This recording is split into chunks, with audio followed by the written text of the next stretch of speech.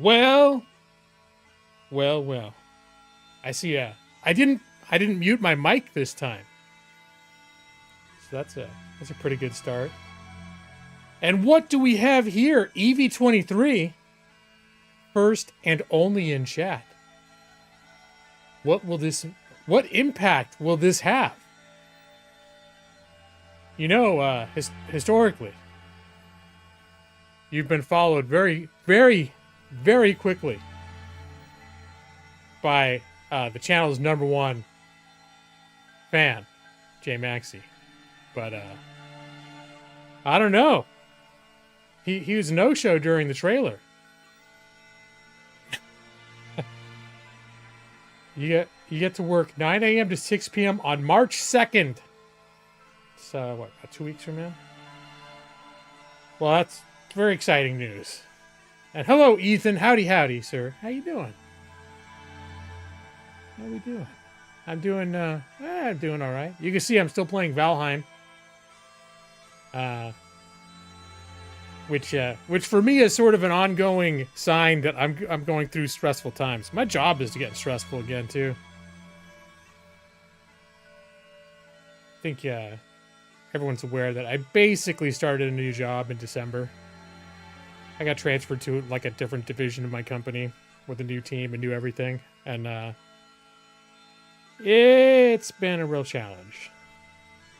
So for a few weeks, we finally settled into like one task, one kind of thing that I did for 3 weeks, and I just started to get good at it, and then that stopped. And now they just, like, this week have piled a bunch of new stuff that I don't know how to do. And they're like, yeah, all right, here's all this stuff you need to figure out how to do now. Go. So, yeah, I kind of would like a job where you learn what to do, you learn how to do the job, and then that's what you do. That's your job, and that's what you do. Although I will say, I think some people like the environment that I work in because it is always, you're constantly reinventing what you're doing as new situations arise. But I'm too old for this. I just want, like, hey, just teach me how to run the cash register and I'll bring people up. That'll be my job.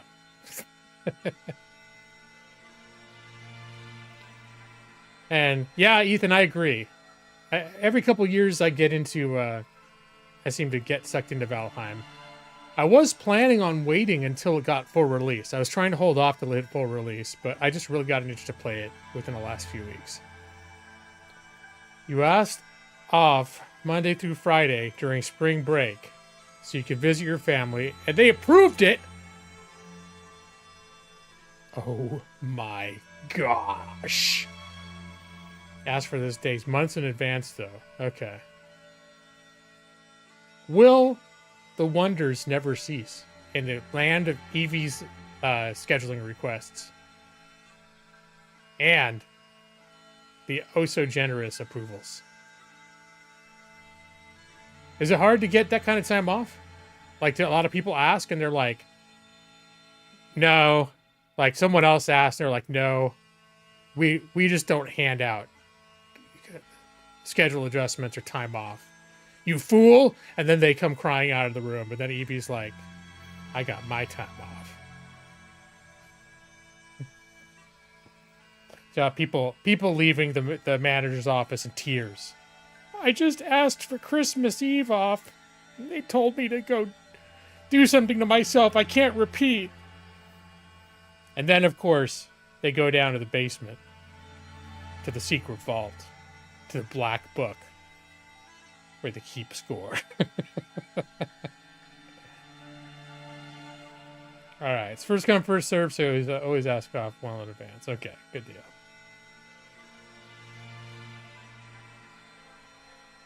But yeah, this week was particularly stressful for me. Like, and it's gonna continue to be stressful. It's like to the point where I'm like, job market is so bad right now. And I'm getting older. It's harder to find a new job when you're older too. So I probably should and you know, there's a lot of good about my job. I get to work from home. That's actually really cool. They don't make me work more than 40 hours a week. That's really cool. But good gosh, is it stressful sometimes.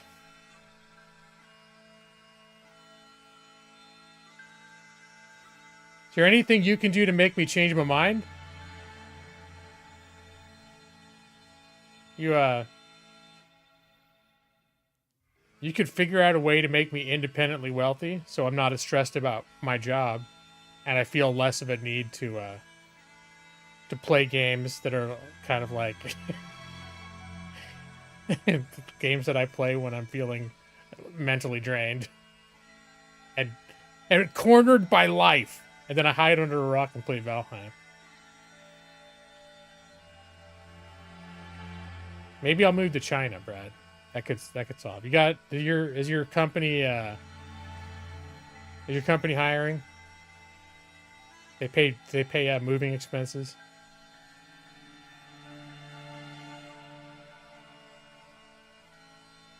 I'll tell you what, if I live in China, I'd probably play a lot less of the MMOs that you hate. Oh no, you're looking for a new job too? Your company barely exists. Oh boy. I would say you could work at you could work where I work, except because you can work remote, but you have to be in the continental United States. Well, geez, Brad, I'm sorry to hear that. I'm at a point now where I don't think I need to worry about my company. Things got shook up at my company and in the division that I worked in last year, because our biggest client, we concluded all of the work for them, and that big client was probably accounted for about 50% of the revenue for the whole division that I was in, and so that just dried up. So there's a huge game of musical chairs. So it was actually a pretty cool thing that I got. I didn't have to struggle to find a new spot. It was sort of like paved via recommendation. So I should count my blessings, but oh my gosh, there are times when I'm just like, I think it's also, I got spoiled in my old position. You know, I was doing this. It was also getting a little boring, but I kind of like boring. I was doing the same thing for 3 years. And it was like, I was essentially self-supervised. I had it down forward and backwards. I got very comfortable doing that. It became very routine, which is most of my company, people don't have positions that are like that. Usually there's a lot more chaos. But because my job was to QA other people's, then my work cycle was unaffected by the chaos. Because we would just QA what everyone else is doing, and we'd QA the same amount every week, you know, which was whatever we could get through. Every Thursday we presented our numbers and published our numbers, and I did a little meeting. I did a presentation at our weekly meeting, and yeah, it got to be pretty. I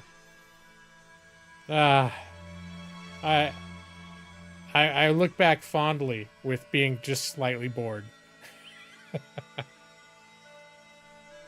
If you figure out the secret to sudden independent wealth, let you know. You can really benefit from that. Yeah, I don't think there is such a thing. But sometimes I feel like in the back of my mind, in the back of my head, there's something that just hasn't clicked. Like, people find their ways to wealth, and a lot of times the paths to wealth are not paths that I would necessarily feel comfortable walking or be good at walking. But sometimes I feel like, there was just something that in the back of my mind that didn't click, that could just make it happen if I could just figure out what it is. But yeah, I'm in my 50s now, so that's the chances are it's probably not. I'm probably just gonna coast through to retirement, and hopefully be able to afford to retire before I'm a million years old, and to be still healthy enough to have a few years where maybe I don't have to work for a little while. I'm one of those people that, like, I would, if I didn't have to work, I wouldn't. I'm not like, oh yeah, I'm a lawyer or whatever. It's like, I need the money. It's just what can I do that's like because you don't want to necessarily be bored to death. You don't want to do something that you hate or that stresses you out. There are a lot of jobs where, I've talked about working at this little grocery store when I was in college. If that paid a little more than it did, because it paid like just above minimum wage, barely paid much. It was truly a job for like people to work while they're in college to just have some extra spending money. But it's like there's jobs that I've worked in the past where if they paid what I'm making now, which is not a ton, but if I could get paid and just slip over and go back to like working the register in a little grocery store, it's like, oh yeah, okay, I'll do that.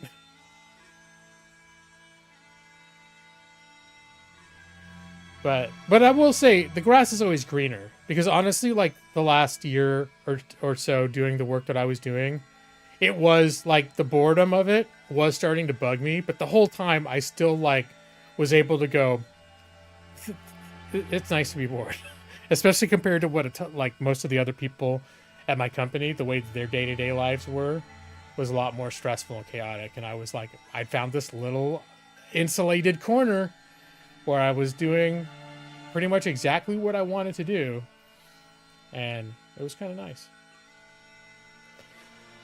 But yeah, so that's one reason why I'm still playing Valheim. Now I will say I did go back and play a little Metaphor Refantasio this week. Finally, Brad, you're probably not going to be very proud of me for this, but one of the reasons I stopped playing it is because I hit an unavoidable boss fight that my group was not well built to deal with. And I did it 2 or 3 times. Each time it took me like 15 minutes and then I died. And so that's when I stopped playing Metaphor. I was like, I need to break from this game.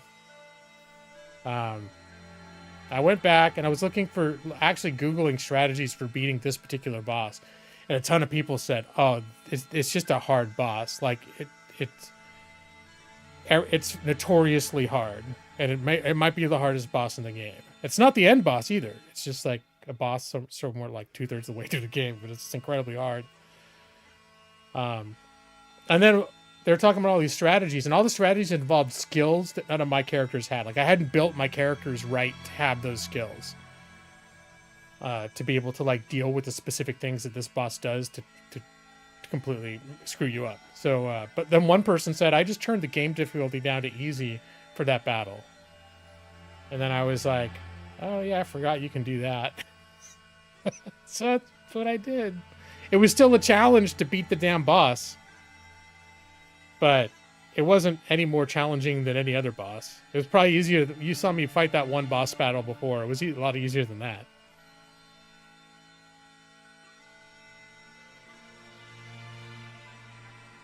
Let's see.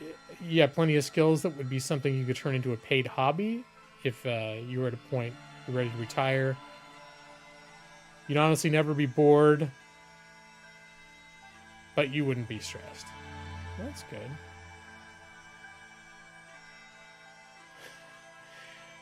You just play a more interesting game than you mean Valheim. Well, the interest level of Valheim is in the eye of the beholder, Brad. I find Valheim very interesting. I do. I think it's an interesting game. I enjoy it. I'm not bored of Valheim. I'm enjoying the non-structured nature of Valheim. I think that's the not having to pay attention to a story, which sometimes I'm really into a story, and sometimes I'm just like, I just want to go out in the woods and like mine copper tonight, and then that's all I'm gonna. I'm not literally tonight saying, but like on a given night, I just want to put like a podcast on and go out in the woods and just mine a fuck ton of copper and bring it back to my base and smelt it down. It's like, that's nice. You'd rather listen to Long, Long Way to Tipperary? You know what? This past weekend, we were out of town, my mother-in-law's, and we actually watched a movie set in Ireland. and they were in Tipperary. I was like, hey, I'm familiar with that place. Probably way more familiar than I should be. And they, you know, the only thing I could really tell them about it was this long way to get there.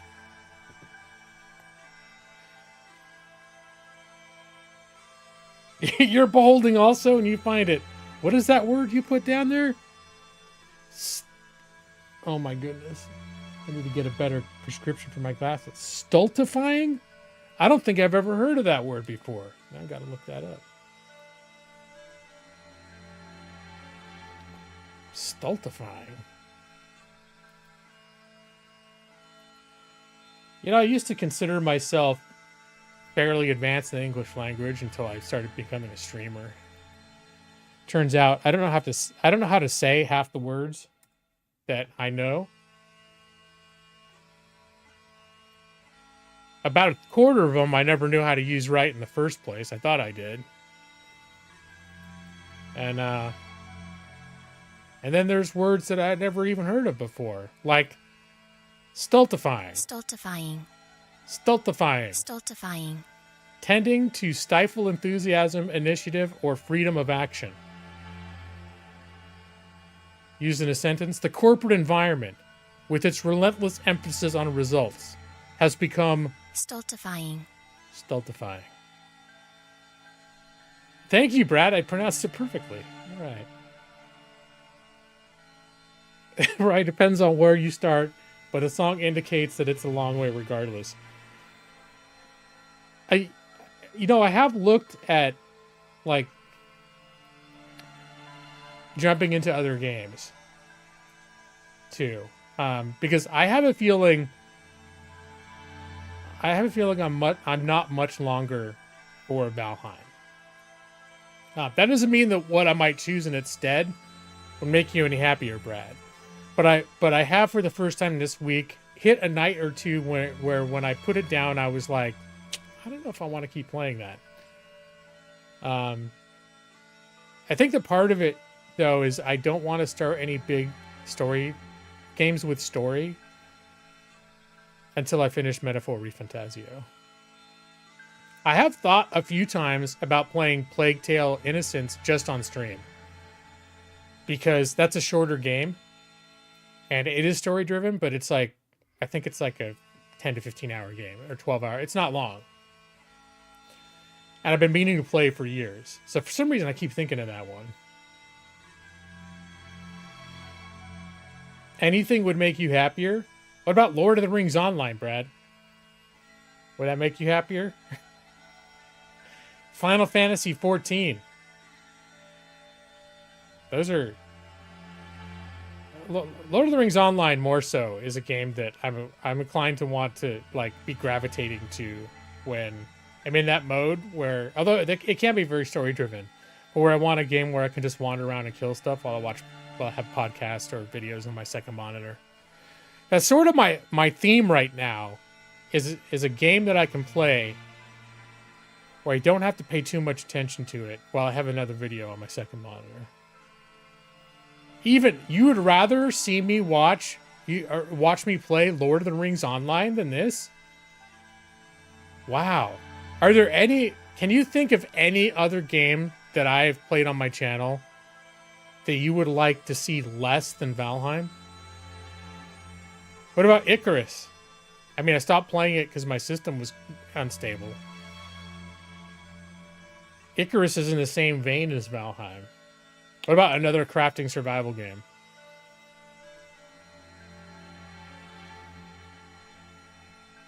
I'm looking at what I have installed now.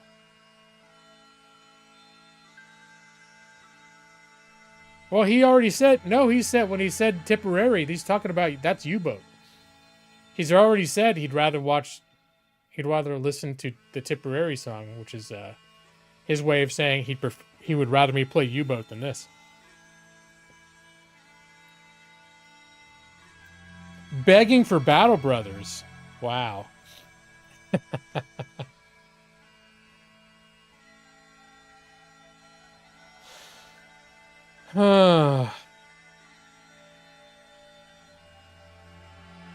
Yeah. I'm just looking at what I have installed right now. I don't think I'm... Because literally, if I played something else, it'd be literally just for you, Brad. Which is, you know, that's reason enough sometimes. There's plenty I've done on this channel where you've been a major factor. Considering you has been a major factor in me going one way or another. Can you play Baldur's Gate 3 without engaging with the story? Baldur's Gate 3 is pretty much all story. Hello, Maddie. Good evening. And Overlord McGeek, I saw you come in a minute ago. I don't think I said hello.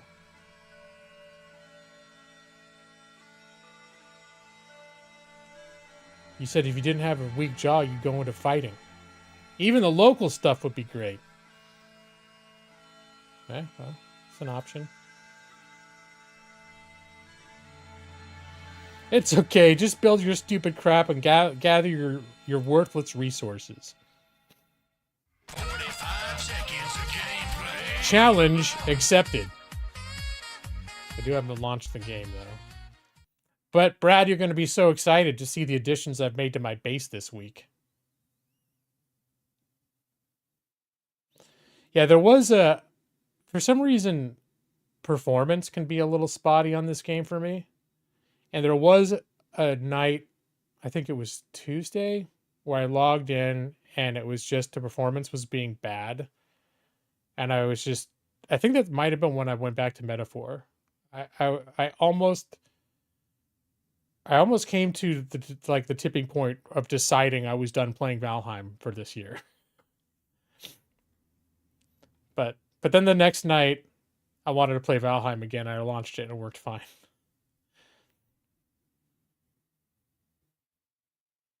Plus, you know what a hit Valheim has been on my channel. So many people, except for Brad, so many people love to watch Valheim.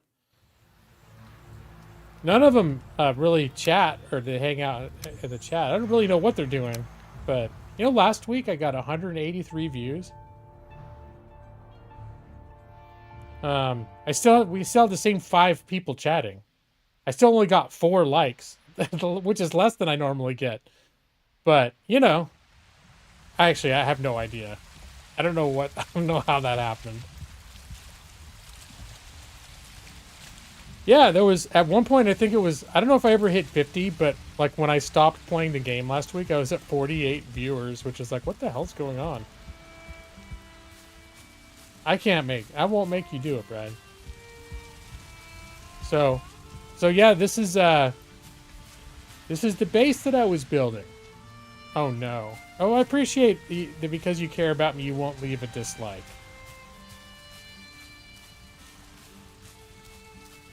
But don't you have any appreciation for what a lovely base that I've made? Look at this. This was originally like a ruined village filled with undead. And I really built it out.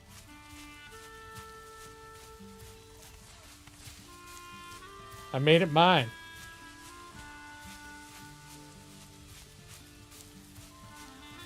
You seen piles of dog shit that look better than this? Must be one hell of a dog shit. But I don't know. You have a very fancy breed, Brad. Maybe they make some. Look at this. Here, let me close the door so nothing wanders in behind me. Look at the architecture. Look at the style. Look, I got like skylight ceilings to vent all my smoke. And everything's open now. Last week, I had just started converting. This was a ruined building. And I basically fixed this up, but it wasn't complete. And then this I had started building like walls for like a castle type thing. I guess I made some progress last week. But I've made look at all this wood trim to make it look nice and fancy. I made a little cozy bedroom up here. where I come to sleep. And there was a second one of those original village buildings that was still completely in ruins. I fixed that up, made it my teleporter room. Yeah, and then out back, I added a whole new stone addition. That's all just my, it's just my smelting area.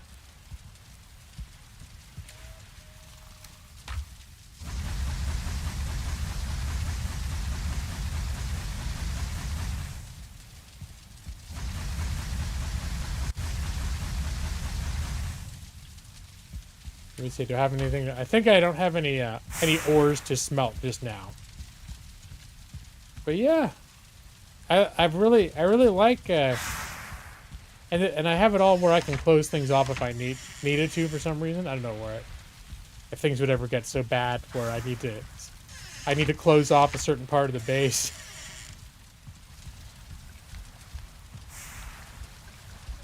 And got most of my stuff moved over from my old base. My old base is still linked by this portal, so I'm still back and forth between my my old base and my new base.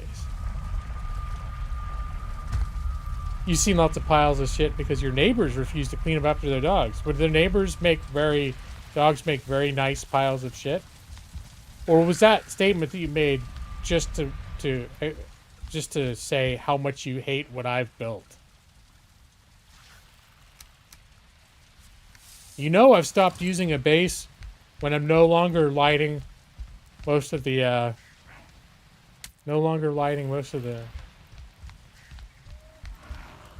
torches. Uh-oh.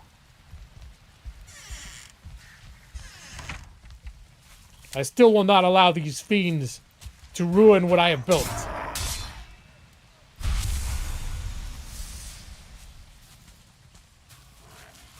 Jeff, you didn't get a notification? I don't know how that works. I mean, that's why I started pasting my stream in Discord I used to do it in Twitch, but then people weren't getting those, and certain people just stopped using Twitch.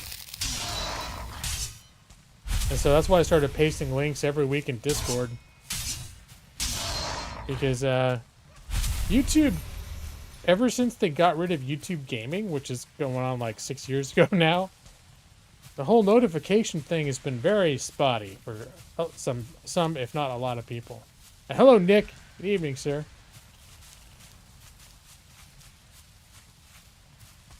Brad, you got notifications on 2 platforms? I guess that the only 2 you could have gotten would have been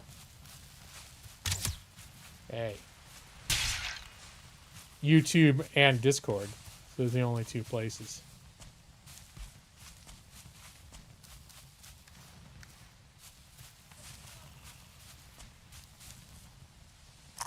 They were way spotty. Notifications were way spottier years ago. So you're saying that YouTube's notifications are better now? Oh, YouTube on your computer and YouTube on your phone. Okay.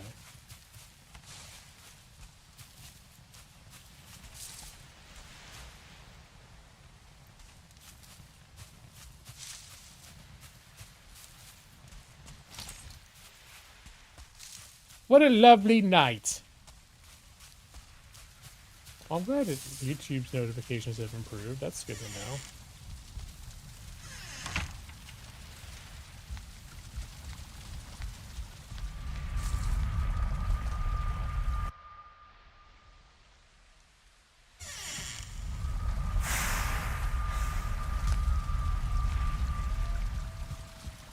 I think I may have accidentally just set my other bed as my spawning point. Yeah, don't want that.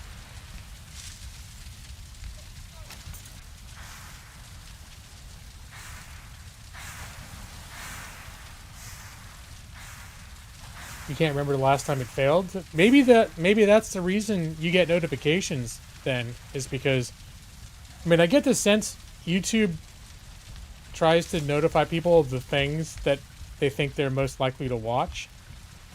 And if they realize I stream once a week for 10 years and you watch it every time almost, maybe it's like YouTube's like, hey, if we send him this notification, he's gonna watch.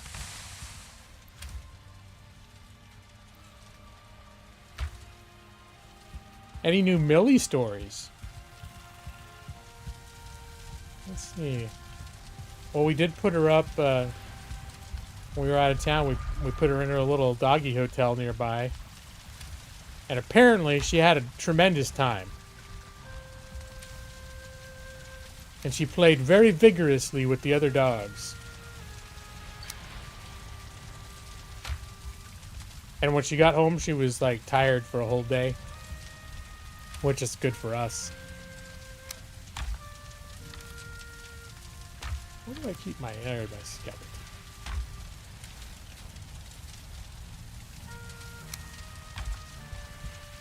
But nothing super new with Millie. We got our Taco Bell tonight. She was staring at me very intently while I ate Taco Bell. But that's not new. That happens every time I eat. I should get notifications of Lalo streams. He still does them pretty frequently, but you're definitely not getting notified of the... Or you should try to get... Yeah, once in a while, I'll look...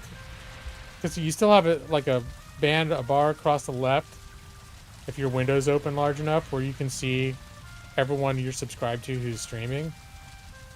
And sometimes I pay attention to that, just to see, like, oh, I wonder who's streaming, and I'll see names that I recognize. Sometimes I'll just pop in and leave a like. And I'll see people like Lalo, and I'll be like, oh, I wonder if Brad's in there. But no, I haven't seen you in another stream, and I can't even remember when. Because once in a while, there are certain common, names where I'd be like, oh, let's go pop in there. And I'd see people that I know, people from my streams hanging out in those streams too. You have mine set to all, and that seems to generally work. You know what personalized means. I think it's algorithmically driven. I haven't even messed with the bell, and I don't know how long.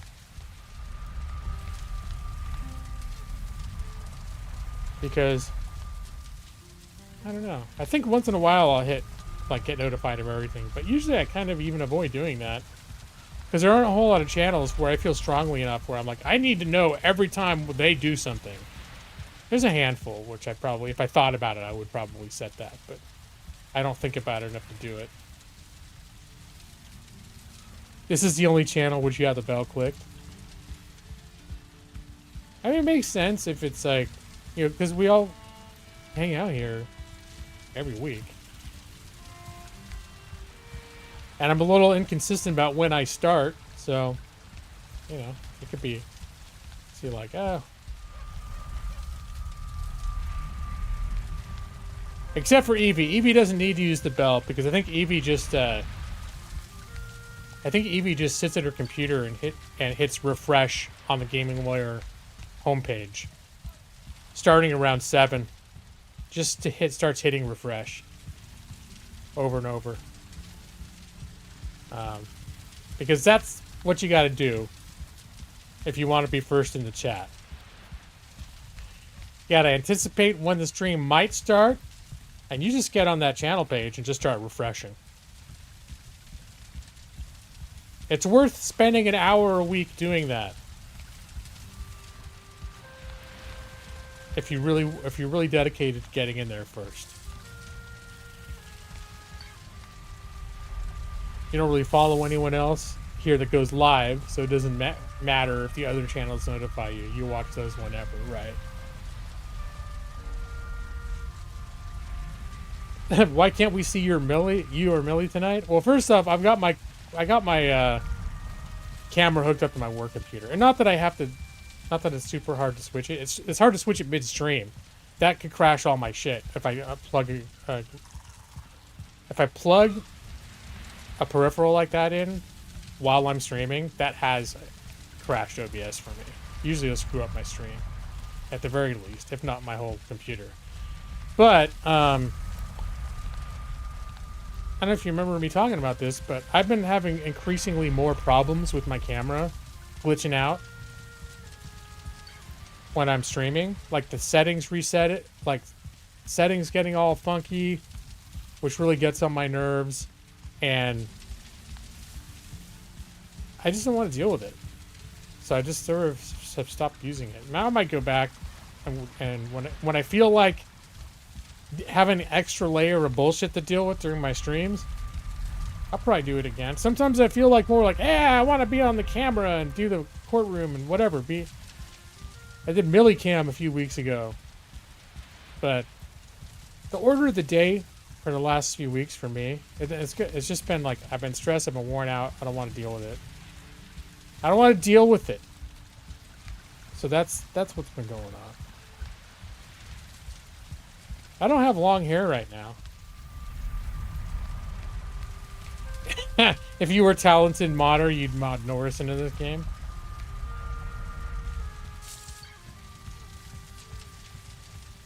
I think they have mods for this game. I don't know if they can mod, like, that kind of thing. I've never looked at the mods for this game. I don't know if it's... certain games, like Skyrim, you can do a ton of because the developers actually release a creation kit, so you can literally make anything in a mod.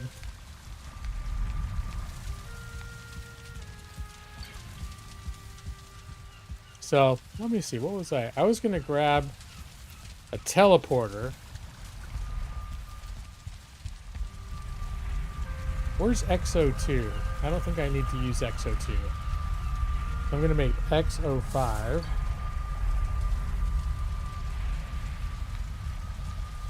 And then I'm going to grab some ingredients to make a teleporter.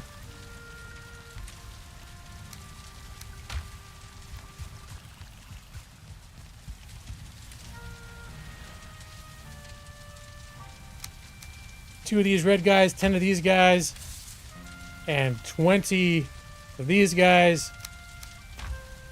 makes a teleporter. And I will need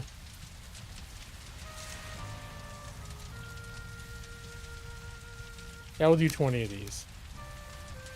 That's enough to make a workbench, which you need to build anything else, including teleporters, and also a box. Because I think what I'm going to do right now is I'm just going to run off down the coast and find tin along the forest coastline.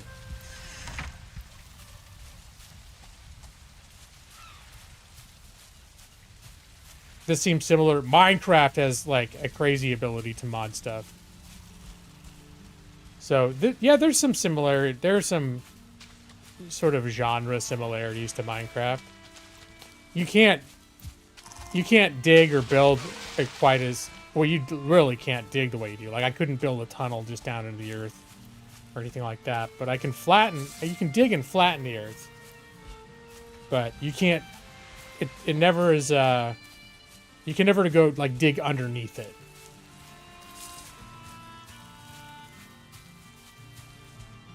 Try to make J Maxi useful with that modder power.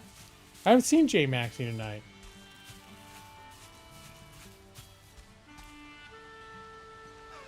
You just look at best Valheim mods and they're boring. Yeah, that's what I think. Like the thing that I was looking at recently, where a mod was brought up, was I was looking at like there's a certain ingredient. It's like a chain that's used to build certain things. Like you need a copper chain or whatever. And I was like, oh, can you craft those? And I looked it up and I was like, no, you can only get them by killing these sort of rare creatures. And I was like, oh, that sucks.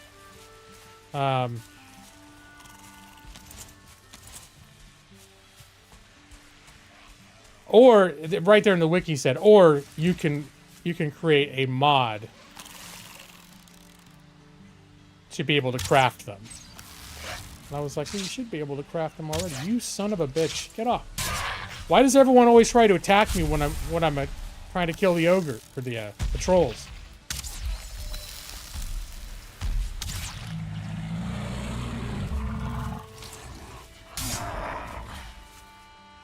Like they come far and wide. Speaking of far and wide, that was a big ass shot there on that guy. Okay. You've been playing some Humanity. Oh, all right. Can a will chop a tree? You're playing RuneScape. And you got 99 wood cutting. That's kind of a big deal. There's some skill progression in this game. Yeah, I enjoyed playing RuneScape there. I was, like, for about a week I was really into it. But I don't know that I have like the time or dedication to make that a regular game for me. Though I did enjoy my time with it. I think if I ever went back I would subscribe, because I was doing everything on the free server. And I know it's a much different experience to play it on this. Although I haven't looked, there was some controversy. I wasn't paying attention. There's some controversy since I played it to do with their subscription model, which now I'm not sure. It was really cheap and affordable.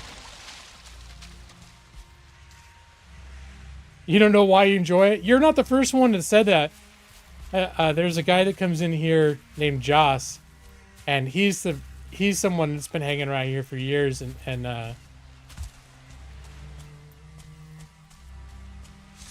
wait a minute. You're not an alt name for Joss, are you? No, I'm like, wait a minute.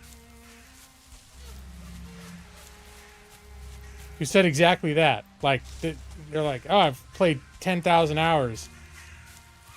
And you're like, oh, so you recommend it? No, you should not start playing it. Oh wait, I'm not even looking for the 10. You know, because it suddenly occurred to me, I know that Joss has a couple of different YouTube, like he had a second YouTube login, and I think he came in here once and he was on the other one. And he's like, oh, whoops, I'm on my wrong one. And all of a sudden I was like, oh wait. Was that you on your other one?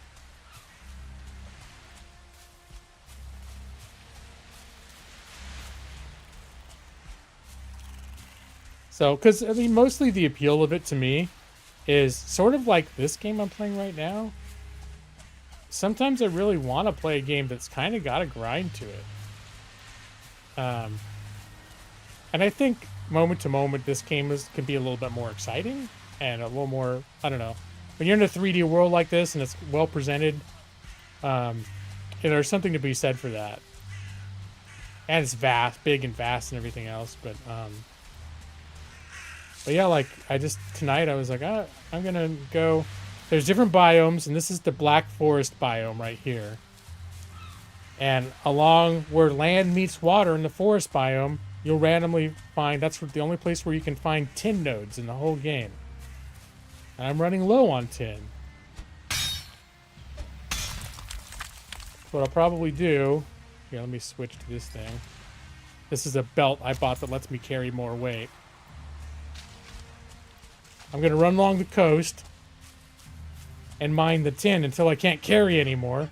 Oh, I set this up because there's a bunch of big copper nodes up the hill, which I plan to exploit in the future when I need more copper. But right now, tin is the thing I'm running low on. A tin horn? I don't even know what that is. Is that some of that lingo that you kids are saying these days, calling people tin horns? Kids always talking about tin horns. Kids like Stone from the younger generation. Hey. That thing rolled down there. Can I get it? Yeah, okay.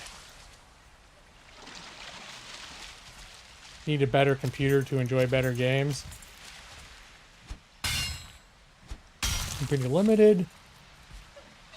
You got a game called Arctico on sale for $2. It's pretty, but too laggy. Yeah, I've definitely in the past had periods where I had computers that were not well suited for gaming, but pretty much like in 2013 when I turned 40, I built my first computer, and ever since then I've been able to run just about anything. This is my next computer since then. And I've never not been able to run a game. I can rarely run a game at max settings when it's new, like a new game, but I can play almost everything. Okay, I'm running out of... I just ran out of carry weight, so I am going to craft a workbench. I'm going to put a chest under there. And because you have to build a crafting bench before you can craft anything else. And I'm going to put a teleporter here. And I'm going to link that up. The matching portal tag I made at my base was X05.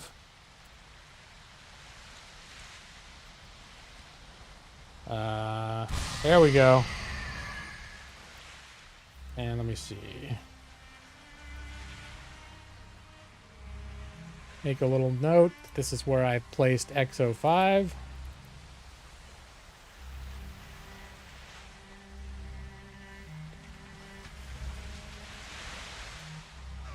Now, this is controversial among some people, but you cannot bring raw metal ore through teleporters.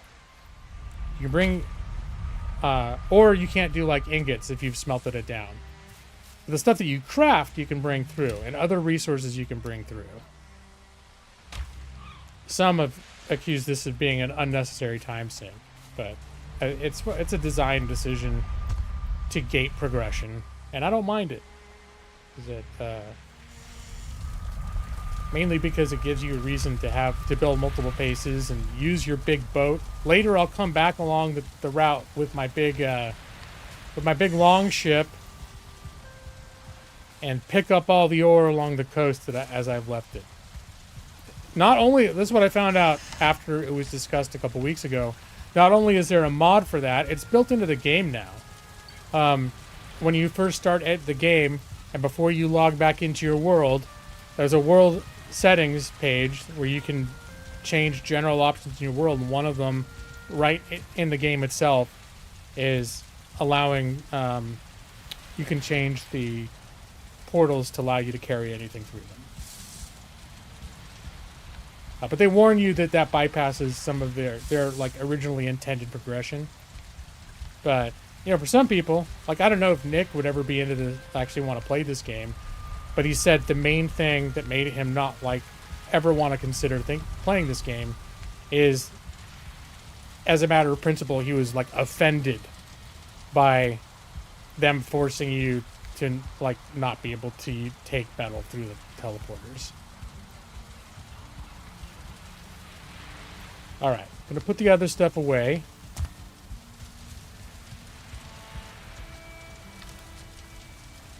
Inventory management is important.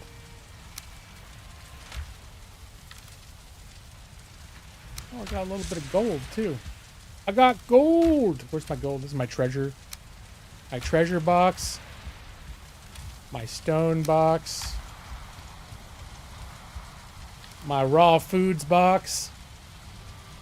I guess I'm not using, I'm not going in the frost biome right now, so I'll leave this over here. Because that green, I just saw that. Greenhorn is the same as a tin horn. I've heard of greenhorn before. It's like being a noob. Prepare my shit. Seeing this game only instills a desire to play Conan Exiles. So you don't... Yeah. I mean, I could see that too.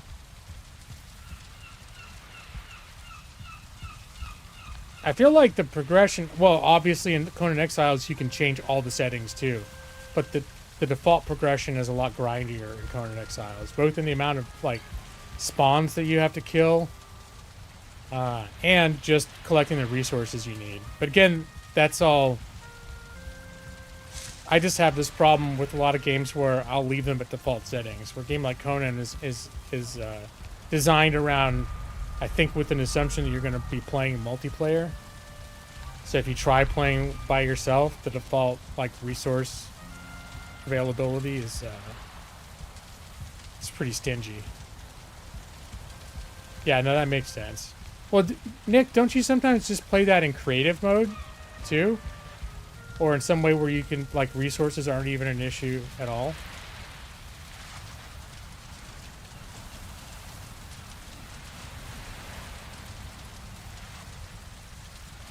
Because yeah, Nick has built some really amazing palaces, like castles and stuff in Conan. Definition from Oxford Languages. Learn, what the hell?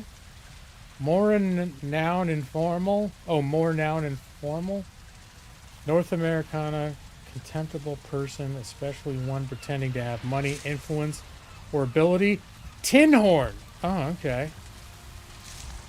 Hey! Would you believe that I already beat Fader? I beat him like 3 times. I got bored. I beat Fader so much I got bored. So I'm back here collecting tin. You believe me? Here, it's funny because it's been like 2 or 3 weeks, and I'm not appreciably farther along in the game than the one you saw me last time. And how you doing? 100% a chill guy. Beat the Deep North. You know, I even whatever the biome is, is that the one that they haven't released yet, or is that already in the game? Whatever it is, I beat it, and then there's a biome they haven't released yet. I hit the game hard enough that I busted into that biome, found the boss there, beat them too. I beat the game into the future and beat that boss. They don't even have a name for him. It was just sort of a generic boss asset. I beat the crap out of it. Dude's hacking. No. I'm just really good at the game. It made it look like hacking. Even a broken clock tells the right time twice a day. I don't know if I ever pretended to have money, influence, or ability. I feel like I've been pretty transparent about not having any of those things in abundance. Let me see. I should probably eat. Yeah, I'm gonna eat. Boom. Have some, stack up some 3 foods. I sound like the type of guy to chew your ear off about the SNES. Nah, you wanna hear what I was talking about? It's the Intellivision. That was one of the big competitors to the Atari 2600 back in 1979. Grab yourself a warm cup of tea and sit down and let me tell you about the Intellivision by Mattel Electronics. Did I claim to have some? Oh, right. Okay. But that was only when I was talking to 100% a chill guy. And that was just a lie. 1979. Yeah, Smashing Pumpkins. But this is before Smashing Pumpkins even. Let me see. Let me go back. Yeah, I think I am.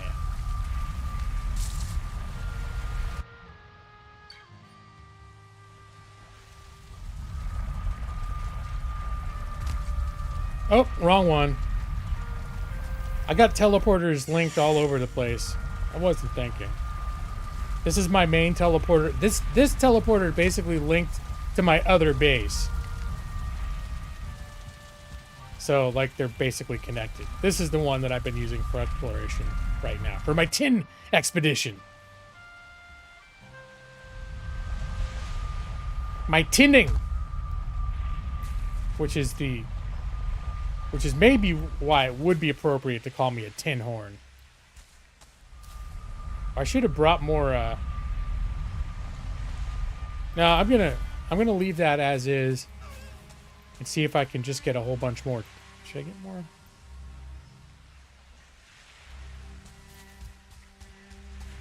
I'm gonna pick this stuff up.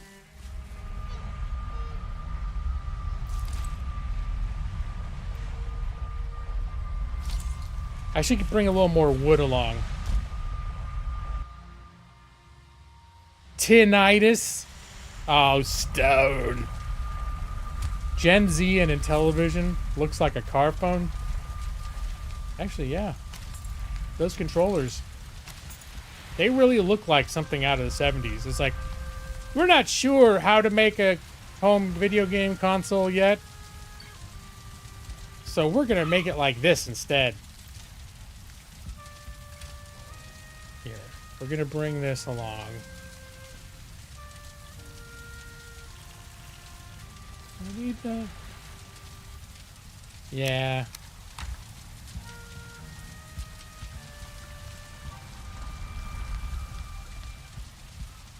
Dad jokes.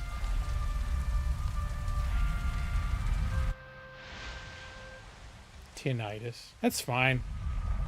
I'm a fan of dad jokes. I like them. I thought they were stupid until I hit about my mid to late 30s, and then all of a sudden they just started making sense to me. Funny thing, that. All right.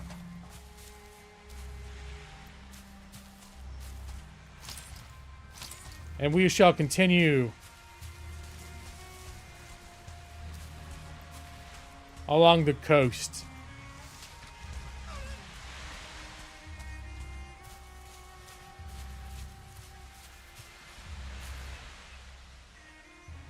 You're so good you made your 10-year-old slap himself? I forget, what age do kids stop? Is it first the kids think the dad jokes are funny? And then they hit adolescence and they're like, oh, God. And then at some point when they turn in their, maybe their mid to late 30s, they're funny again.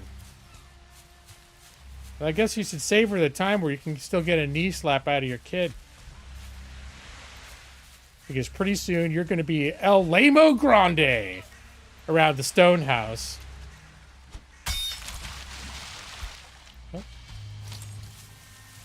El Lamo Grande is a Spanish term for the most big lame. It comes from a hatred to a competition against your dad. Wow, that sounds sounds like an almost Freudian phenomenon. I'd hate to delve too deep into what's behind that. Ooh, here's a good. These little rivers like this, these little things, is a great place for, usually anyway, a great place for tin deposits. I will say I'm finding a lot less tin than I was hoping.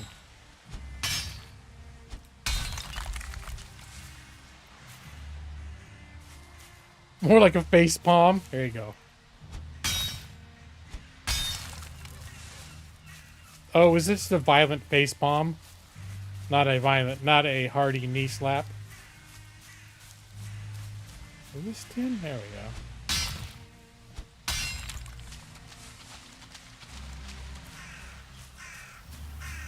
Wait a minute. Was this the one I was already in earlier? Yeah, it was. I'd already picked up a little tin by accident earlier before I was transporting stuff. I was exploring this coastline before just to scout out all these little things you put down. This isn't like an Ubisoft game where this stuff pops up on the map. These are all things that I went exploring and I found points of interest that I wanted to mark, and I marked those all myself.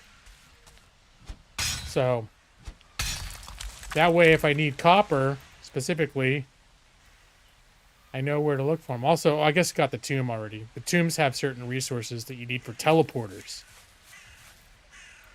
So I'll always note when there's a tomb. Is this a... Nope, it's rock.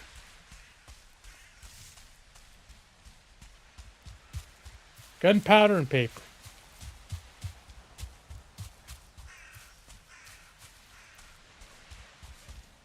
That was an example of me spacing out and not having totally lost the script on what that even was referring to.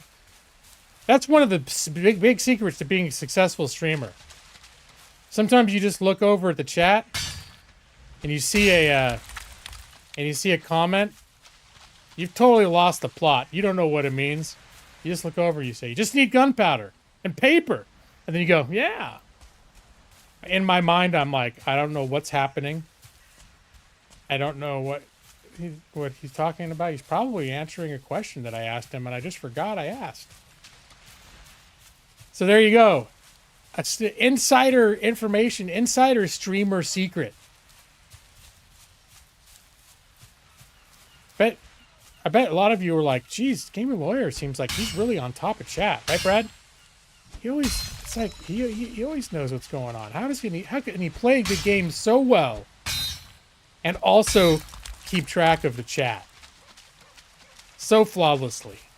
The little secret is I'm not doing either one well at all. It's a power of illusion. I'm almost able to read. Yeah, that's true. Brad, I think Brad's been around long enough that he's like, I think I'm starting to see through the facade. All right, let's get another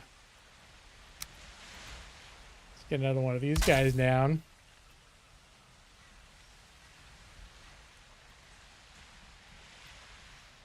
And go down the portal.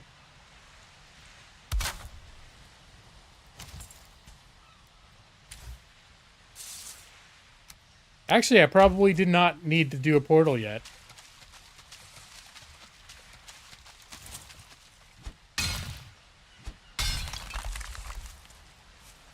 Appreciate the interaction. The only streamer you can watch. Well, that's a funny thing too, is like when I first started watching streams, it was on YouTube Gaming when YouTube was like actually trying to compete with Twitch. And the first streamers that I started watching were streamers that were small enough that they would interact with their chats. And so that's what I came to think of as like, oh, that's kind of like, I kind of get it. That's kind of cool. But then at the point where they're getting hundreds of people, like streamers that got big, that's why I always made sure not to be too successful as a streamer. I did it on purpose. Because I never wanted to get to a point where there were too many people in my chat. You know, but I couldn't talk to every single one of them. Narcos is one of those. Narcos is really good. Like me, I did note Narcos would often misread what was happening in the chat, but he would almost catch every comment. He had a miss rate when it came to like properly processing what those comments said, but you know, you can't have it all. Just create an AI version of myself. Hey, they've already got those on Twitch. The AI Jesus and the AI Santa. I like those. They're fun.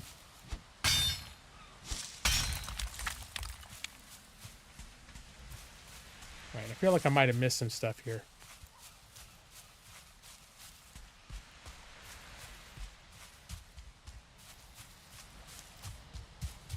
It just seemed like there were lots of opportunities here for more tin to happen.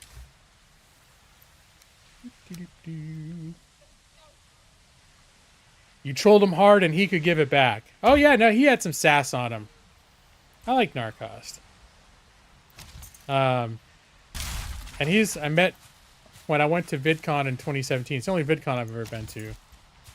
But he was really cool. Like in person, he was like as nice and cool guy as you thought he was on a stream. He was like that in person too. He was really cool. All right. So I think we're gonna... You know what? I will need more wood. I'm going to keep doing this. XO5.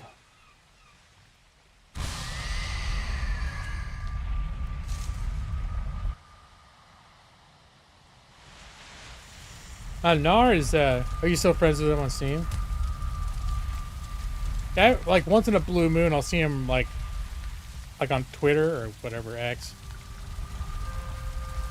Like he'll pop up and reply to someone's chat or something, but he's like he's gone pretty silent on just social media in general. At least that's what, when I've checked in, it's what it seems like. We're gonna grab a little bit more of this. This guy is all over the chat. You talk about me? Someone else. Narchode. It's not very nice. He's a nice guy. You shouldn't call him Narchode. He's a nice guy. Narchode's a mean thing to call such a nice guy. Especially because he's not here to defend himself. To sass back at you, you know.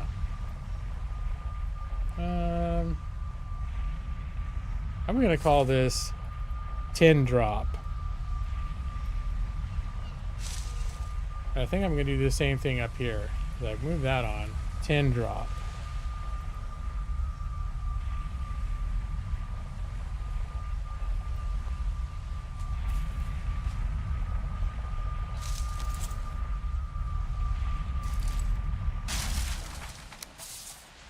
All right, now we are good to move on. Yeah, I get the impression what you're saying now is not anything you wouldn't say to his face. I know it's all good fun.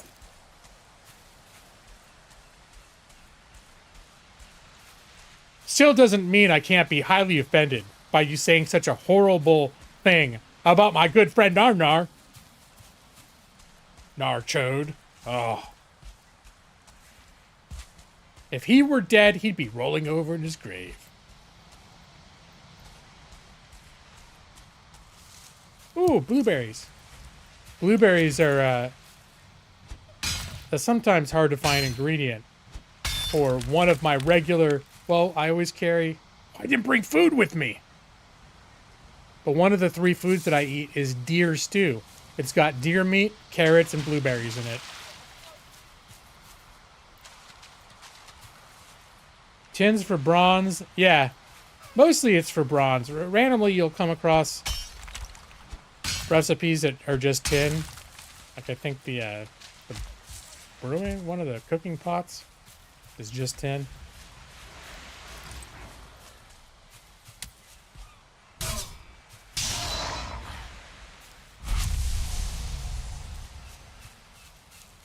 All right, before we get too carried away here, I see a troll up here. Just gonna boop. Boop. Boop. Oh, I missed him that time. Boop. I got pretty good arrows and shit now. Trolls are not that scary. Before you have the right weapons, at least for me, trolls are like really scary. Really scary monsters.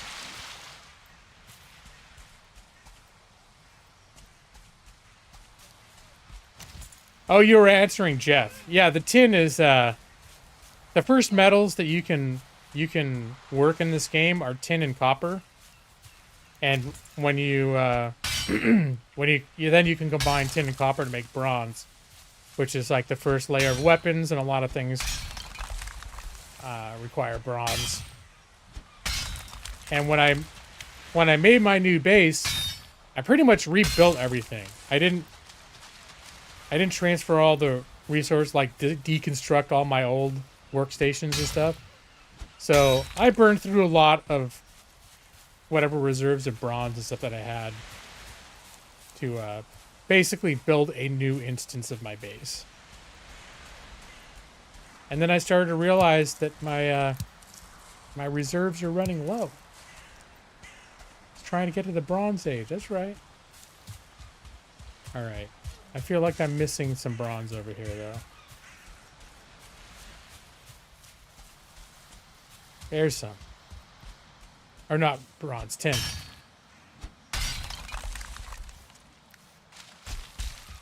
Because now it's getting dark. My inventory is starting to fill up. I'm getting close. Actually, I'm pretty close to that tin drop. That I already created. Maybe I'll just go back there.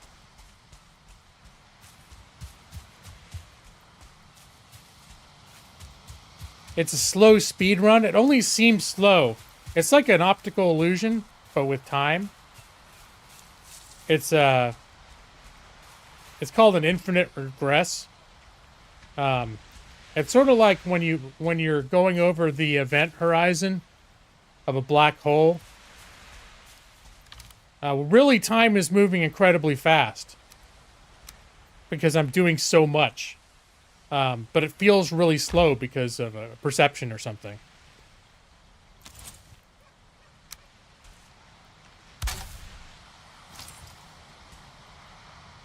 X05. Your dog came over but doesn't want to play Wolfmouth?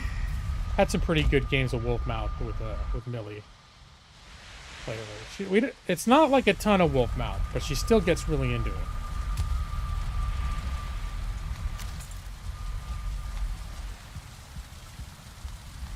Got home after watching the Four Nation hockey game between Canada and the U.S. Oh, that must have been a charged match. Yeah, I'll keep that.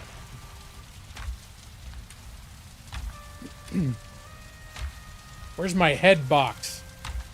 I have a head, but here it is. This is where I keep my heads. Here's where I keep my hides. Here's where I keep my gold. Here's where I keep my resin and my stones, my bloobs.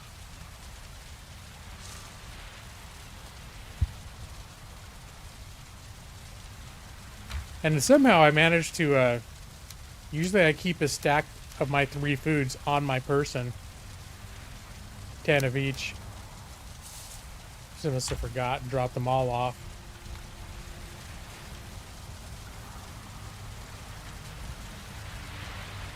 And hey, Rockslide, I just saw your comment, but I didn't realize, I didn't look at who said it. How you doing? Doing all right.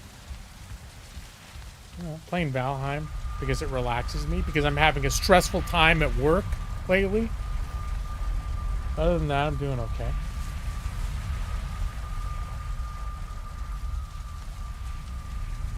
Had a good dinner to go with a great game. Poutine and Montreal smoked meat. There you go. Outback bloomin' onion. Oh, that's one of those things that is always just amazing. But then if you eat too much of it, then you feel a little bit sick.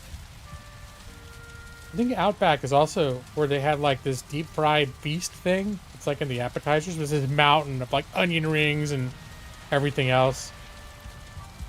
I think I've gone there like with my girlfriend a couple times. Wait, in years back, we were still living in California, and ate deep fried stuff till we felt sick. And then by the end, you're not enjoying it anymore. So that's the secret, is not overdoing it, which, you know, I pretty much have done every time I've gone to Outback.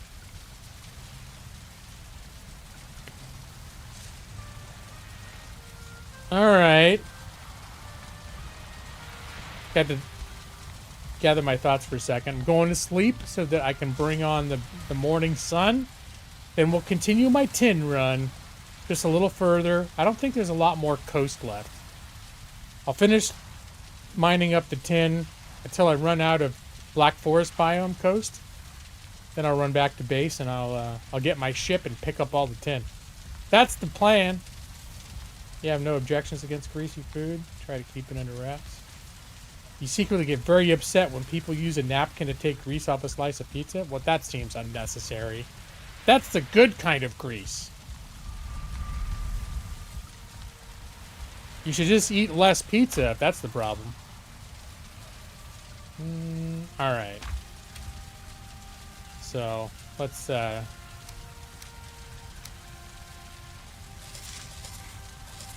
that.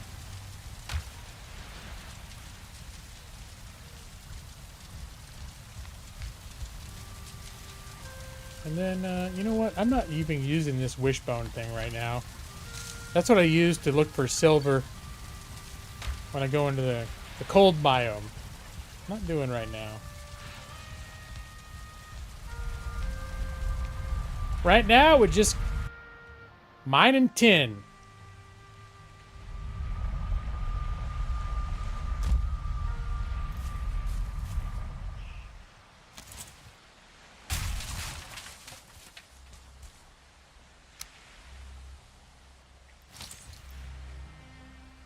Tin drop, tin drop.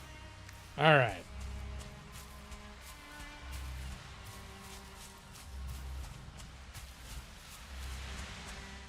It's like that meme. My favorite things are eating cats and not using commas.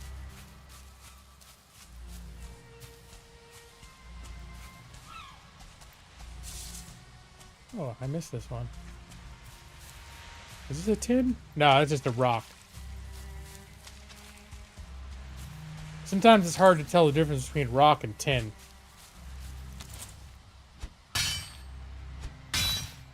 I like to take credit for it. 100% chill guy.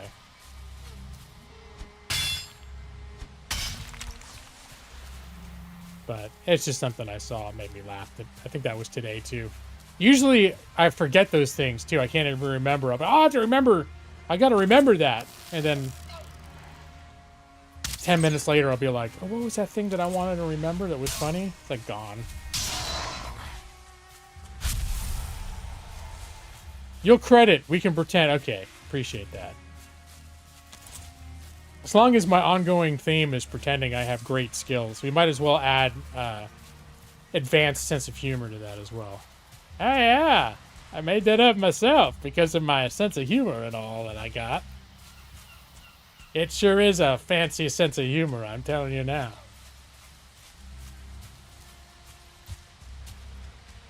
All right. I think I got all the easy to get tin. I had to go over that area right there. We had coastline and a little river, little stream right next to each other. A lot of little dense area for tin acquisition opportunities. You think I'm pretty funny? It's not all hits, but good enough. Yeah, that's how I feel. I feel like I got my moments. I mean, in general, I make myself laugh, like even when I'm by myself. But it's not like I think everything I say is super funny. I just have often just sort of a playful manner of like speaking about things, and it's not all hilarious. Some of it ends up being funny. Some of it ends up being stupid, potentially like, you know, maybe some people might find it irritating. I don't know. Wow, this is a densely packed little area here. This is a spawner up here. I'm gonna go get rid of it. There we go. No more of that mess. I see you coming. Wow, I staggered the hell out of him. There you go. Just shoot him in the face. There we go. That's my advanced tactic. I learned it from my wife. We used to play Civilization. Shoot him in the face. Oh, am I already full? I am already full. One of your favorite jokes came up while working at A&W for answering a phone call. If you know the caller. My comedy needs a 6-drink minimum. Maybe that's why Brad thinks I'm funny sometimes. Because sometimes he's hit the 6, and sometimes he hasn't.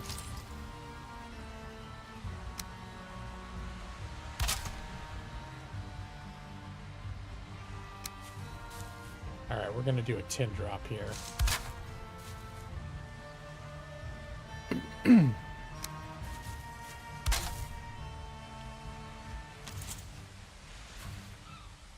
Little X05. Gonna drop off the tin.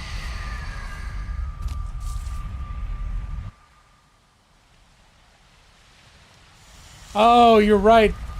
You know what? I 100% Achilles guy. Yeah. I just, at any given moment, when I see one, I just want to get rid of it. But there's a valuable reason to keep at least one of them around near your base, which I think there are some closer to my base. I call them shaman camps. Yeah, there's one up here that hopefully I don't think I've cleared out yet. Which I might have earmarked. I should consider that one earmarked. There's a couple up here. But I definitely saw this one before, worked my way around it, and it's gone now. Alright. Now it's time to put all the extra crap away.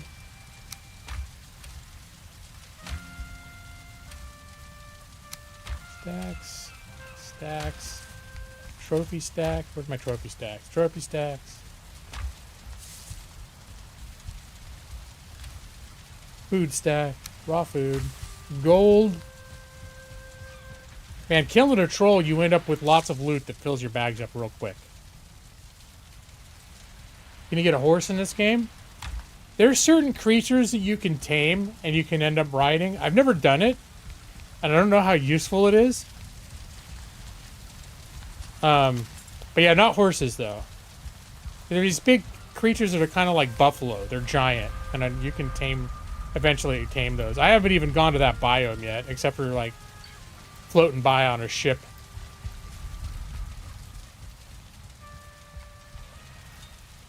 Oh wait, no, I've been there a bunch of times because I killed all the bosses in the game, if I recall. I had to have done that in order to kill all the bosses. But aside from that, I haven't gone to that biome. What? I just heard some kind of a horrible creature outside.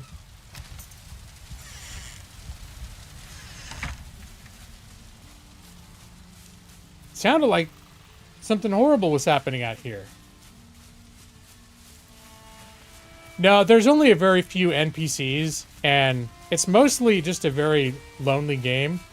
Like, where I built up here was actually the ruins of a town with a few buildings occupied by these like zombie creatures, and I wiped them out, and then I repurposed.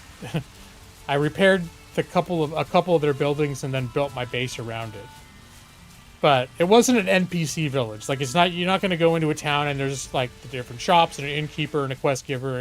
It's really not that. It's very sandboxy. All right.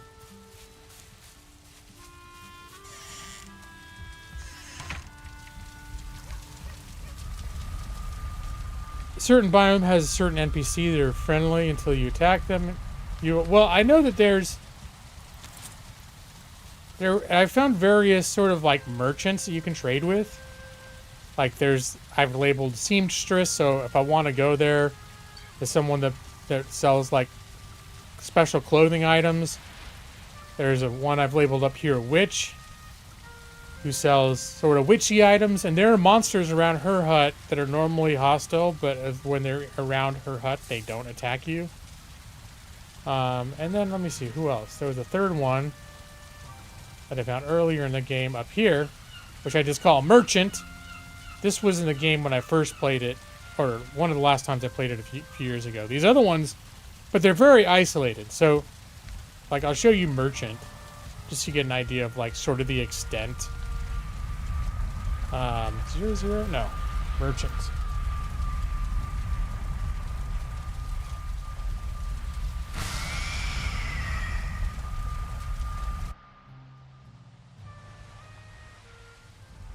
Use the same word at the same time. The sandboxy? Yeah. So, this is just like a random... I think there's only one in the world. And the whole world is procedurally generated each time you play. But it's got like a... It's got a force field around it, so monsters never get in there. This is one of those creatures I was talking about that you can tame. Not this particular one. Holstein loves me a lot. He cuddles me. Wow, I didn't realize I can interact with him. But yeah, this guy you can just buy like a certain amount of things. Like I have this belt that I'm wearing that adds 150 to my carry weight. I got that from this guy. That's what you use gold and stuff for. And then there's certain things like fishing bait, fishing rod. There's certain things like reusable things you can come back to him for.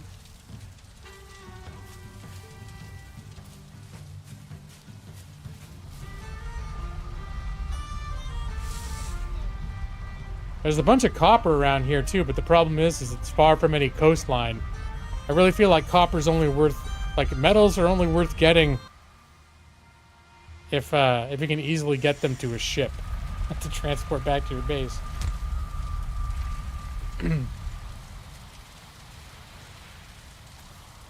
All right, let's head back out. Gave you the script for my phone call. What?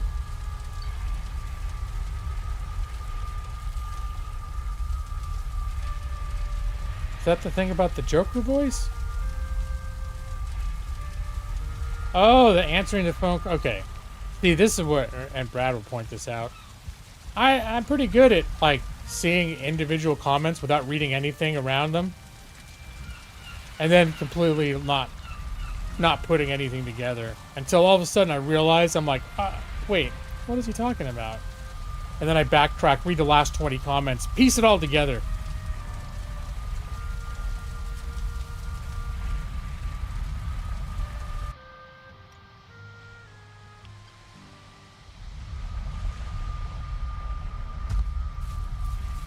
See, I don't know Alan Wright's.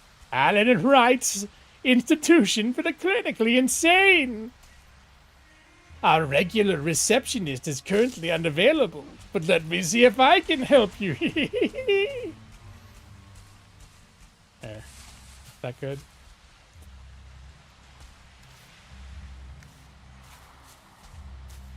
Heaven forbid you post 2 sentences or have a long one with commas. Yeah, either one of those is going to land you in trouble. If you have any expectation of me formulating a coherent response.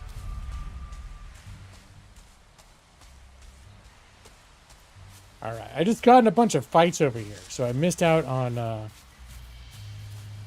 any tin mining opportunities. Here's a tin.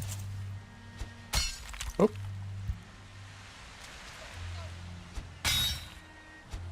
That was an example of the digging in this game. If you use your pickaxe on the earth, it'll like dig down. And if you do it by the water, it actually becomes underwater.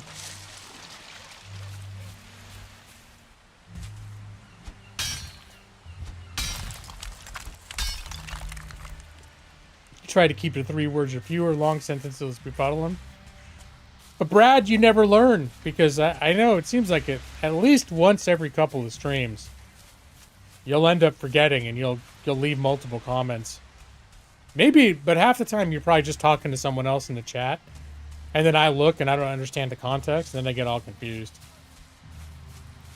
Sometimes you try to communicate to me in more than like 3-word thoughts.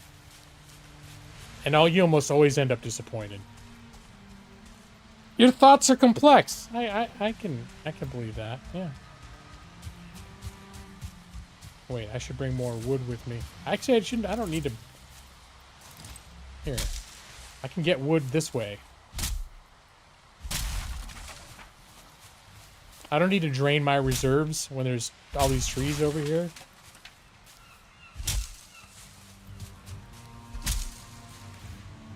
Do I have, I need 20 for my purposes. Yeah, grug, eat food for sure.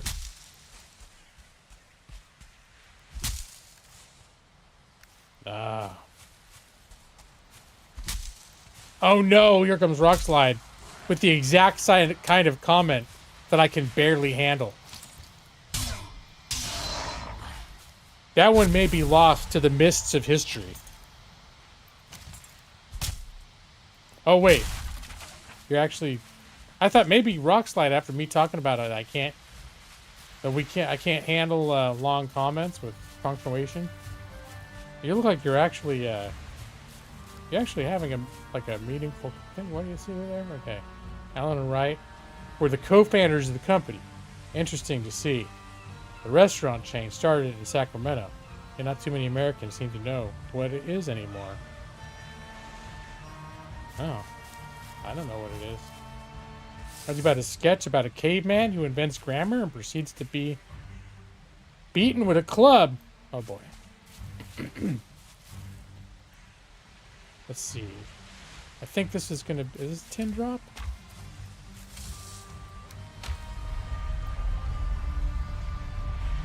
Pin drop. Because we want them to be conspicuous, so when I come back on my ship later. Oh.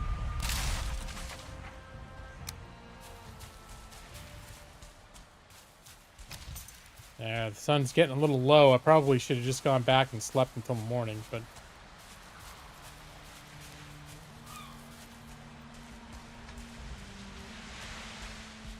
it's okay. We'll press a little further.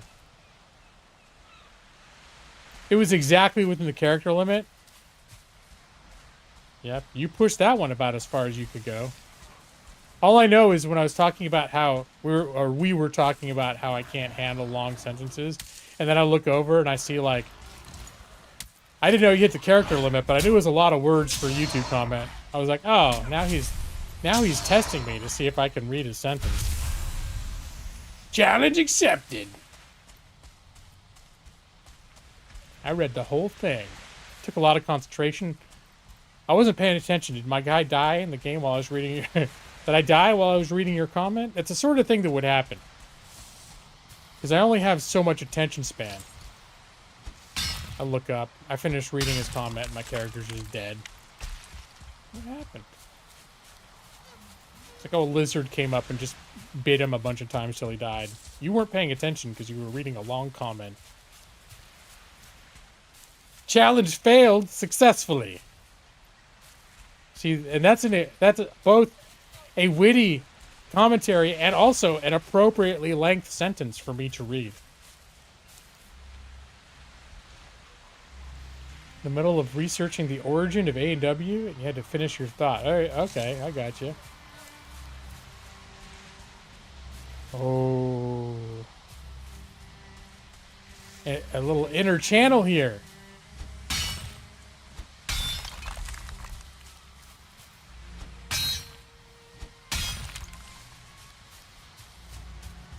So much tin. All at once, you know what they say when, when it rains, it pours. Yeah, I see you there.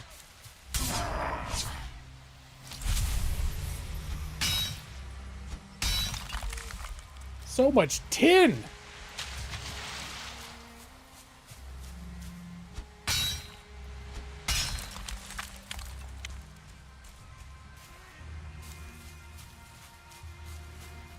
Almost more than I can deal with, to be honest.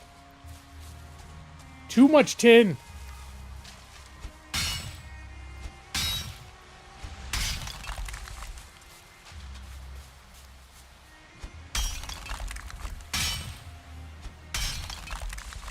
I will construct Tintin with all the tin that I have collected.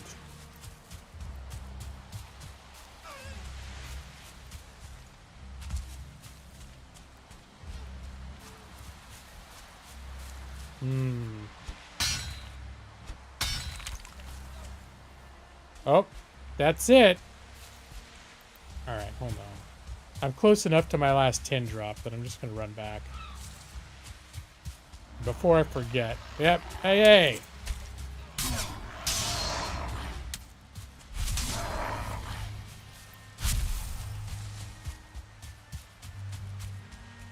Actually, it was a little further than I remembered.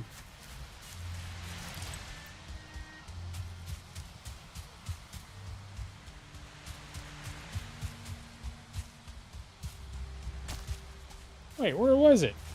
Oh, here it is.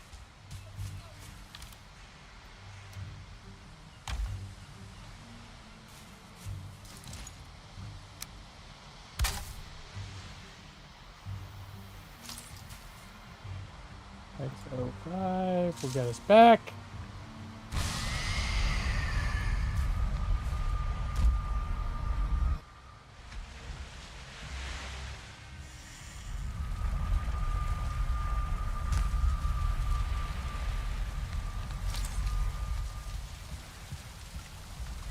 Home sweet home.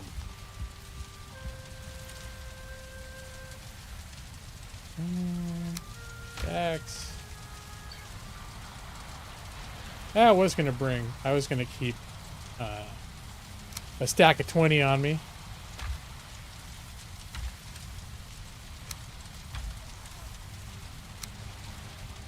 we go. So repair my stuff back up.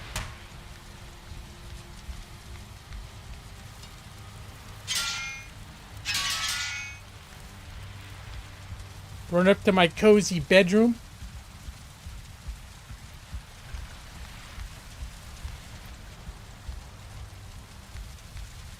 And actually, I think my character's about to rest, and so am I. I'm going to use the rest room.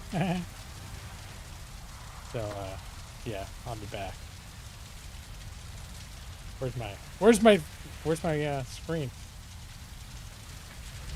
Break time.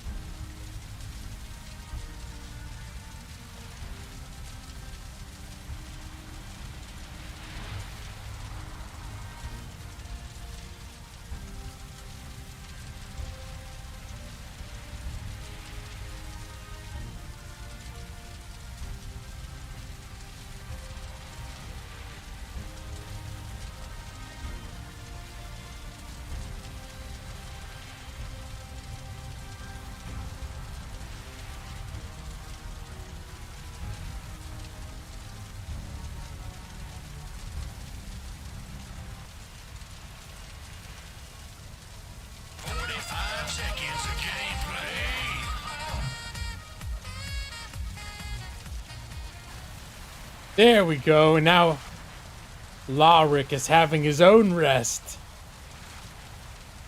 Pooping time for G-Law? Well, it was Taco Bell night. I'll leave the rest to your imagination. Thank you, EV23. It's good to be back.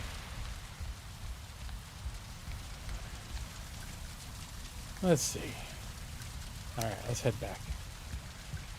Let's head back into the wild and collect tin.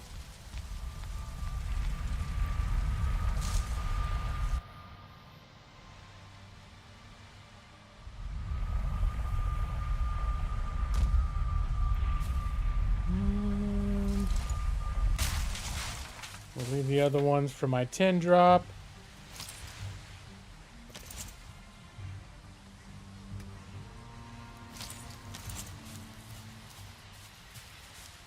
And now we continue with my riveting Adventures in Tin collection, which I know you're all enjoying very much, even Brad.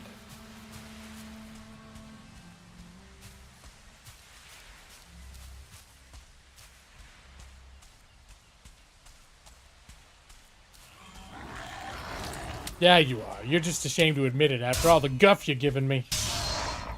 You're like, man, G-Lon nailed it. I'm riveted, but I can't admit that now. Look how much tin he got. This is Brad's inner monologue. He just can't bring himself. He's too proud. He's too proud to admit it. You like giving guff. Yeah, that's true. You're an expert guff giver, Brad. I'll hand you that as well.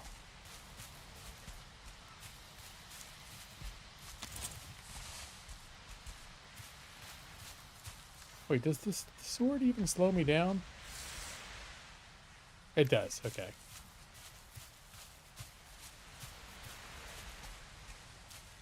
I use it a lot, but you don't need to have stuff out that's going to slow you down if you're not fighting. Oh, I didn't even notice there's a treasure chest in here. Let's see. I can do without the flint head arrows, but...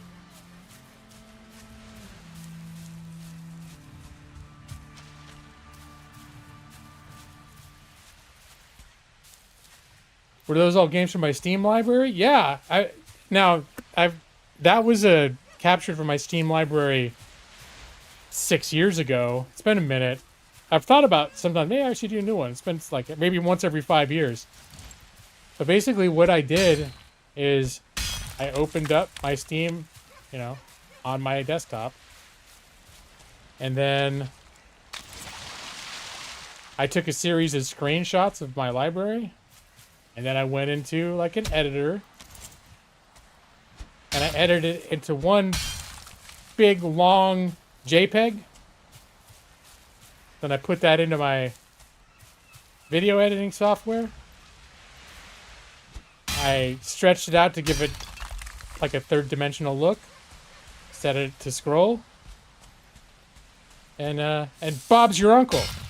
Just a quick 3 hours of weird effort, and I had that background graphic.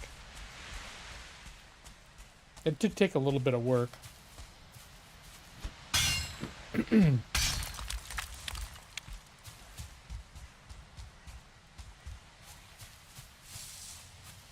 And that was designed for my when I do streams where I haven't done, because normally, when I do my streams now, or most of the time, I'll have like the whole thing. Like if I'm gonna play Valheim, I've got like, I've edited together a Valheim background video for my welcome screen. I usually cut together some trailers and find some either in-game music from the soundtrack or appropriate music. In this case for Valheim, this is actually one of the zones from Wrath of the Lich King, World of Warcraft. It's one of the northern zones, has this kind of cool music that I thought was very appropriate to Valheim and chill enough to be background music. And then of course, 35 seconds of gameplay. gotta have the trailer. But at a certain point, that's a lot. That can be a lot of effort each time to be like, put together all this stuff. So I was almost going to abandon doing that. Honestly, I don't know if anyone ever even gives a shit that I do that. I don't know if anyone's impressed that I do that, but I kind of like doing it. So I've kept doing it. But at a certain point, I was going to abandon that and just have all of my thumbnails just be that general gaming lawyer thumbnail, and all of my welcome screens and everything else be just a generic gaming background.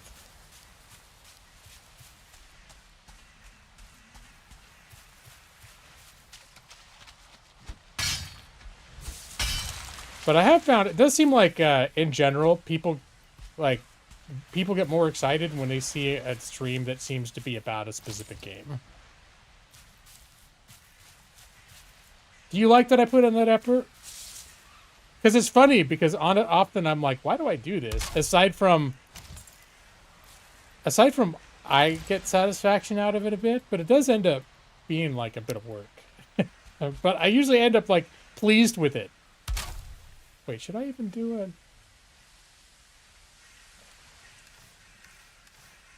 Yeah, I guess I've got enough to do a run back to my base to drop some stuff off.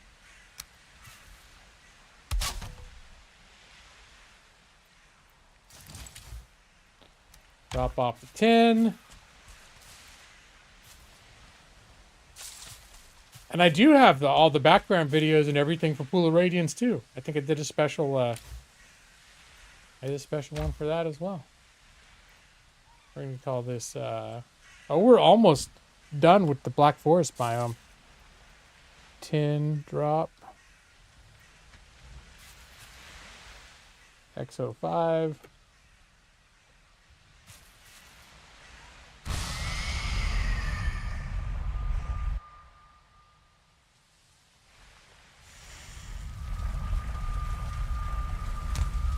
Well, the fact is, for like a while, I was planning on, even if I was going to just play a Pool of Radiance or this, I wasn't going to make custom scenes for it anymore. It's like,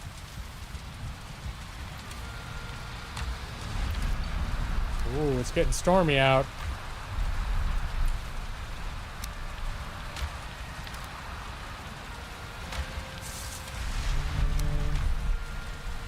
Treasure.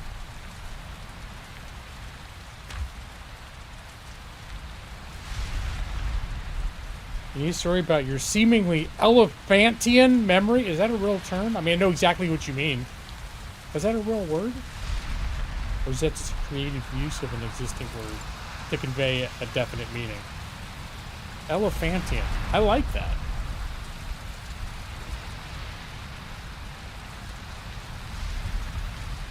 Alright. Oh, it's not even... It's not late in the day, it's just dark because it's stormy out, isn't it? Alright, let's top off our food.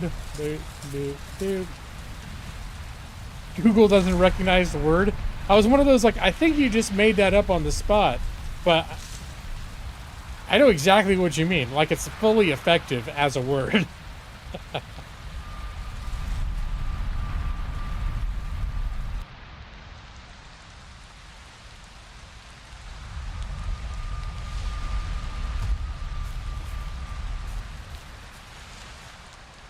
Ah, look. More tin.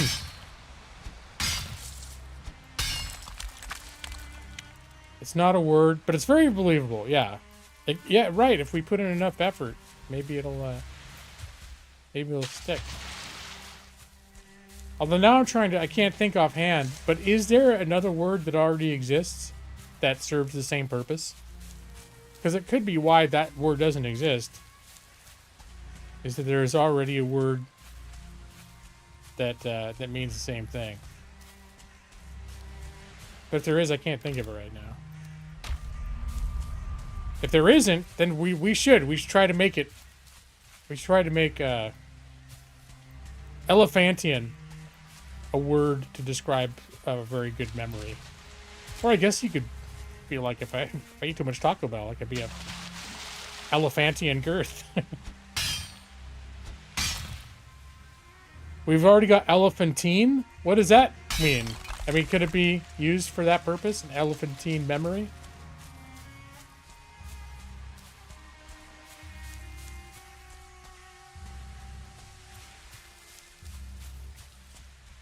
Wait, am I still right next to my, yeah, I'm still right next to it. Ooh. Went right by that tin deposit, didn't I? Eldetic? I don't think I've even heard of that term. And that's a reason, too, why we should push for it. Because there may be a word for it that already exists.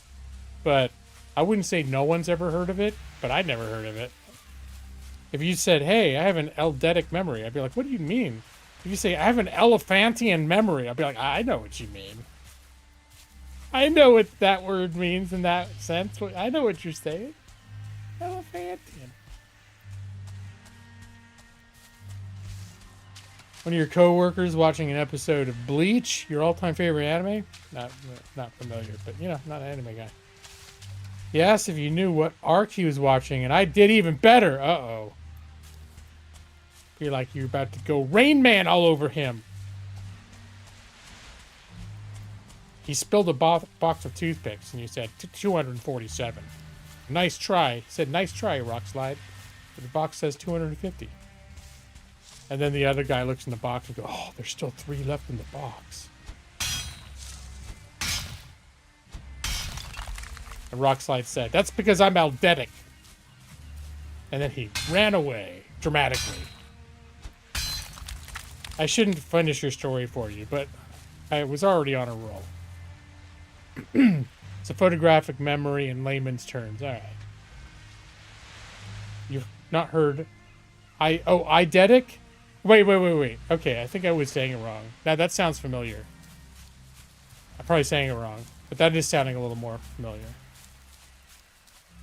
The way that I was mispronouncing it didn't sound familiar because no one's ever used that word. Eldetic? I thought your I was an L.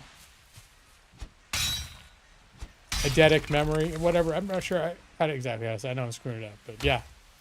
That word I've heard of. Hey, okay, Matt. I'm at the end of the dark forest biome. One last little sweep for any missed 10.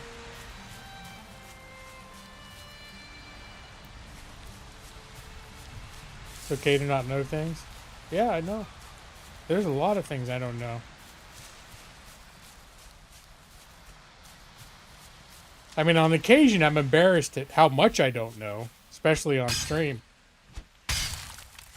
Like I said, I always fancied myself like someone with a wide vocabulary till I became a streamer.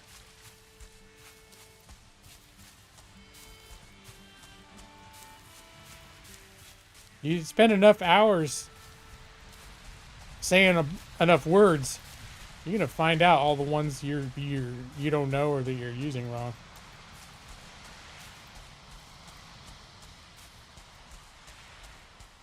I think I found all the tin. I think our tin run may be over.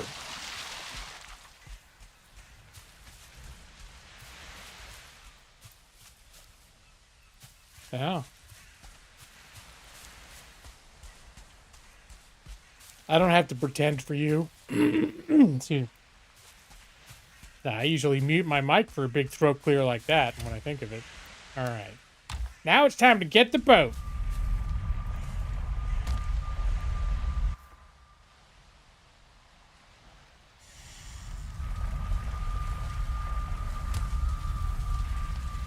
I don't feel like I pretend that much.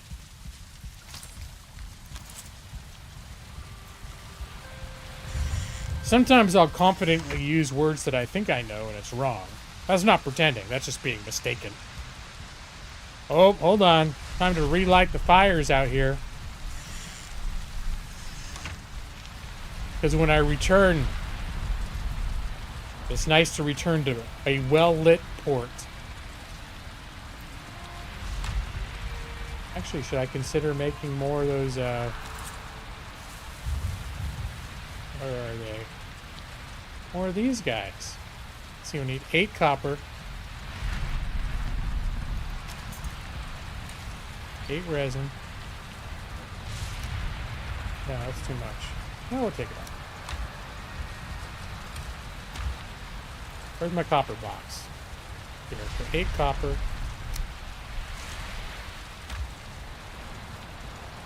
And a bunch of woods. No, was it wood? Was it fine wood? No, it was regular wood.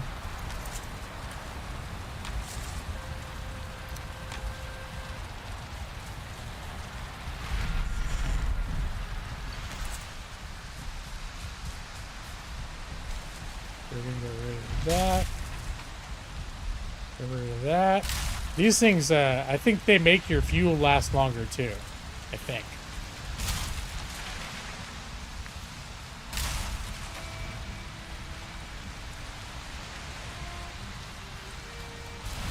Oh, I need a forge out here? That's bullshit.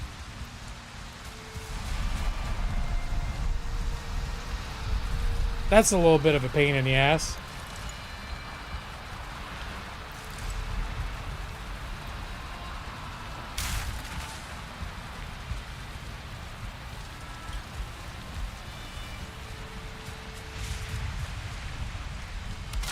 It's becoming a pretty advanced operation at this point.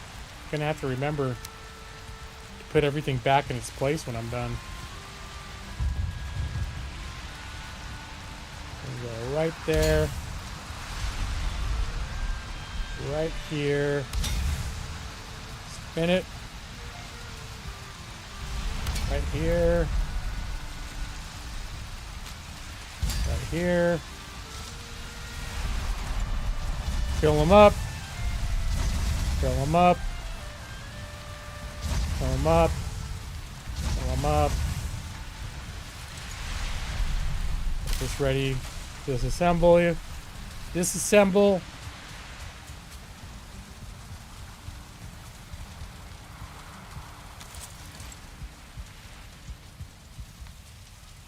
Reassemble. All right. There's a complex sequence of events. I had to entirely ignore chat for like 2 whole minutes to not lose track of what I was doing there to install those lights.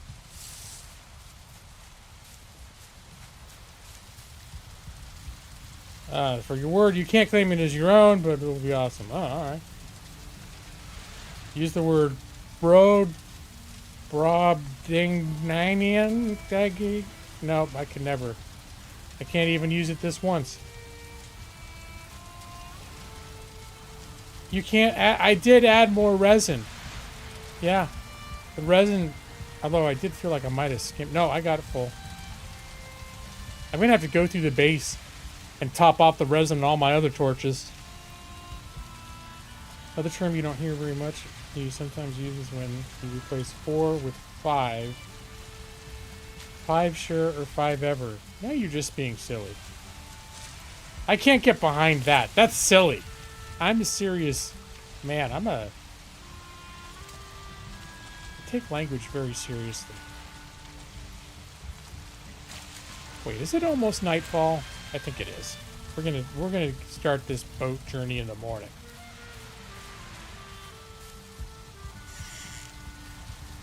Nothing I like least than starting a little sea outing right as the sun's going down.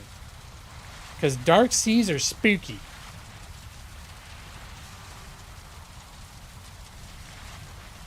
I read Jonathan Swift. It's been 30 years, but I read it.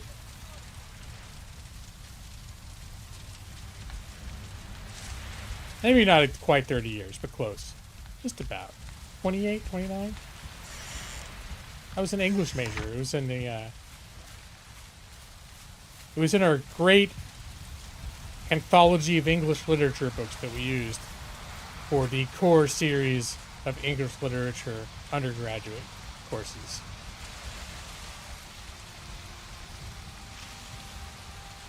Lilliputians and whatnot. See? If I didn't read it, how would I know about Lilliputians, Brad?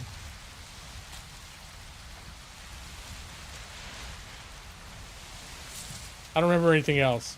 I know there are Lilliputians in it. They were the little ones.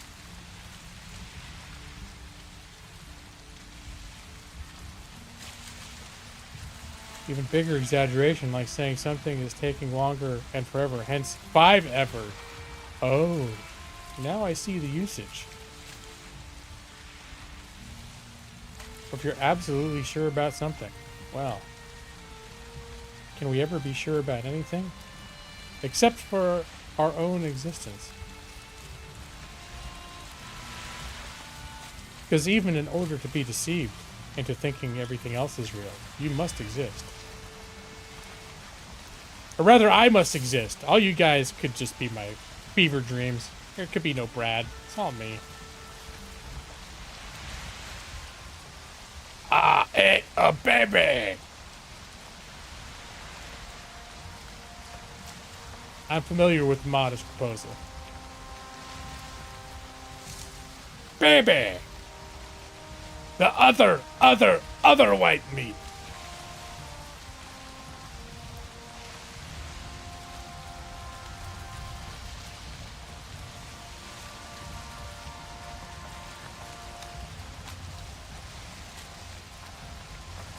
Did I remember to mark all my tin drop-offs?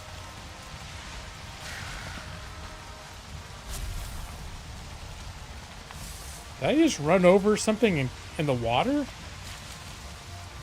Something just died under the... Maybe I hit a fish.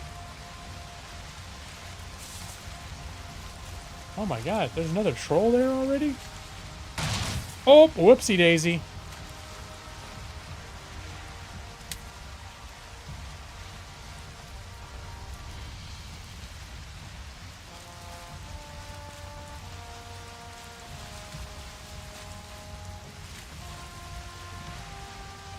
For those who don't know what Modest Proposal is, it's another short writing by Jonathan Swift. Jonathan Swift, who wrote Gulliver's Travels. It was something about, like, as a solution for famine, that they could solve famine problems by just eating all the babies. Hey! Rude!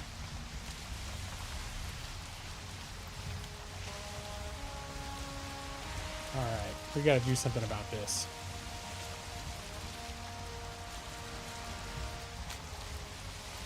Okay, now this is a problem. About to run ashore.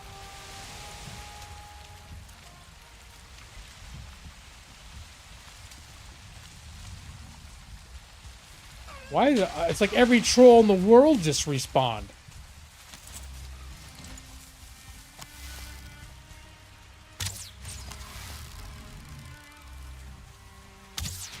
Alright, come on out of the water and I'll finish you off. I just can't collect all your treasure bits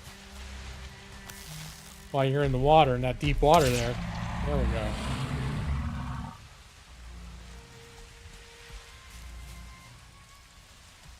Alright, go ahead, do your thing.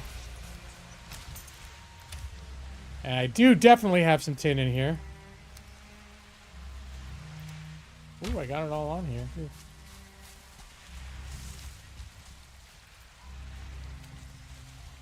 Alright. We'll keep... Yeah. Alright, now I'm definitely falling behind in chat. Let's see. How can we know 5 sure if everyone else in our lives is just figments of our imaginations? I don't know if you're real, Rockslide. It's true. I can't prove it. I cannot prove it. I have evidence to suggest that you are, but it's not definitive. I could be in the Matrix right now. None of this could be real. But I have to be real in order to be in the Matrix. To be deceived. That's what I learned from Descartes.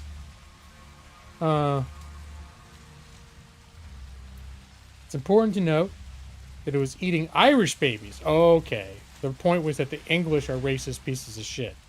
I forgot that nuance. Again, it's been 30 years. I think I read both of those in quick succession. The troll was minding his own business until I invaded his land. He knocked the shit out of my boat. I should back up so I can repair it. It needs to be close to a...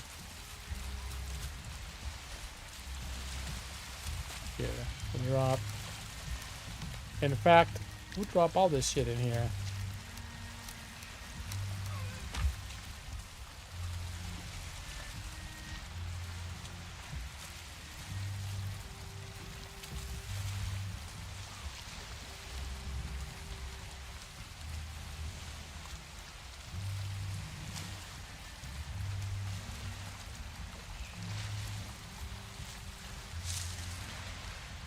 I got a little too cozy with the shoreline here.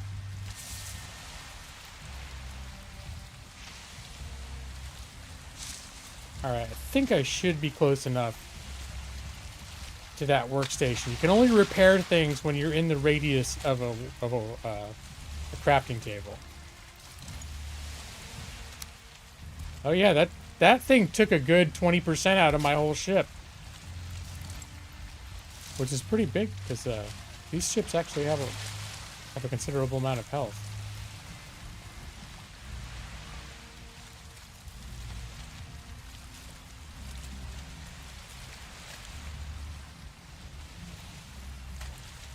Alright, can I make the turn now? Can I make the turn? Uh-oh. I think I'm going to hit some more shit up here.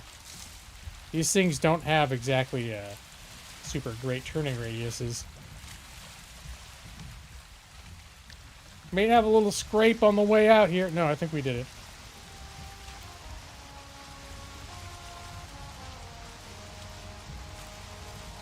Seems a little early for you, being before 10 p.m., but you can turn in for the night. All right, Rockslide. Have a good night. Are you 5 sure you're going to go to sleep now? See, I was paying attention. Probably not exactly appropriate use for that, but, you know, I made it work. With a little bit of brute force.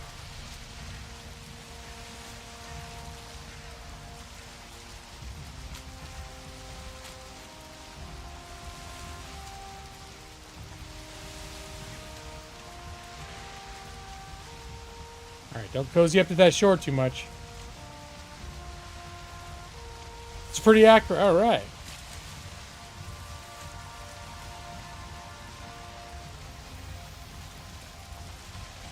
Yep. Master linguist at work here.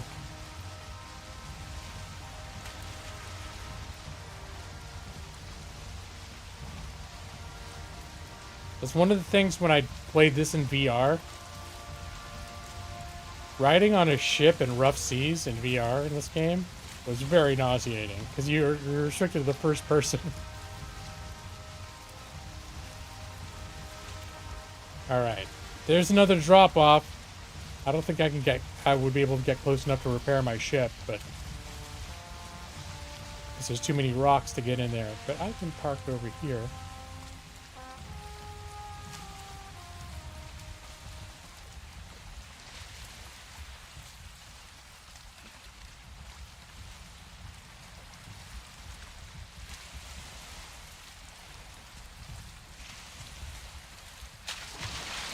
Go do my tin pickup.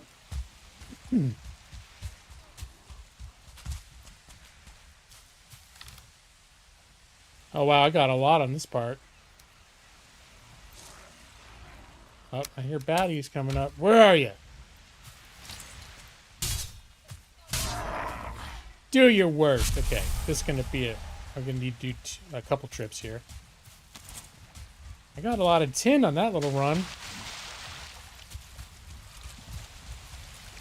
Oh, didn't make it. All right, there's a little ladder here.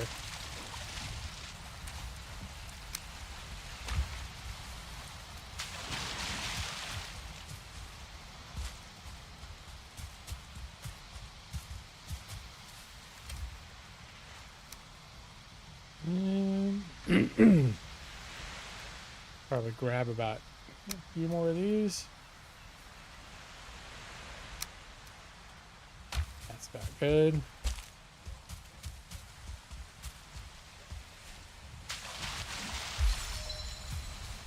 Sometimes you can make it when you don't think you'd be able to, but I think I parked a little too far to be able to do that jump.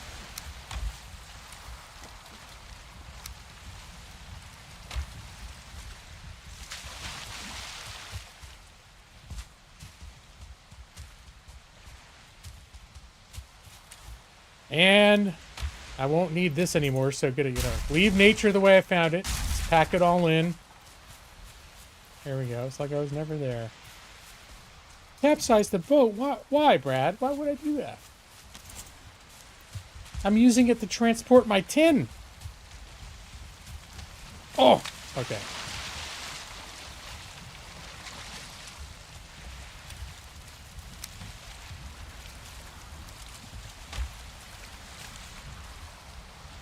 All right, let's get rid of my little tin drop icon. There we go. On to the next one. Actually, I better...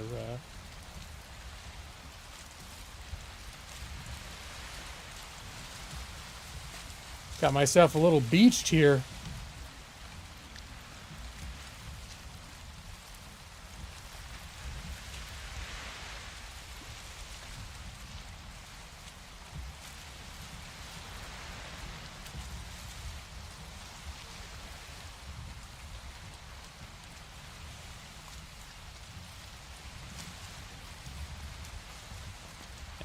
forward.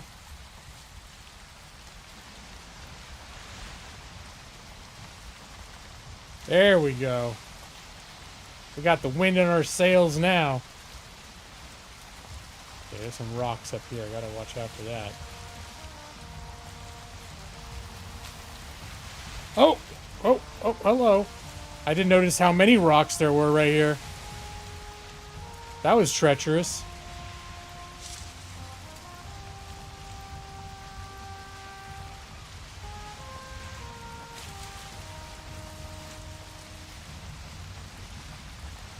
Another troll over there too, son of a bitch. I swear they all respawned in like 2 days. Usually they... Scrape! Okay. It's okay.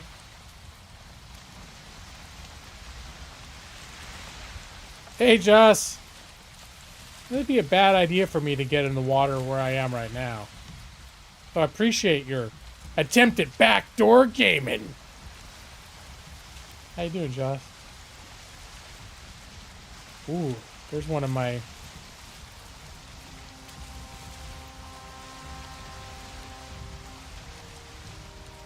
There's one of my tin pickups right there. So, means that I probably will be getting in the water in fairly short order.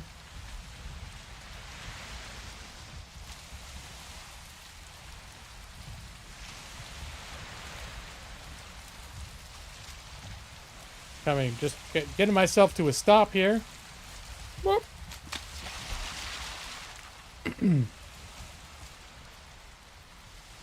From a musical called Epic, you can't stop listening to. There's this line called Get in the Water.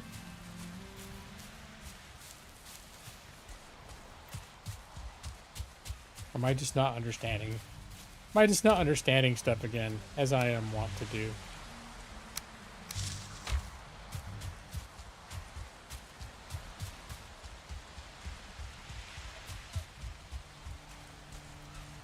Alright, I'm not going to be able... Oh, can I make the jump? Whoa! Oh, I got it! Wow. It's the little things in life. That didn't quite make it that time. Oh, I got to top off my food. My food buffs wear off. I end up very fragile and very weak.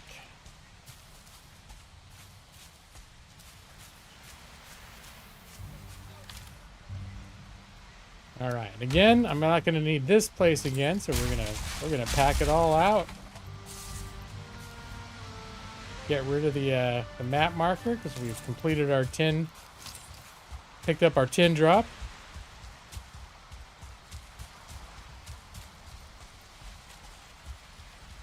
Make a leap. Oh, oh, didn't make it that time.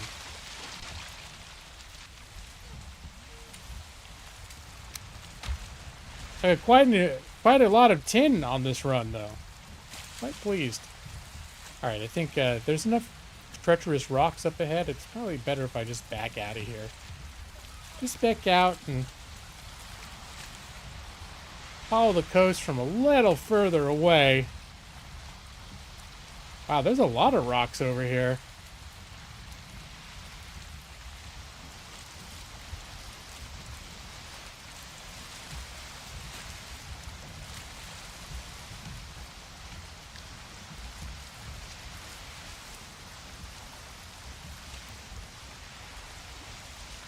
All right.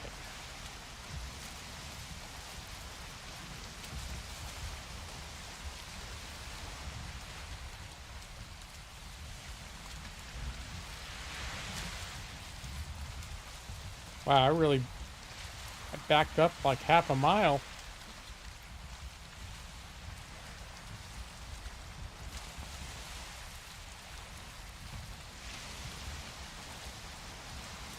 All right, I got one more tin drop to pick up.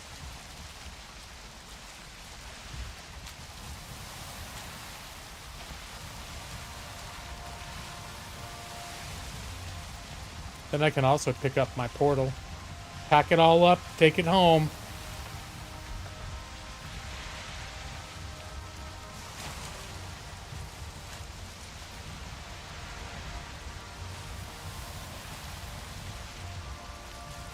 close.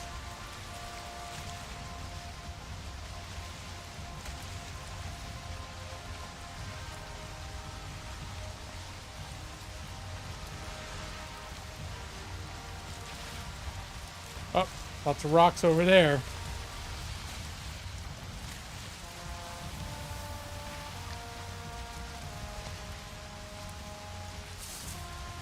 Alright, gonna have to get my feet a little wet on this one.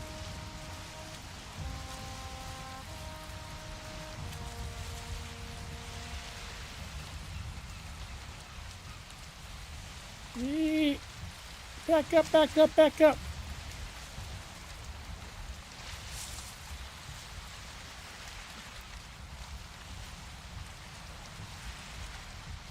There we go. There, I went in the water again. Just for you, Joss. Dripping wet.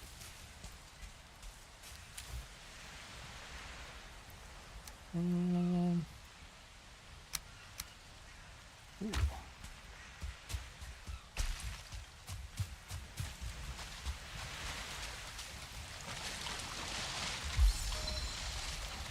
Yeah, my swimming skill just improved to 7. Pretty exciting.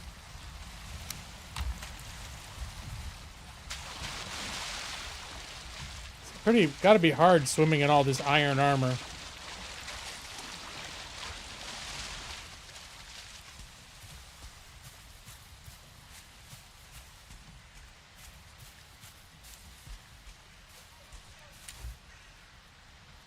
Alright, and I think we just pack all this up, right? Boom. Boom. Boom. Just as nature was when we found it. There are no Drew. Not a Drew. Drew.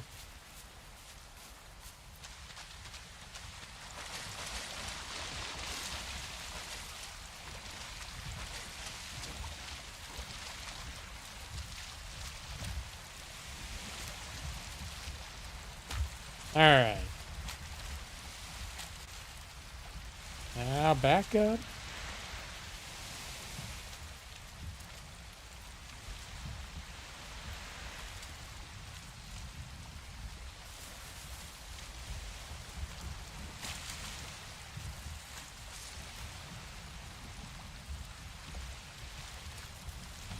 Gonna wrap up this tin run nicely.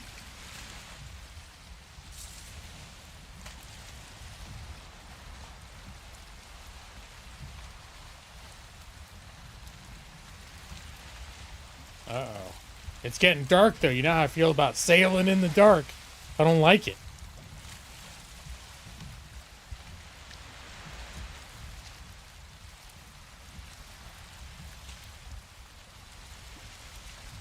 Wish I could have a boat lighting.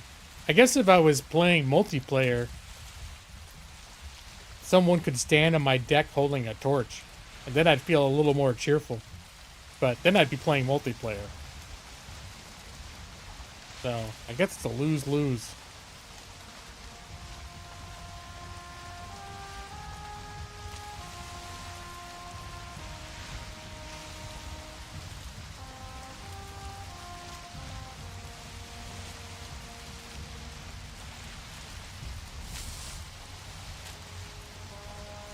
I hadn't even thought far enough ahead to figure out what my next move is.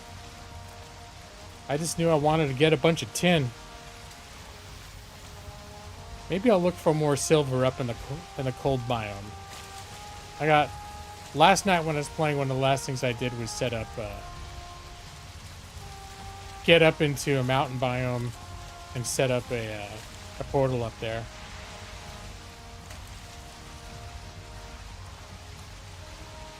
I forget something I wanted for up there prompted me to realize I was running low on tin.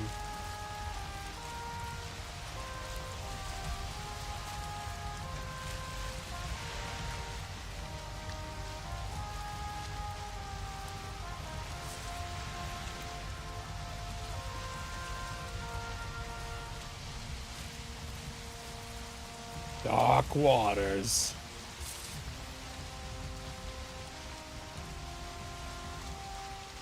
getting really, really dark.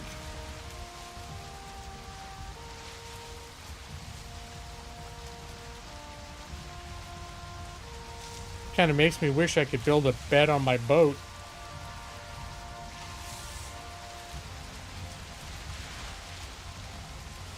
A lot of rocks in these waters, too.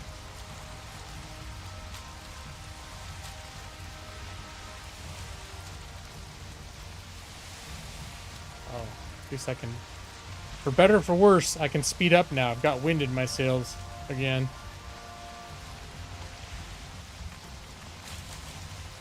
I was going against the wind for that last bit, so was going on oar power.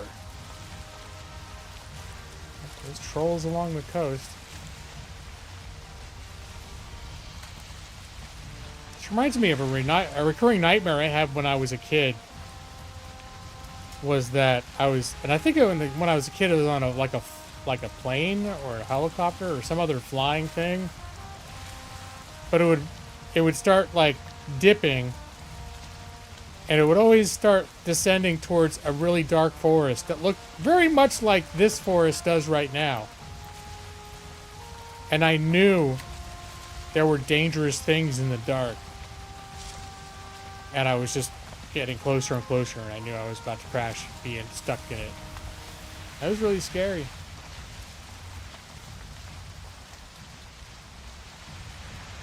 I don't remember a lot of my dreams when I was a kid. I don't remember the context, but I remember that dream happening multiple times.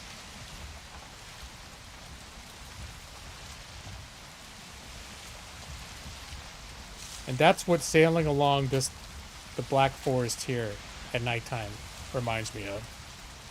Because you're just seeing like weird shadows of shapes creeping along the shoreline.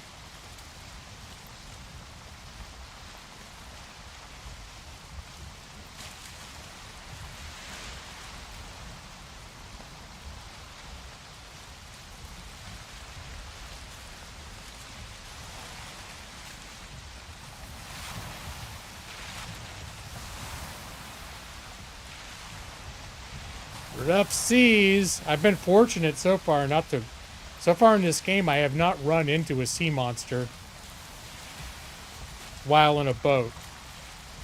Somehow a troll on the shore aggroed a sea monster, and I saw a troll fighting a sea monster along the coast near one of my bases. One time. It's the only time I've seen a sea monster in this game.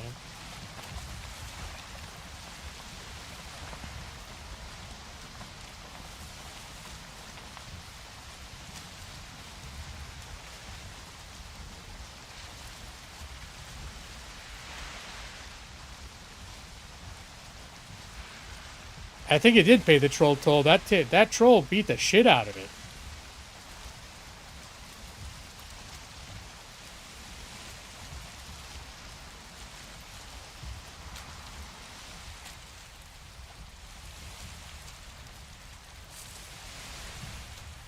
Probably gonna have a little bit of a bumpy bump here. That's okay. We can whoa.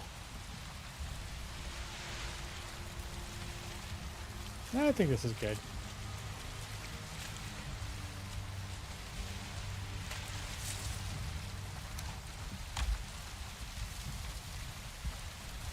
Here, do I need to do any repairs? Yeah, there's just a touch.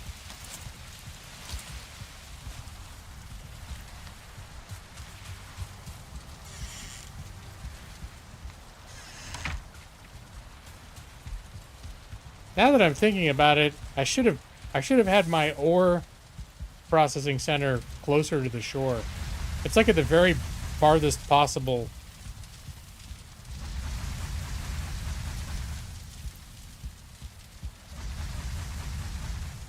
Nope.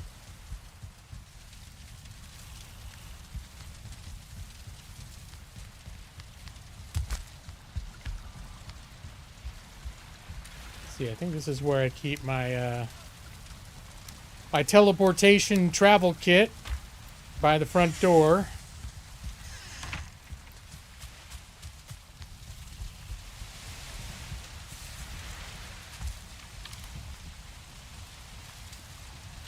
Guess I could bring all this other crap in too. Oh, that's too much.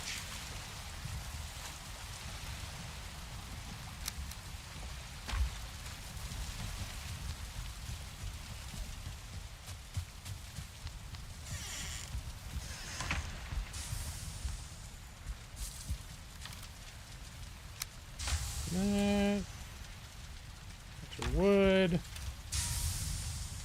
Some of that stuff. Some of that stuff. Some gold.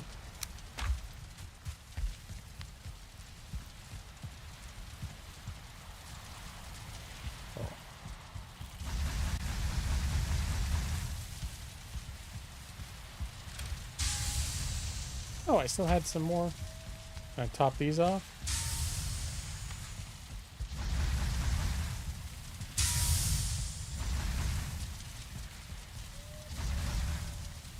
All right.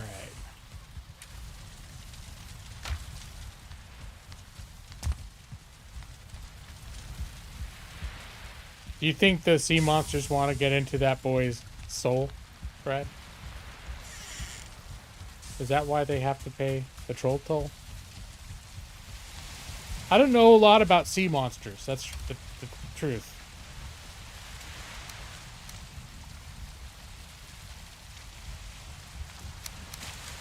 Oh, that was too much. So let's see. I can carry 45 of those right now with each run. Oh, just in general, you gotta pay the troll toll to get in. To various possible entrances.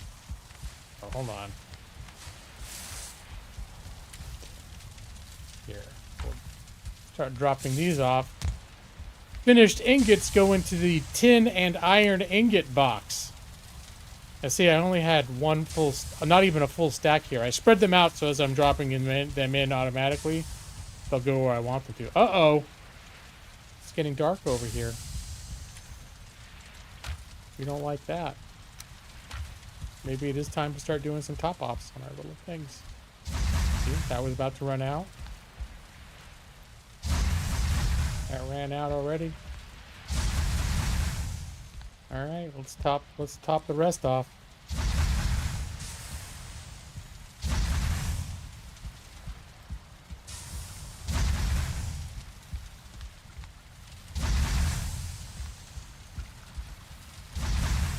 Here, close this as long as I'm not.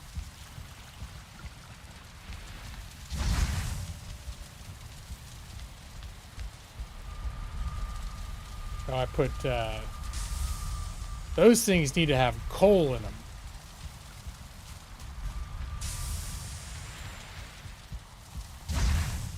Those hanging chandelier thingies.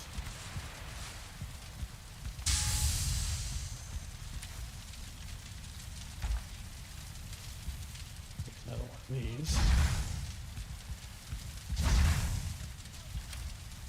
Grab some coal. You only got a couple of those kind of lights. Those lights, those hanging lights require the chains I was talking about earlier that you can't craft. You have to get them from, I think, raids, which I've only run into raids like 3 times in this game. There's probably a spawner in the swamp where I could get as many as I want if I am smart about it.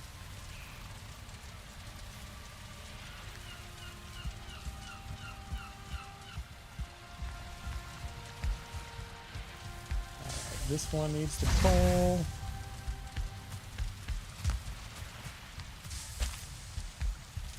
Coal up here.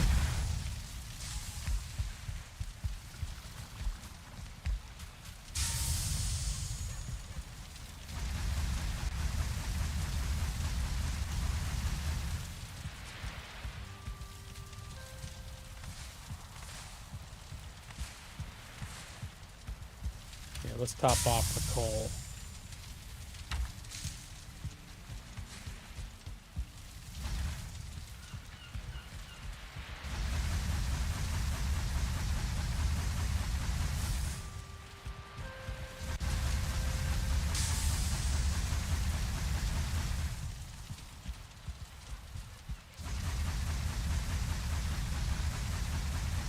All right.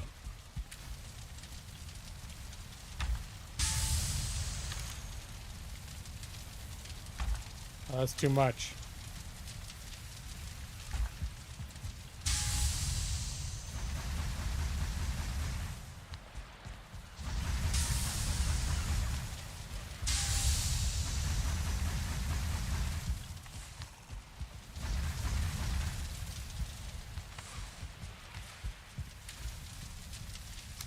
All right. So much tin is happening now. I'm rich with tin beyond my wildest dream. I guess I could dream them more than just like 2 stacks of tin.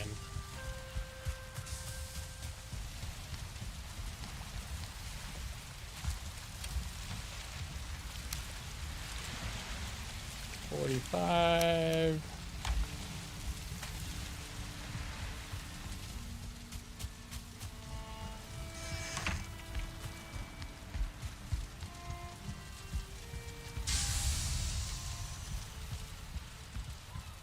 This one or top off there.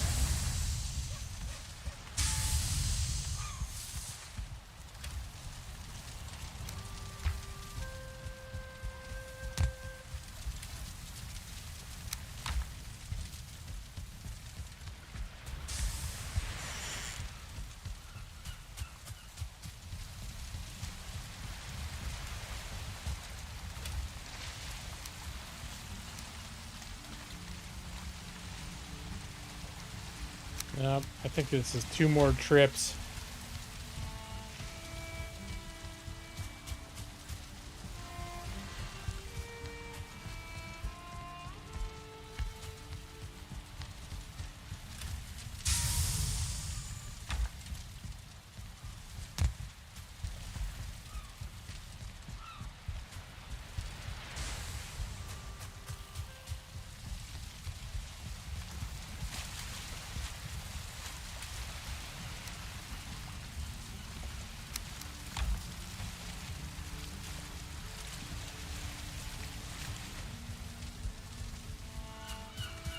I'm starting to get a little bit sleepy. Still gonna play for a while more, but I'm just noticing. I'm getting quiet. I'm just like, oh. This is mostly when I'm playing this game. I'm just sitting here quietly.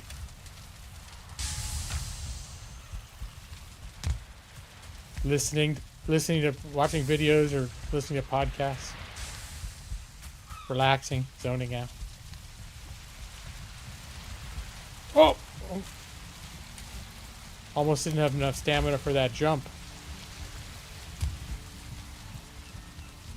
Alright, that was the run.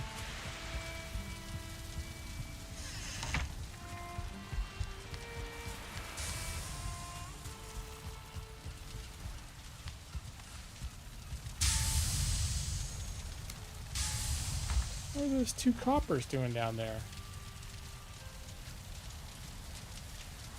Oh, that might have been when I was constructing these I think they're copper torches. Were those laying down there that whole time? I remember disassembling one and then not knowing where all the ingredients went. They must have just been laying there.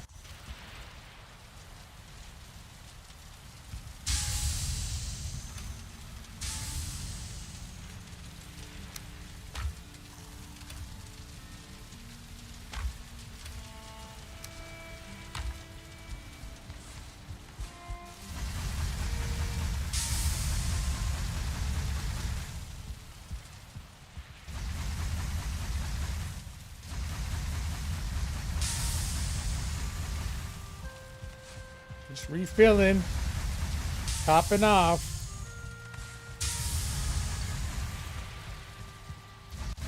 Probably gonna need more coal. Yep, didn't quite make it on that one.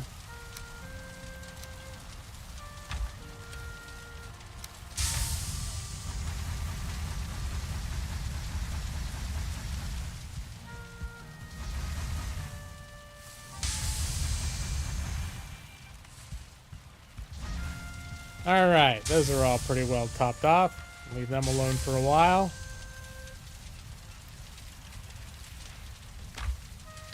I should probably I've got quite a bit of... No, I don't, actually. I'm running low on coal. To grab some more wood to make more coal.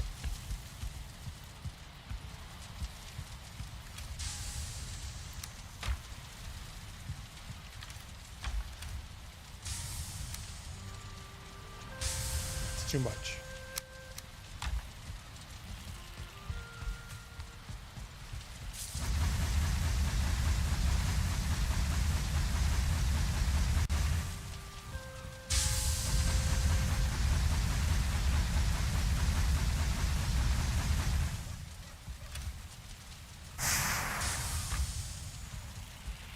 Grab some more wood.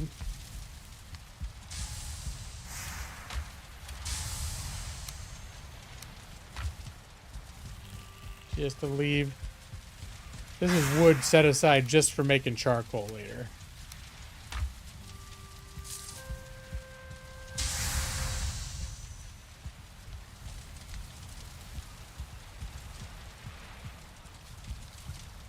Okay, we're gonna grab some frost potions. Probably I don't need a full stack of those. Let's eat. We're about to run out of food buffs. Let's repair. I think it's still early enough in the day that I can gonna start. I'm gonna go up in the mountain biome, look for silver. And to find the silver, I'm gonna bring this along. This helps you detect hidden objects, including silver veins. And I do have to take a frost... If you don't have a frost resistance potion, or... There's some, like, frost resistant armor you can make too, but I don't have enough wolf pelts. If you don't have some sort of resistance and you go into the frost biome, it'll kill you quick.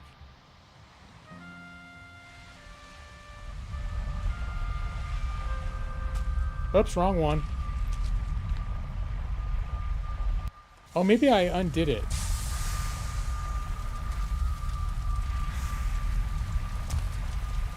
Yeah, I changed this to another one because I needed to go to the swamp biome to get blood sacks from the leeches, which I needed to make more frost resistance potions. That's all coming back to me now. XO4. Oops, not equals 4. 04 is the portal that I've got up in the mountain. Come on, connect. Did I forget what I had up there? 5. Oh no.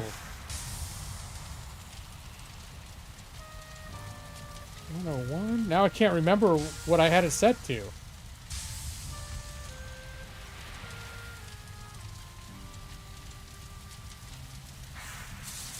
X06.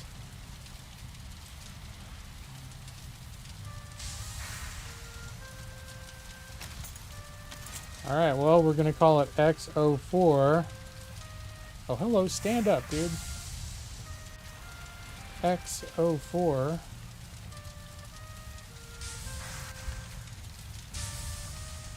Guess I'm going to have to run up there manually. Well, I might as well undo this because I don't seem to have a... Did I take it down? I don't think so. All right, now the mystery is figuring out what portal I've put up there.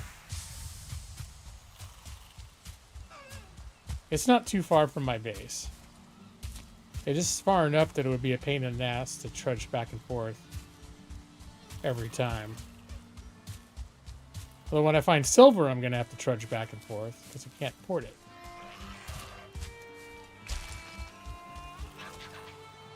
All right, come on. I'm not even going to pick up his loot.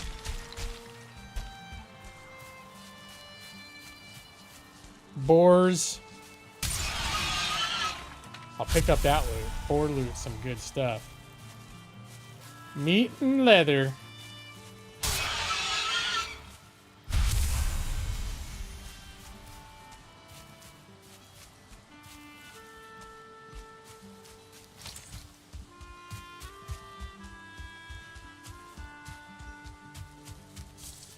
First, I gotta check if I did have something over at that old...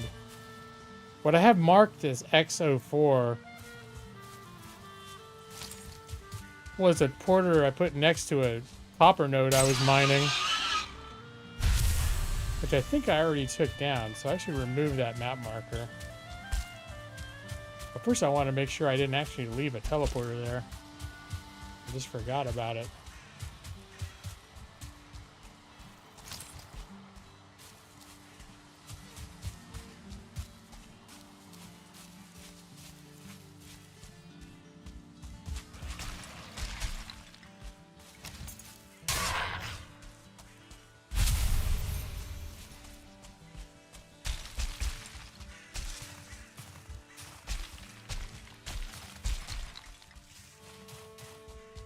Alright, so no, in fact,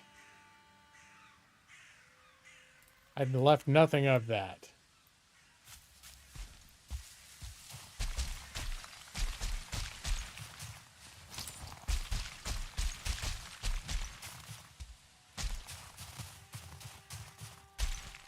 Oh. You run out of stamina going up the side of a steep one like that, you'll slip back down. Be careful, I think there's some wolves that spawn around here. Wolves they're pretty badass if you're not ready to block them. They hit hard.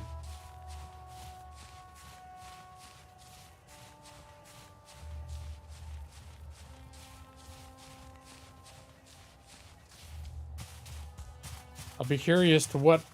I'm pretty sure I put a portal up here. I wonder what I set it to. I see some flying creature up here.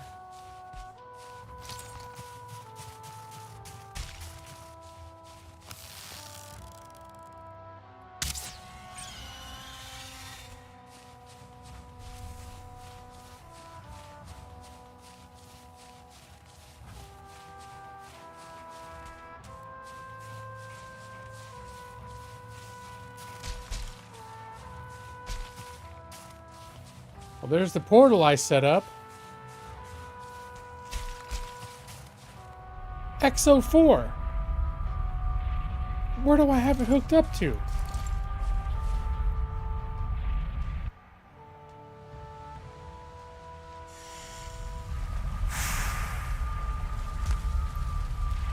Oh, I screwed myself. That's the problem. X05, okay. All right. That's fair. I just forgot I already had... You can only have 2 set up. If you try to add more, they don't hook up. All right. So I'll make this X05. You forgot that it's Thursday out here. Kai, Batus. That's okay. You made it.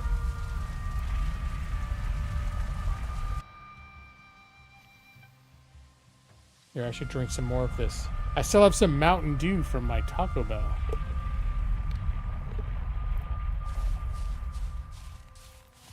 Although I gotta be careful drinking it at this hour.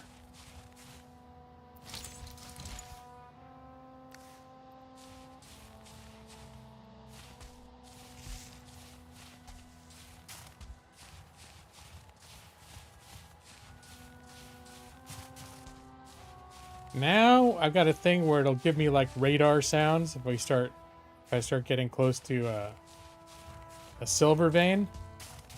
In fact, now that I'm back up here, I should go ahead and pick this up.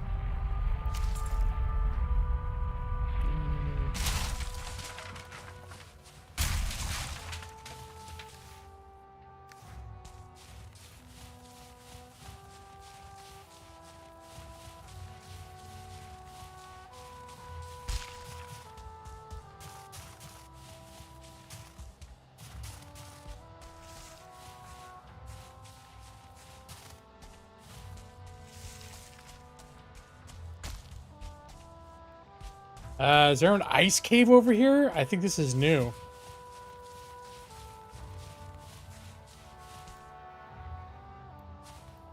Alright, I'm just going to mark it on the map for now. It's probably a wolf den or something else terrible. Ice cave. Right now we're on a scouting expedition. I don't want to go in there.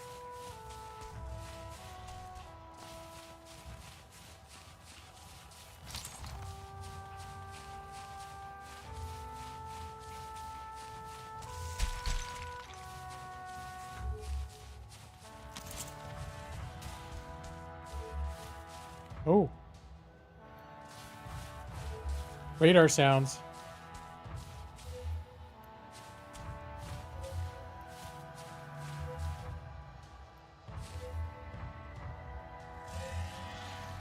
Uh-oh. Who's coming at me? Something just roared at me.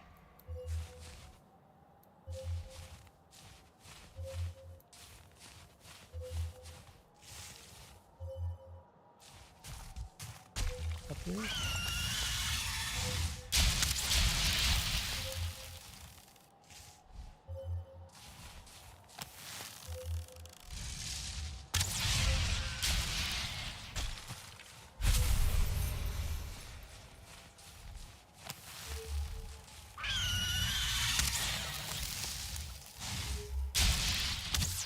Oh, wait.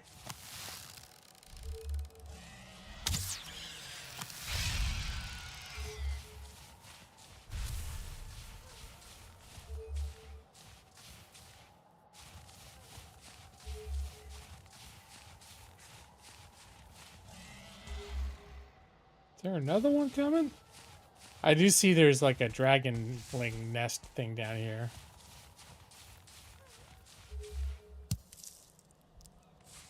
Oh.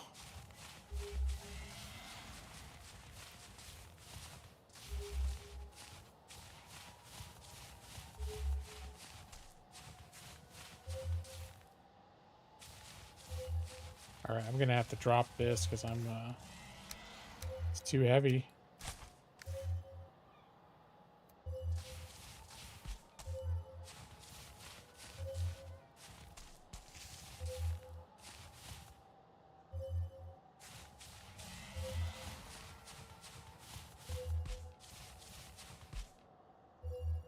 I feel like I'm gonna have to dig into this big rock.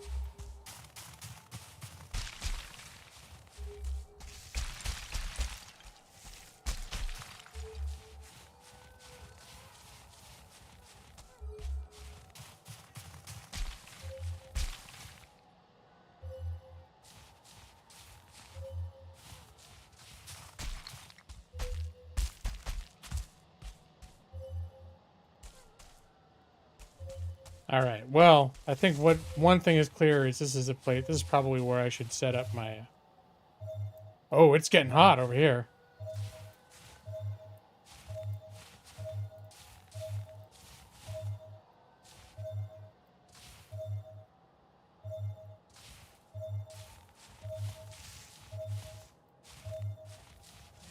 All right.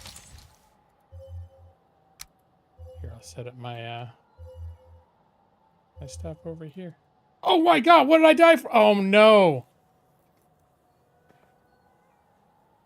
Oh no! And I don't have a porter over there either. I think I lost track of my my frost resistance potion must have worn off, and I didn't notice. Yep, that sucks. All right. Well, might as well get some rest. I'm going to, when I get up, I'm going to run downstairs, have a hearty breakfast, and then run in my underwear all the way back to my body.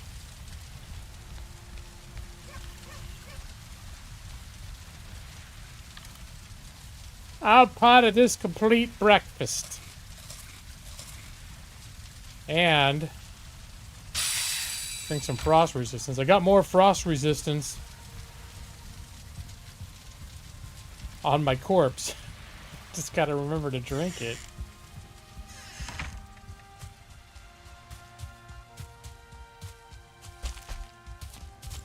I suppose I could bring just like some kind of a sword or something with me, but okay, I don't think any of these things can really threaten me that much. All they do is sound terrible. Although it wouldn't have been a bad idea to have something to kill the boar with.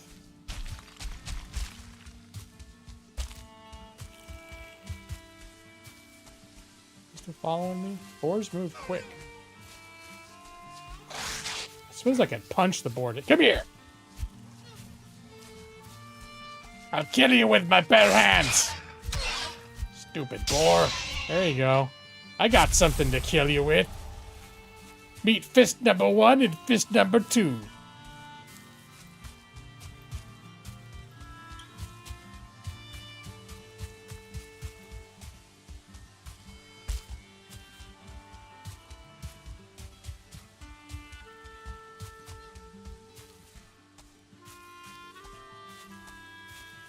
Nothing beats running naked through cold weather to recover your own dead body in the morning.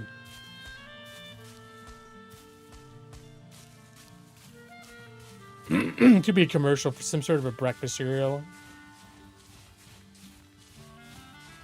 Quaker instant oatmeal for when you gotta go get your corpse in the morning time.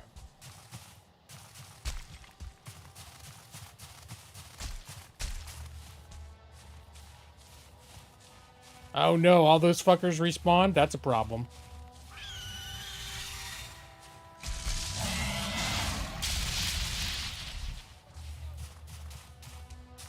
Probably gonna follow me all the way to my corpse.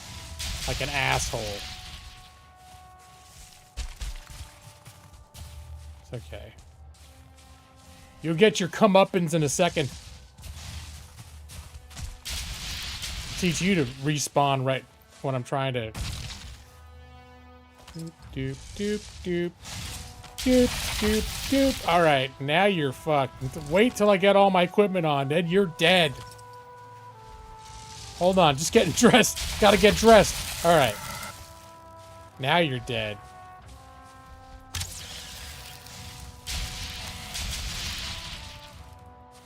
Where'd you go? You're cheering for the pterodactyl? It was never gonna happen, Brad. Nothing can kill me except for my own stupidity. That's already happened.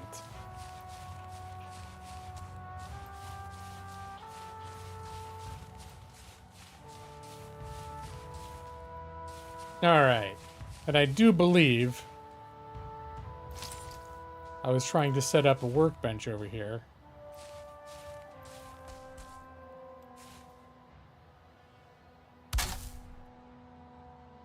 And we'll put a little, oh no. Oh yeah, I didn't have a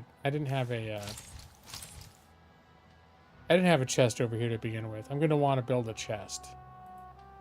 Because I'll need a place to put my silver. Which I'm going...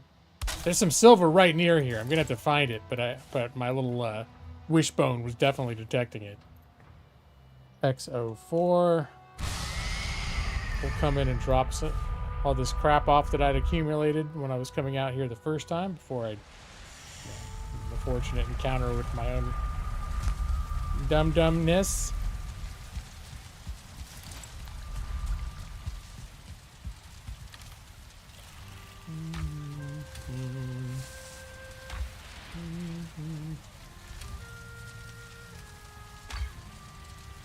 Let's see. That's where I put my monster heads. Oh wait, no, I gotta put it in here. I was gonna say, I think I started a separate stack of stuff I get from the cold biome, but we'll put them on. We'll put all of our trophy heads in this box.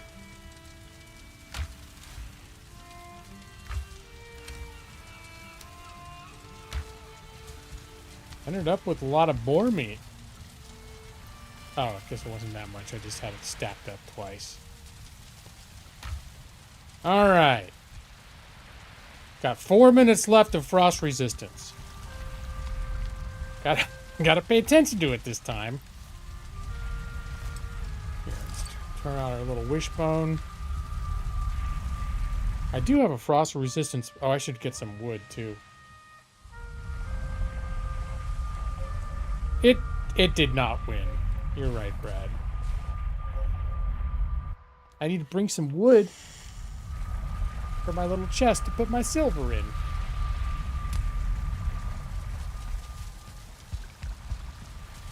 I need 10.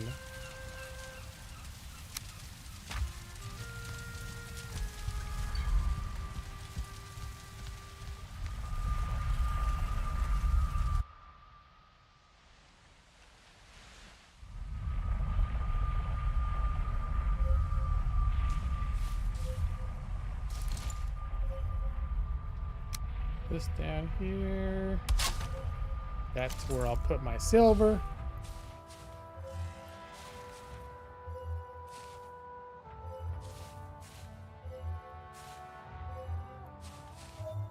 Ooh.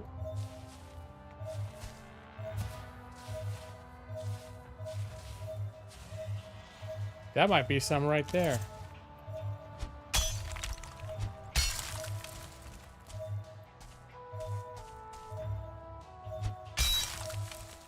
Oh, it might not actually be silver. There might actually be a treasure down here of some kind. Like a treasure chest.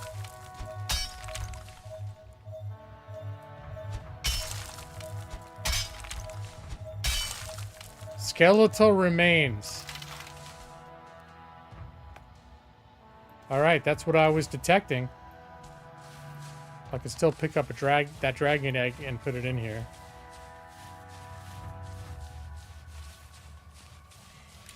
Dragon egg cannot go through the portal. Alright, what do I got here? Silver necklace? I think that's just something that I can sell to the NPCs. Here, I'm just gonna drop all this stuff in here. Well, that's a little disappointing. I mean, that's cool that I got a silver necklace and all, but I thought I was gonna find it like a silver vein under there. Make sure that that's the only thing I was sensing. Yep. Although I could grab some obsidian while I'm here. Currently, the best arrows that I'm using are obsidian head arrows.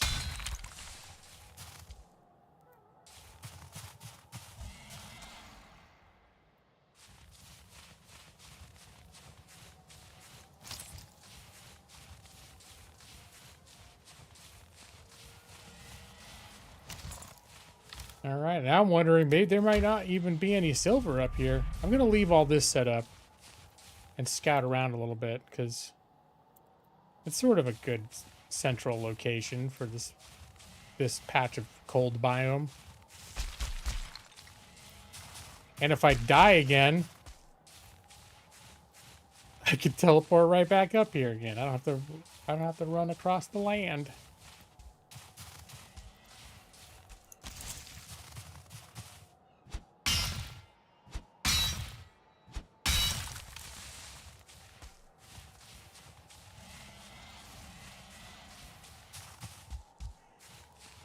I think I keep hearing one of those dragon things making noise, but so far he hasn't gone for me. I don't know where he's at. Oh, I see some up there.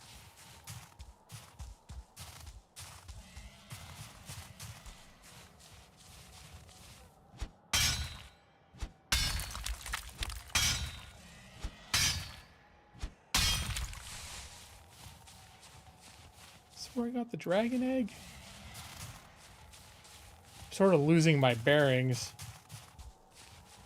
I think that was where I got the dragon egg. Here, I'm gonna drop my obsidian off. Oh, time for my cold buff is running out right this second. Boom. There we go. Look at me, Master Survivor. I just heard some wolves howling.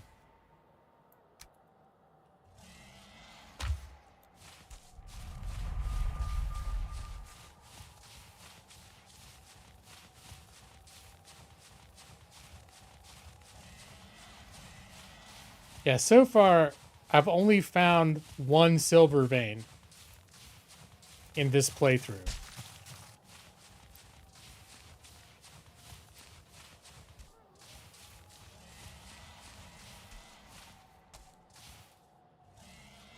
I can probably get rid of this death. That death marker. I already got my stuff. No need to remind myself of my failures.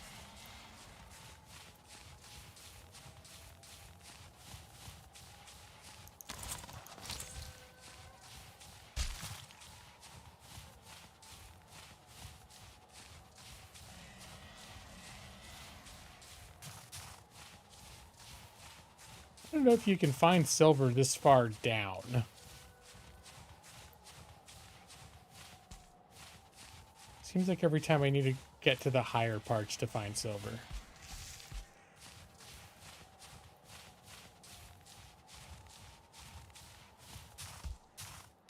But might as well just be thorough, because I can't remember for sure. But I'm right at the edge of this biome.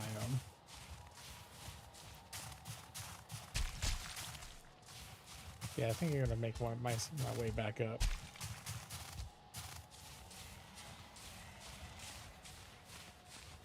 I'll cut across up here.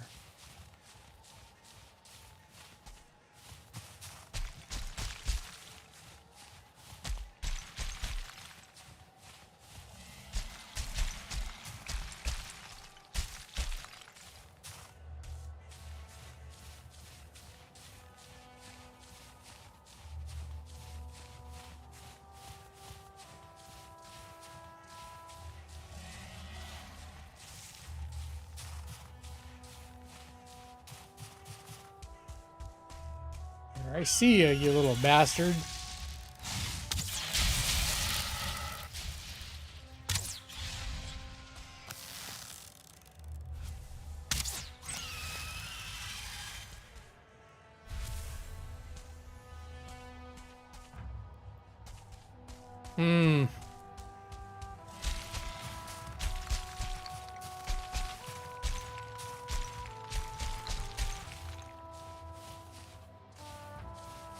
Well, it doesn't get higher up than this.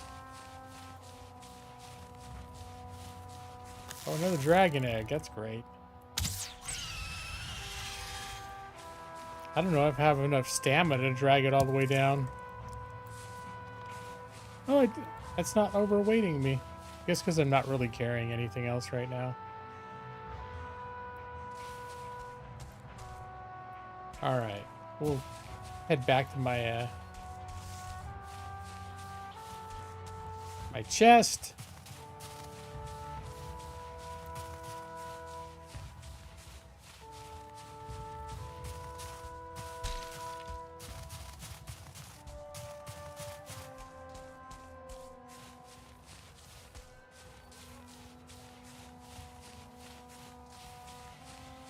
Where's my chest? Oh, that's great. I didn't mark it. All right, it's over here somewhere. I have to mark it on my map.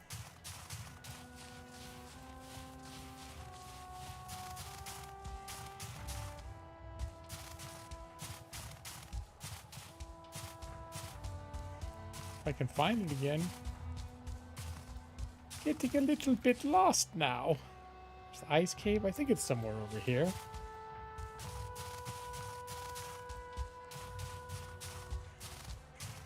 So I'm just completely lost now.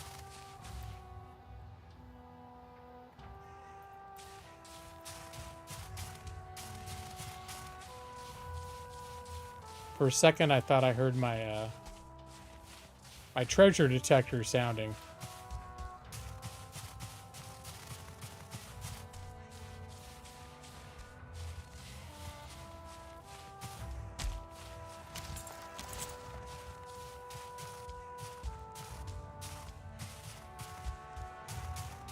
Maybe not.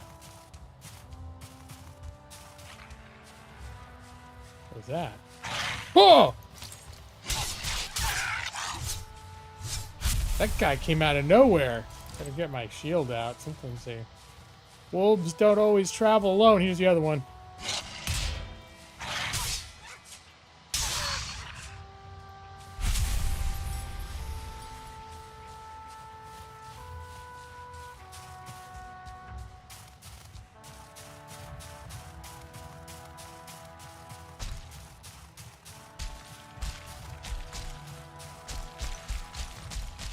Oh my gosh, what's this?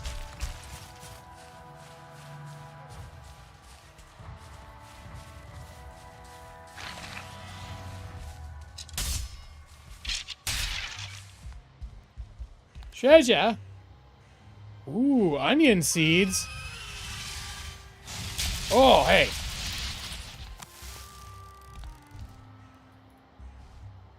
That means I'll be able to make new recipes. This is the first time I've run into onion seeds. Oh, you sons of bitches. Oh man, this is getting crazy. Too much is happening right now. Ow.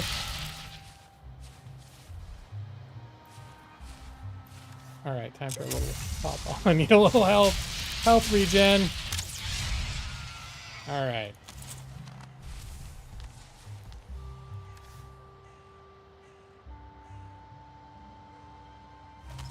Time to put my belt on because I've run out of carry capacity. I need to find my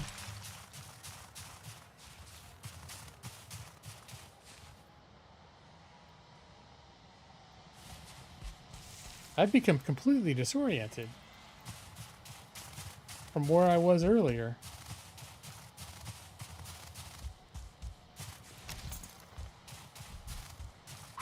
Oh God! You son of a bitch! The pterodactyls are getting the upper hand on me, Brad. Are you happy now? You're really effing my S.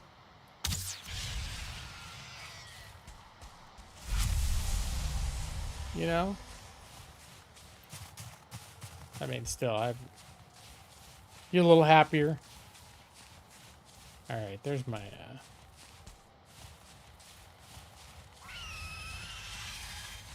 Hey! I think I saw... Oh, of course there's a wolf right there. Son of a bitch.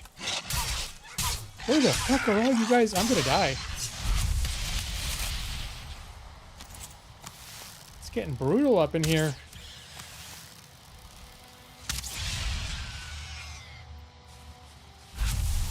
What kind of arrows am I using? Oh, it's my bow. I just saw... My bow has poison damage. I just saw poison coming off of that thing, and I'm like, well, how am I causing poison damage? I didn't make poison arrows. I mean, I have a recipe for it, but I've never made them. I forgot. The most powerful bow I can make right now has a poison component. Oh.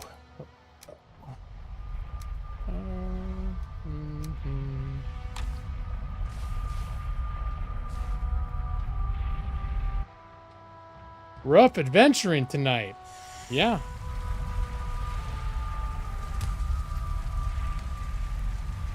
I spent a lot of times in biomes where nothing is any kind of a threat to me, but that biome is where things... If I let them get a leg up on me, I can get in trouble up there.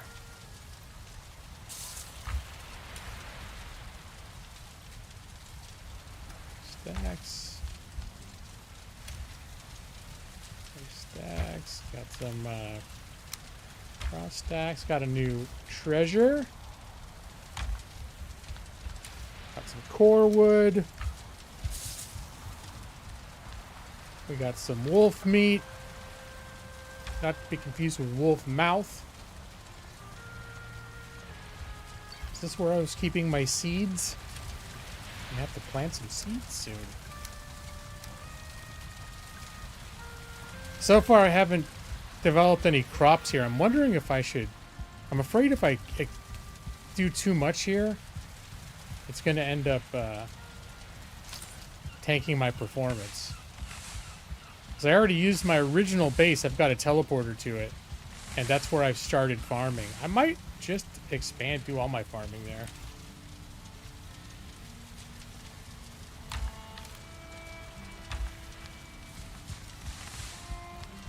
Get in there.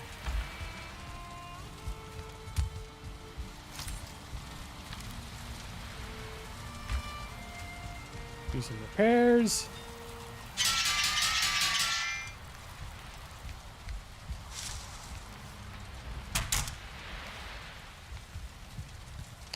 I am getting sleepy. It's not even 11 yet, and I'm already.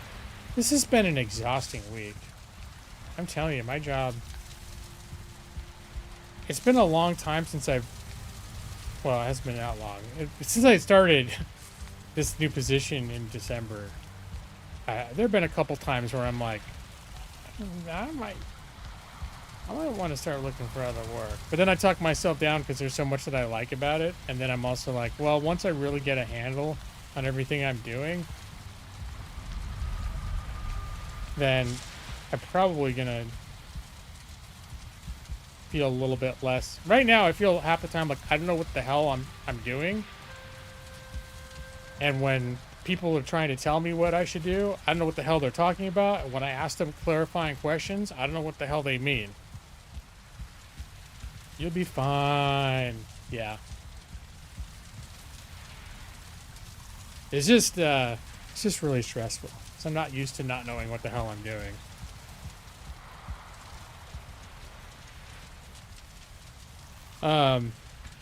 Yeah, I basically got moved to sort of like a different division of our company. I still have the same job title. Because they were sort of like project attorneys or sort of a catch-all position that does a lot of stuff across the company in different departments.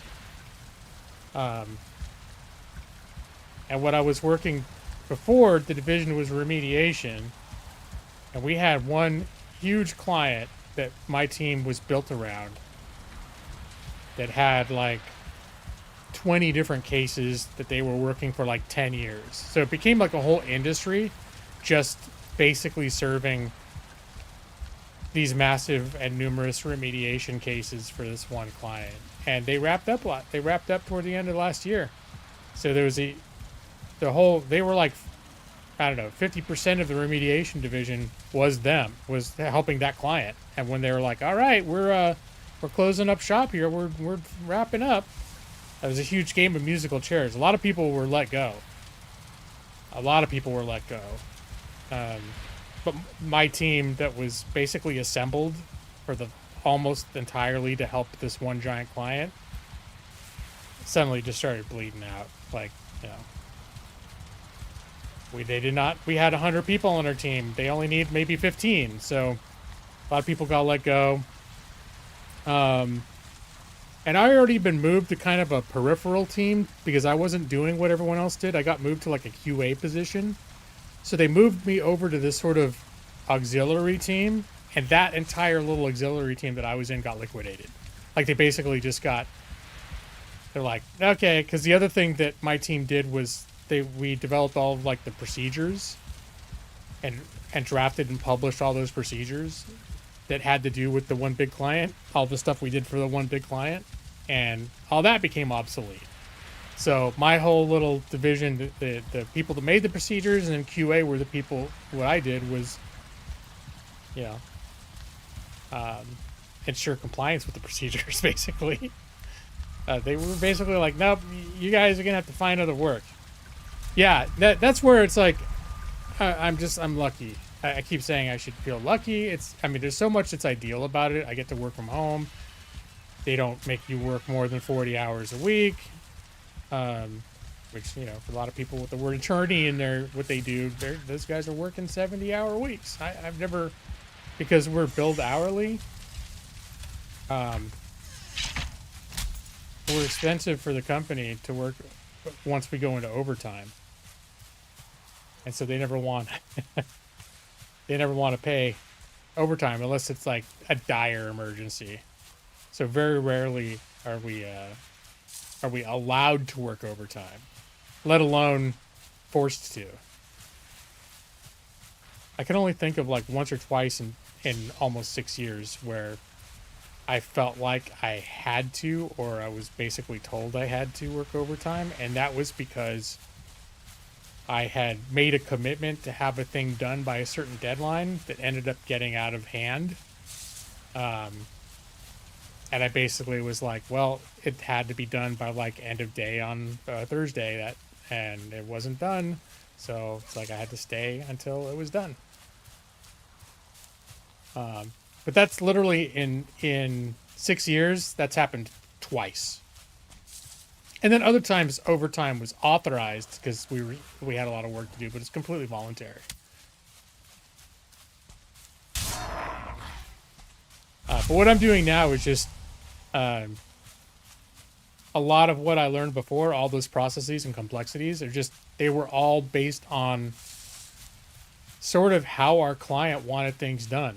And it was very complicated. And so this whole industry rose around it. But most of how they wanted things done isn't lining up with. And also that was remediation. Remediation is it's sort of like a class action lawsuit, but it's not like a court case. It's basically when a big company does a bad, and the government regulators will come down and force that company to be like, yeah, you're going to find out how much you took from everybody that you shouldn't have and give it back. And it's not based on a court case. Although a couple of the ones we did ended up getting tied up with a court case. Like there was also a class action, and then it got integrated where the part of the class action lawsuit said, yeah, your class action settlement will be considered satisfied if you're paid out through the remediation.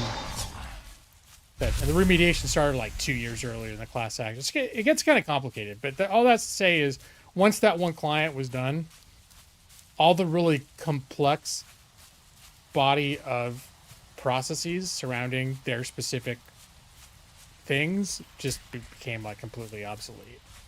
And then I moved to class action, which I hadn't worked before, even though we had some overlay with class action on some of our things. There was always separate teams handling the actual class actions. Like we never directly dealt with it. The difference is a class action is through a court case. So like what we do now, like when we were in remediation, we were working for the big companies that got in trouble. Sort of like they were being forced to pay. They hired us with the court's approval to be the administrators that pay out all the stuff they're supposed to pay. In a class action, it's the actual court itself that is our client. So we have a huge class action lawsuit. It's the court handling that case. And like my team does a very sort of special subset of things that happen during class actions.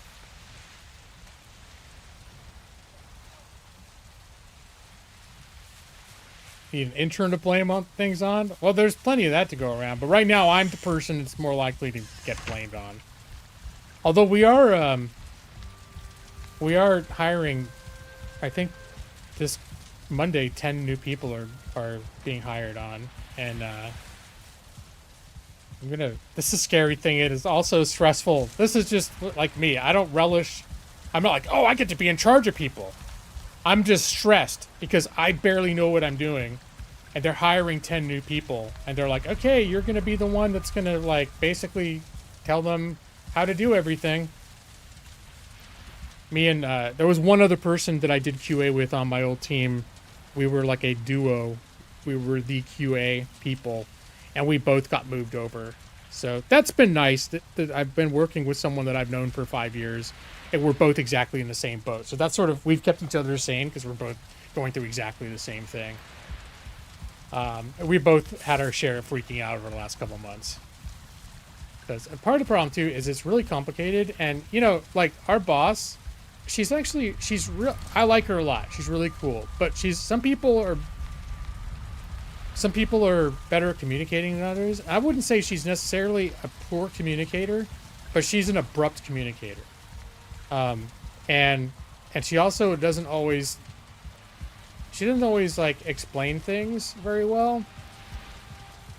So we found a lot of times when she's trying to get us to like start working on some very complicated process that we don't know what she means. And then when we ask her to clarify, it just gets often it becomes more unclear. Like her answer makes it more unclear. And then we sort of have to stumble our way through it and sort of find out a lot of what we're supposed to be doing through trial and error.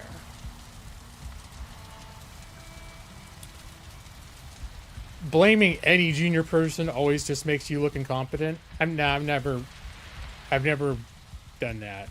Like where I screwed up and been like, oh, must have been one of the new people. when I was in QA, I QA'd a lot of new people who didn't know what they were doing, but I wasn't scapegoating them for it's like anything I was doing wrong. It was literally like, you know, they were learning a complex body of procedures, and most people didn't get it all down right away. Most people, it would take like a couple months before they really could do it without making any notable mistakes. So I've done plenty of pointing out what junior persons did wrong, but it was my job to do that. Like literally that was my entire job. We would do these, we called them QA calibrations each week, where me and the other girl who did QA reviews would meet with some of the higher management and calibrate on like how people should be scored to try to keep things like even and consistent. And there was plenty of times when I was like, I don't think this person should be scored down for this, because how were they supposed to know? Like, we know that's what we wanted them to do, but the procedures we give them didn't make that clear. It's like, and then that's how we ended up updating procedures a lot. During QA, we would call out like, yeah, these people didn't do what you think they should have done, but they had no reason to know that that's what you wanted them to do.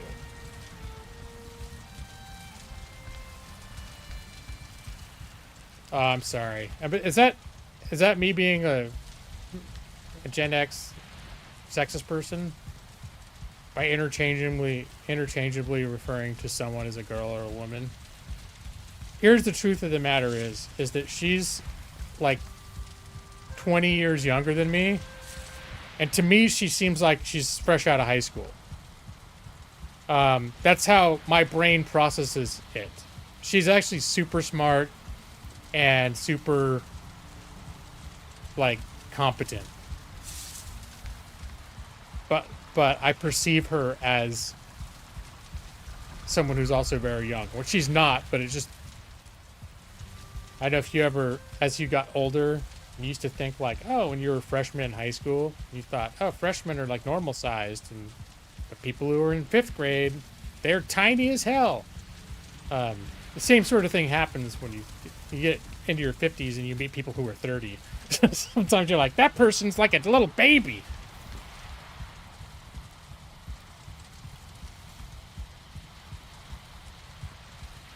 Is it also considered derogatory to refer to an adult woman as a girl?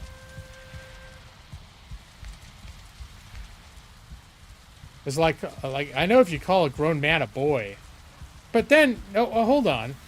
But in a lot of contexts, they still say like when like I know when girls were going out clubbing, women were going out clubbing. They were like, oh, we're gonna meet boys out of the clubs, and I never considered that derogatory.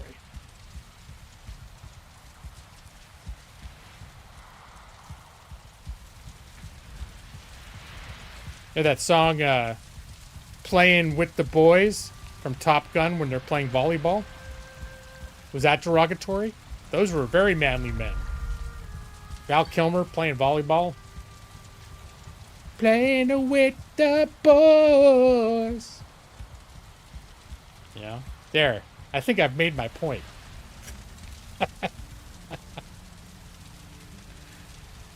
You also go hang with the boys. Yeah. Yeah. See?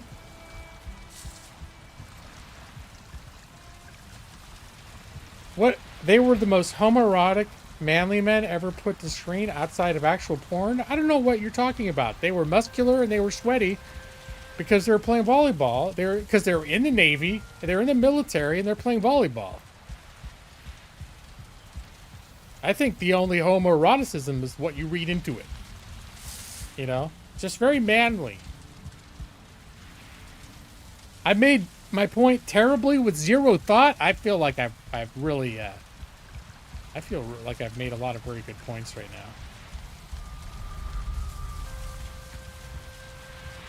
I even sang part of a song. It's like a multimedia presentation on my point. Playing with the boy.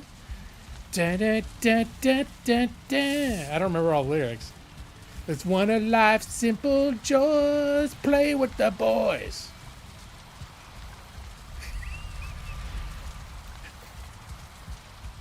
You would call HR on me weekly? Is this one of those things that, like, it's going to get clipped and it's going to get sent to my HR? And they're going to be like, I can't believe you anonymously referred to your coworker as a girl. You pig. I'd be like, I didn't, but. And then I'd start singing playing to the boys, to the HR. And you know what? I think it would turn everything around, now that I think about it.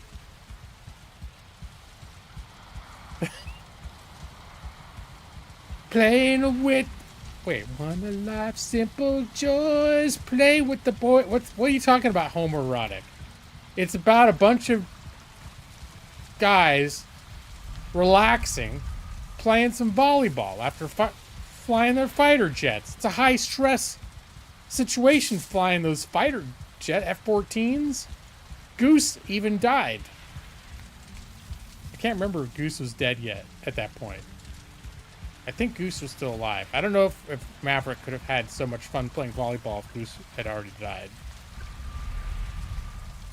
Yeah, rip Goose. There's a distinction between the boys versus boys.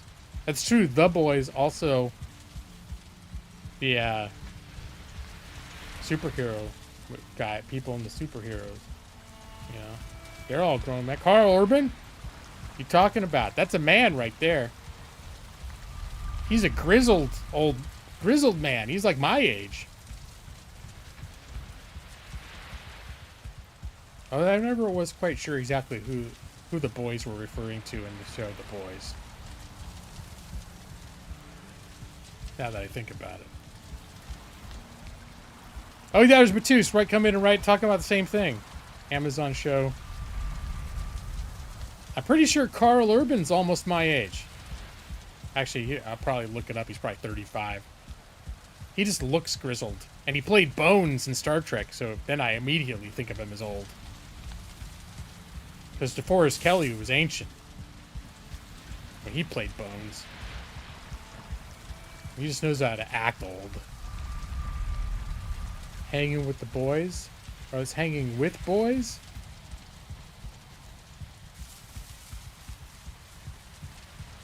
I don't know if you're making a super strong case that the employment of the definite article entirely changes the meaning of the word boy. I think that might be your own hang-up, Nick. You should probably consider structural differences in the treatment of men and women and the use of the words girls and boys. You watching Star Trek with your hubby? Which Star Trek are you watching? Oh my god. Alright, so Carl Urban is a year older than me. Wow, I love it when someone's older than me. Someone that I think is cool. That I'm not sure. The original ones. Yeah, I don't know how I'd feel about those if I never watched them growing up. I can't put myself in your shoes. I know I really like them, but part of it's because those shows, I was watching those since I was, one of the first shows I can ever remember watching, period. But I really loved it, too. I liked Mr. Spock. He always seemed so nice. I didn't realize he was cold and emotionless. I just thought he was very calm and polite. Everyone else would be acting like assholes, and Spock would just be, like, very polite. But he's very calm and polite. Like, Spock, if I spilled milk or something on the floor, Spock would not get mad. I think that's what I liked. The thought that Spock would never yell at me. Not that my parents were yelling at me all the time, but sometimes they got mad. And I didn't like that. Spock wouldn't get mad. He'd just be like, you should not spill your milk, young man.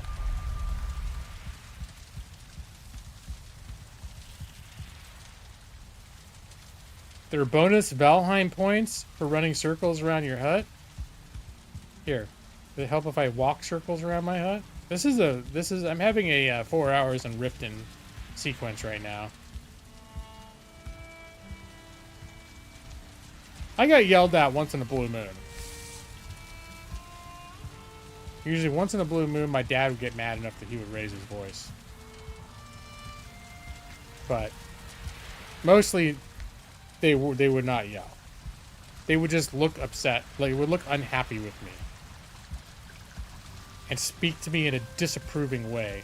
And for me, I was always real sensitive about stuff when I was a kid. All I needed to know is that they were not happy with something that I'd done, and I would be very upset.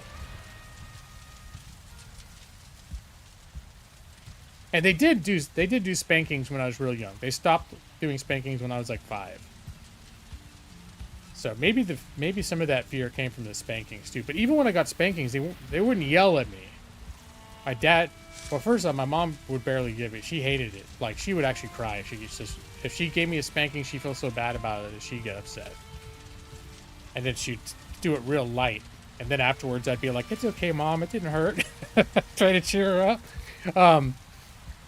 My dad would get this very serious. I think for my dad, it was very much like a measured presentation, and you'd get this very serious look that I think he emulated from his own dad. Him and his siblings used to talk about how their dad would get the look that terrified them all so much. And I think my dad had basically adopted that as like, oh, well, I'll just give my kid the look, and then he'll know he's in trouble. I'm technically playing Matus. I'm just not playing in a very productive way. You were a sensitive child too? Yeah, so literally, like, they wouldn't have to yell at me. They would have to be like, just be like, "Oh, you shouldn't have done that. You shouldn't have done that. Now you're gonna no TV tonight." And then I'd be all upset, both at the no TV or, but also because I just would get really upset if they were unhappy with me. It was very, like, it bothered me a lot.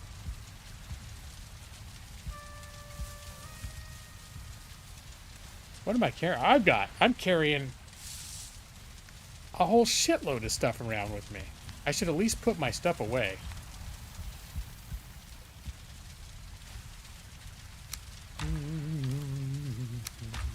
I didn't realize I hadn't even put my shit away.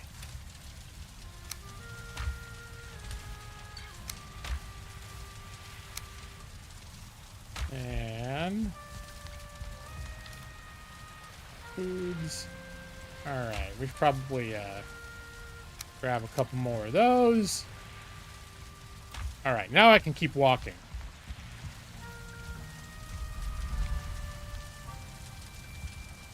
Indoor plumbing. So you're also very sensitive, Evie? I can see that. And you seem like someone that, like, really values getting along with your parents. So I could see you being that way too. Where even if you just knew they were mad at you, it was like it could have been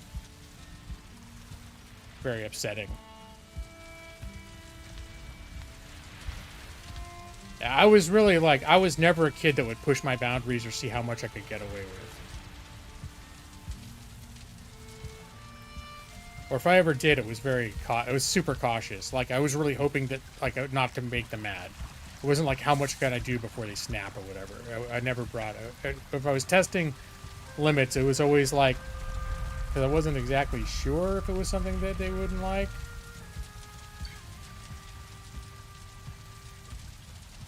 You once cried uncontrollably because you struck out a baseball? That sounds like the sort of thing that I would do.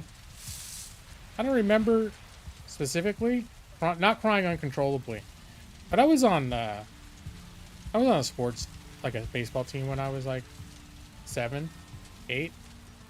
And I'm pretty sure if I struck out, I might not have lost control, but I probably squirted a couple tears anytime that happened. I remember being emotional when I mess up. I don't know, probably at some point I did cry. But I do, yeah. In retrospect, you don't think striking out was that big a deal? Maybe that's why you like Super Mega Baseball so much. It's like you're just working through past trauma. You're working it out.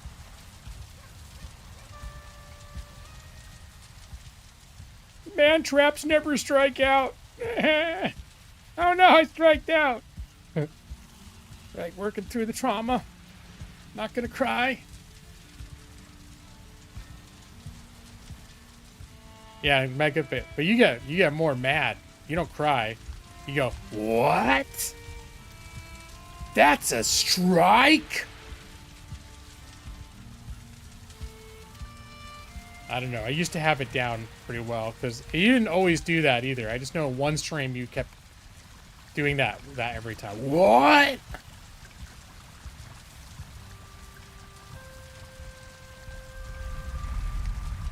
Maybe you should just let it out. Like have a good cry on stream when you strike out in Super Mega Baseball. Fucking game.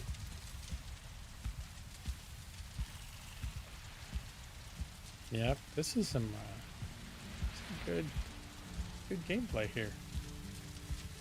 Just let the tears run down your cheeks.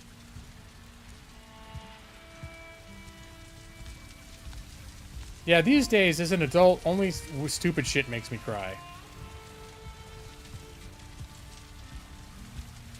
Like sappy movies and stuff like that. I'll cry for days in a sappy movie, even if it's like super. It can be super predictable and super formulaic, but if they do it well, I'll be waterworks going on. And find out I learned someone dies. Someone I know dies. Not a tear. Now, I'm feeling it much harder. When someone dies, I have much more like sort of profound emotions. Much deeper and profound emotions, but they don't. It doesn't get expressed in tears. It's more of like a general sadness and despair, which is different than how I feel if I'm actually crying. It's not overwhelming emotion, even if it's crushing. It's heavy, crushing emotion, but not like overflowing emotion. Surprised I'm not playing Pirate, Yakuza, and Hawaii. I got too many titles to play already anyways. I think I've officially reached a point. I mean, obviously I still keep my eye out for games, but I've officially reached a point where I have too many games.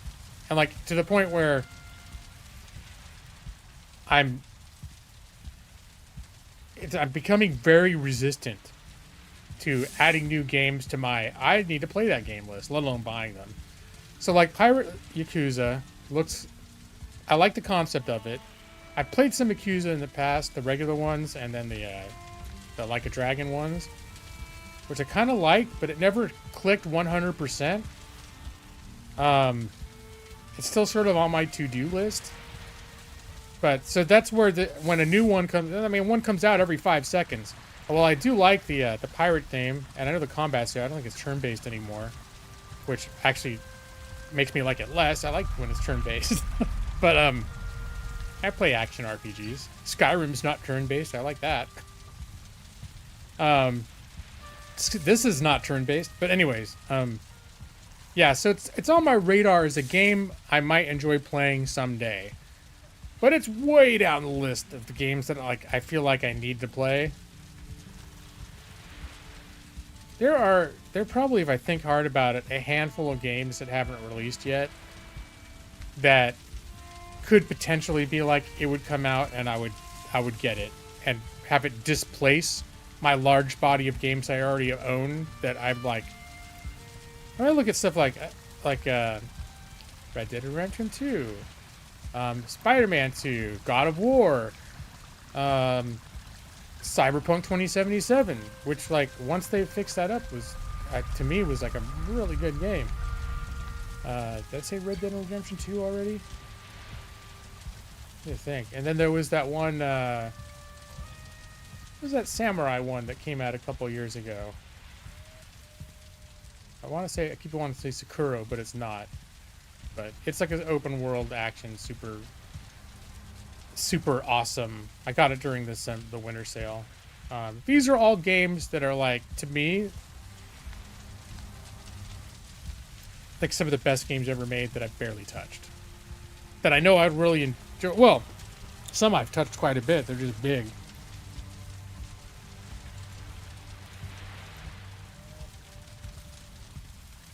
And then that's why a lot of games come out, and I have sort of a, yeah, it's good, maybe someday. And then whether or not I actually get to it, it's another question. Ghost of Tsushima, yes, exactly, that's the one. Thanks, Matus. And I was not going to remember that. That was not on the tip of my tongue. I actually installed that. It's installed on my machine right now. As soon as I got it, I felt like, oh, I just want to play it a little bit, but I wasn't ready to play it. But I really felt like I wanted to like just get a taste of it. So I installed it and played it for probably about an hour. But I wasn't ready for it. Also wasn't really ready for a big open world action game. But the taste that I did get of it, I was like, holy shit, this is really good. Like, when the time is right, I'm going to really enjoy this game. You think you might buy a new game, and you just fire up a new Terraria world and laugh at how much enjoyment you get from a $10 whimsy purchase. Yeah, there are games like that sometimes. Valheim is a $19.99 game that I've put a ton of hours into. Project Zomboid is one of those. I got Terraria. Terraria never hooked me. But I also don't like side-scrolling platformers. I think that's the thing. I'm just not that into that style of gameplay.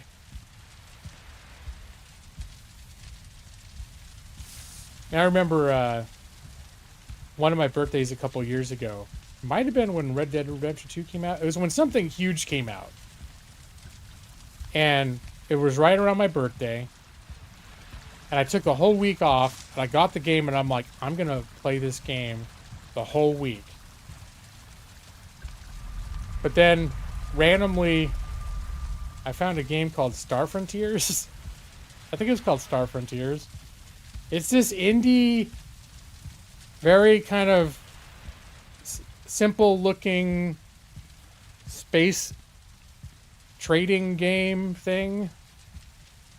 Is it Star Frontiers? I think it's called Star Frontiers. And I started playing it a little bit, and I got completely sucked into it. And I played it most of the week. And the brand new AAA one of the best games ever made games, I couldn't even get myself to touch.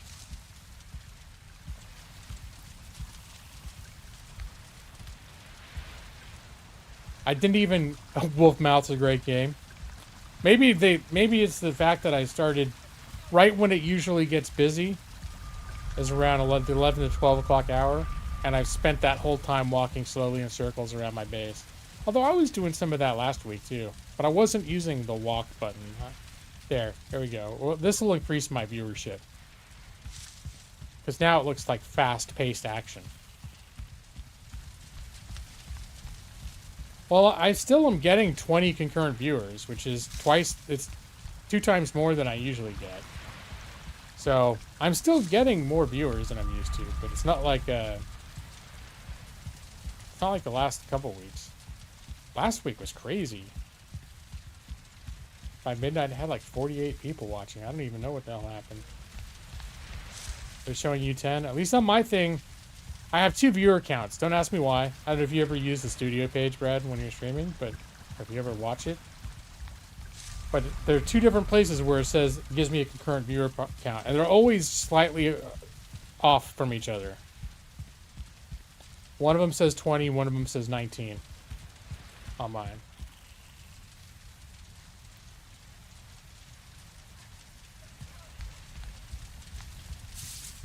So, which again is more concurrent viewers than I usually get, like, hardly ever. Like, seriously, I wouldn't get 20 concurrent viewers even in my heyday back in, like, 2017, 2016. Back when the only time I'd get that many is if I got a raid. And then I might jump up to 100 viewers. But then that would like it might like after 5 minutes they all leave. There may be 20 left over at that point.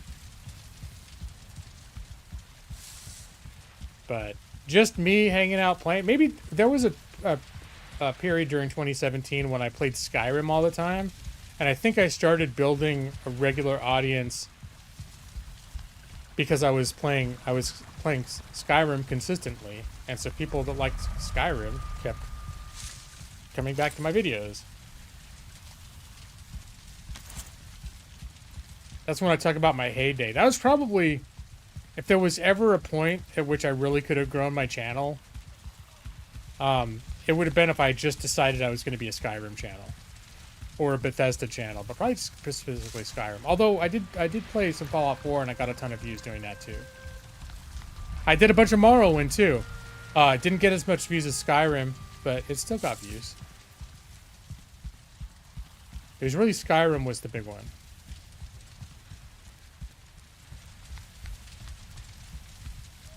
There's only like 3 people in the entire world that actually want to hear me read EASA. But it turns out there's some of the most important people to me, so that's why twice a year I do it.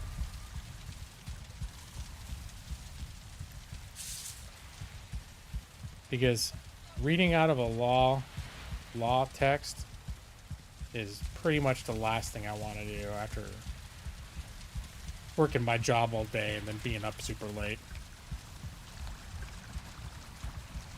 But once in a while, I get in a weird mood. I'm like, you know what? I'm going to do it.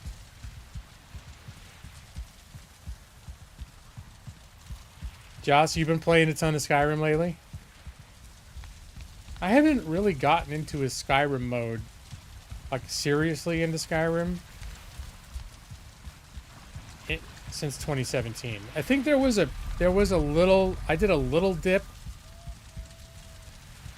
maybe 3 or 4 years ago. If you guys remember, around Halloween, I did a bunch of mods that made Skyrim look scarier, like drained the color palette, gave things like a weird lighting, and I think it added like some more spooky monsters and stuff out in the forest and stuff. But around then, I was playing. I did play a little bit.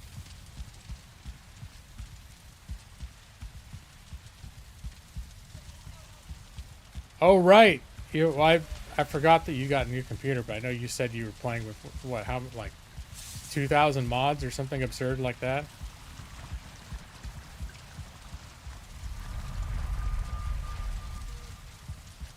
Yeah, my mod Nexus thing is broken. I'm kind of scared to play any Bethesda games right now, because the framework that I use to install mods is broken.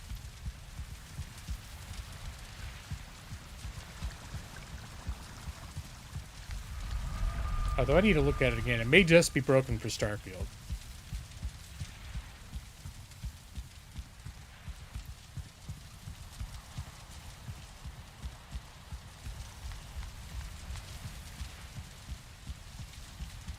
Yep, look at me running around my base. Up to 22 people now. I think going from walking to running worked.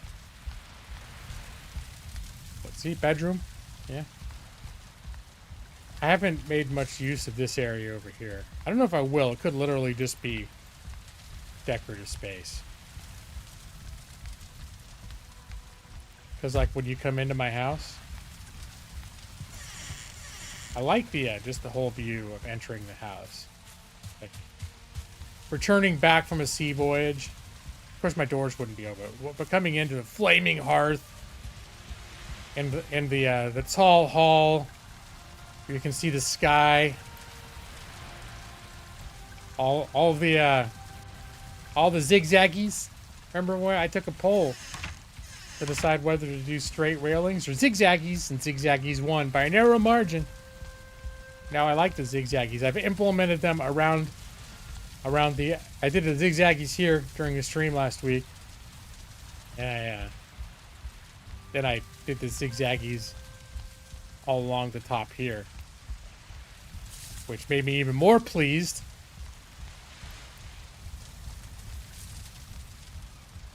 And then I did this whole, this is just stairway leading up to the roof.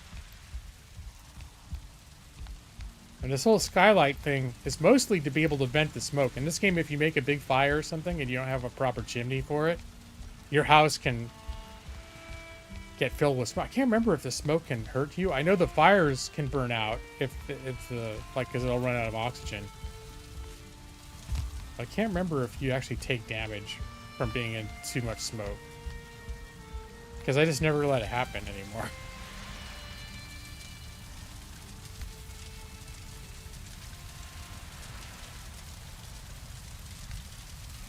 It's like I could find out. Just screw around. I'll screw around and find out, as they say.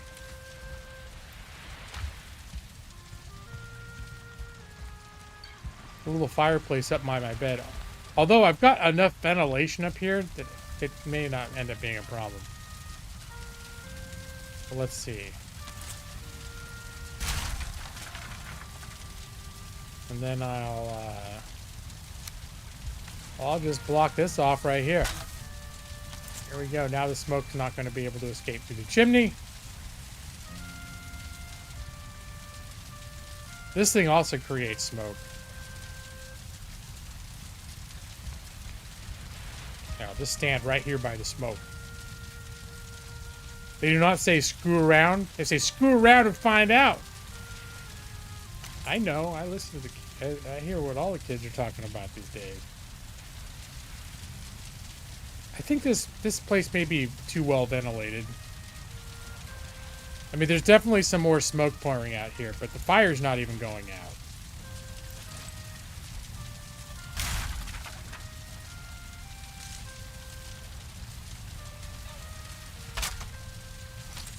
Yeah, you know what? We'll go back to my original house. That place is not well ventilated enough to go without a...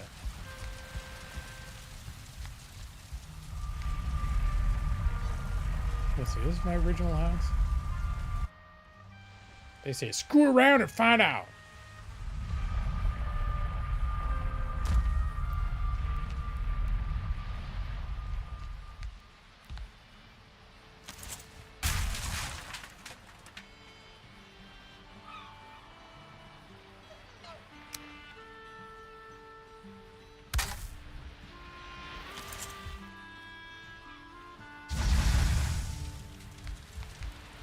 There. I'll just stand right here.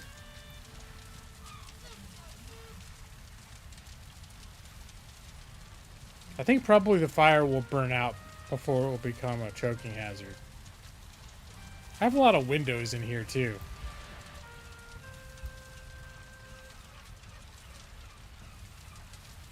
I maybe have just gotten way too into having ventilation. Oh, now the fire just burned out. Oh, and then the smoke started to dissipate, and the fire reignited.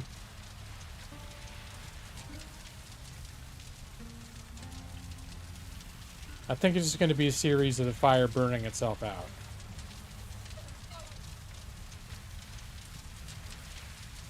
Oh well. Nobody asked me to do this. I just became curious based on my own...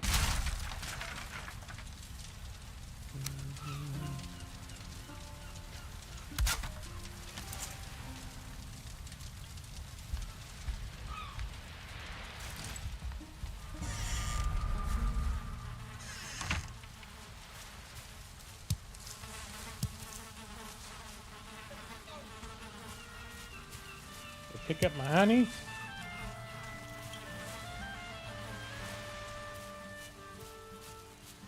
I have a bunch of carrots ready to harvest, but I've got like hundreds of carrots already stored. So right now this is just my carrot reservoir. There's that smoke being properly routed up the chimney.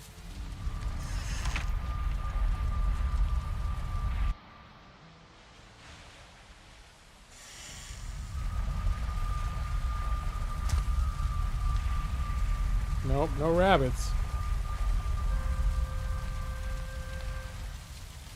There are no rabbits in the game. I have to get those weird little lizard monsters. It's probably the closest approximation. Maybe some deer? They're the closest things temperament-wise to rabbits. Oh, it's already running off.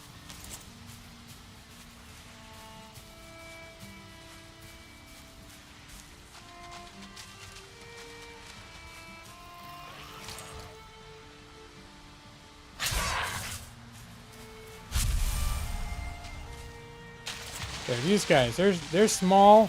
Oh wait, I should eat some food.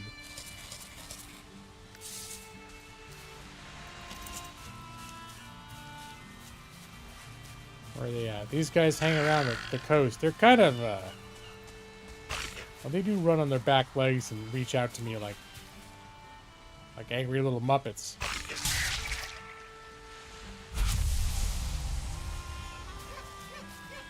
No, they're not really like rabbits in any way. Now that I think about it. They're seagulls. They're not like rabbits either. Oh, he left. You don't know how close you were, seagull.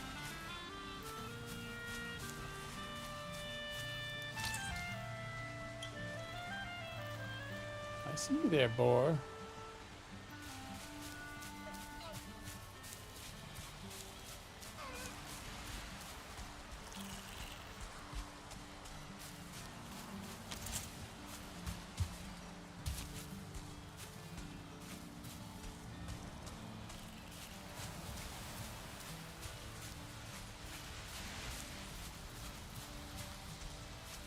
I remember leaving these back doors open.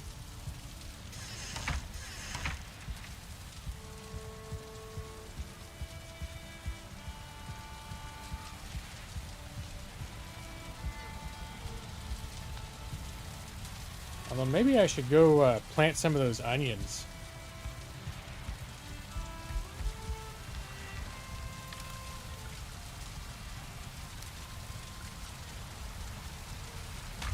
That'll give me an excuse to. I'll do a little bit of farming, and then we'll call it a night. Because now it's happening again. There's 30 people here now.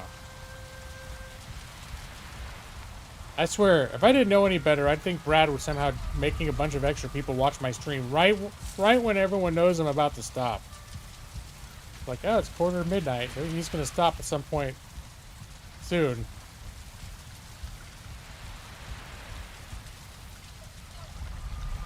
Then Brad puts out the call. Come on, we just need to get 40 people in here. Then I'll have a hard time wanting to stop because there's too many people watching. Gotta keep streaming until they go away like he did in the olden days.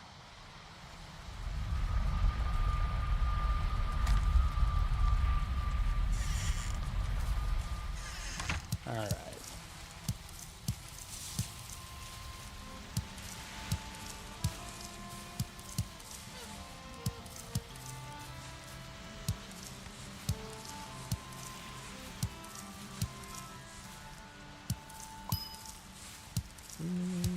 So many carrots.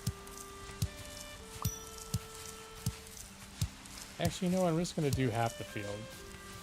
Because I really don't need that many carrots right now.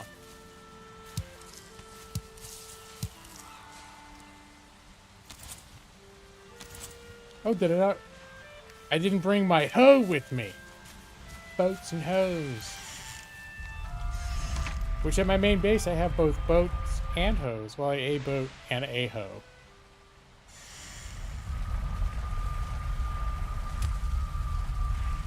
Maybe one of these days I could make a music video. Here, grab my hoe. Get my hoe out. And then get on my boat. And then we can play boats. No! I'm being stupid. Okay. Oh, I didn't make it this time.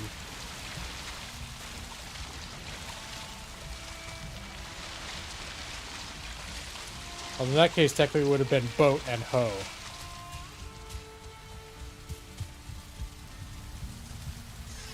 Not boats and hoes, plural.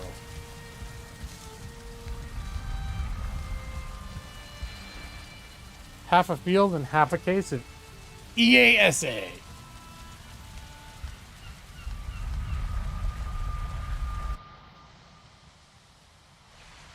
Yeah, I don't understand this is the third week in a row coming right up towards like the last half hour of my stream. Like a bunch of people showing up.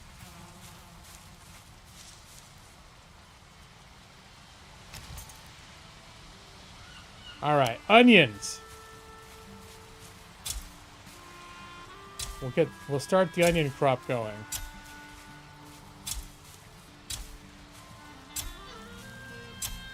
I think that was oh, a little more. That was it. I had 8 onion seeds. So we're gonna spend several cycles of crops. Oh no, did I put it too close over here? Needs more room to grow. Put it too close to the fence.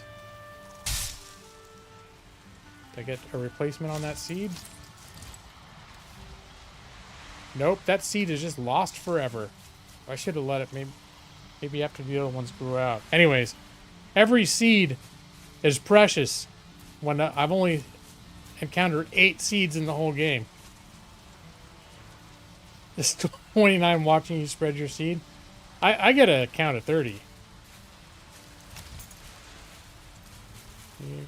No, beehives are empty.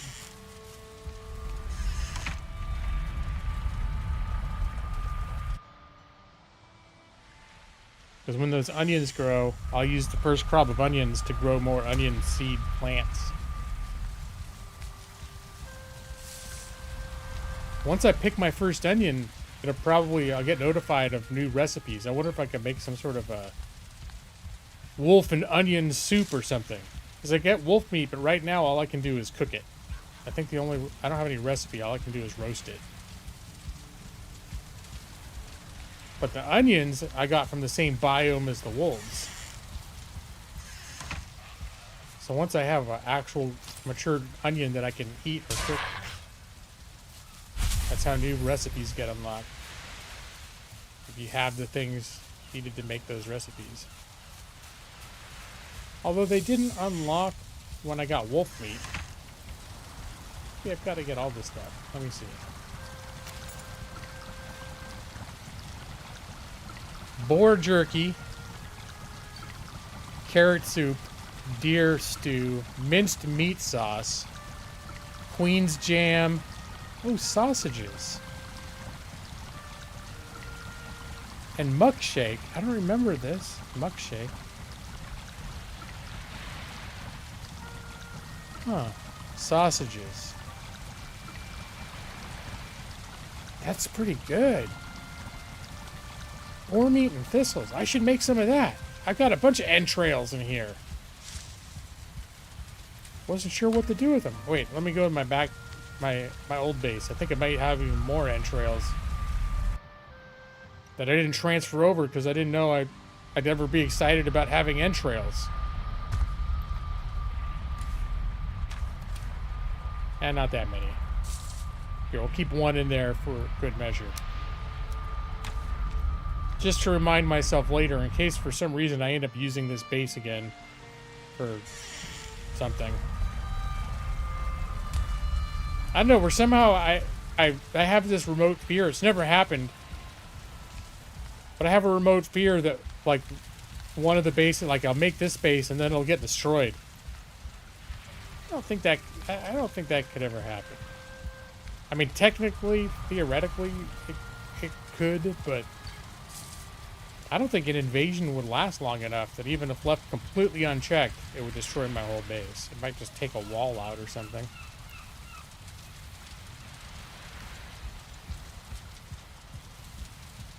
Alright. Go here to my, my weird treasure box. Or I can probably put my seeds away. And my hoe. And my honey and my carrots. And my wood. And my resin. Alright. Now what else did I need? To make sausage? I think it was boar meat. Ooh, I also use boar meat to make my boar jerky. A little competition there. But it's not that hard. I could run out and kill a crap ton of boars. I run into them all the time. They're super common. And you get 4 each pop, too. So I need boar meat and thistles. So I just get a stack of boar meat and a stack of thistles.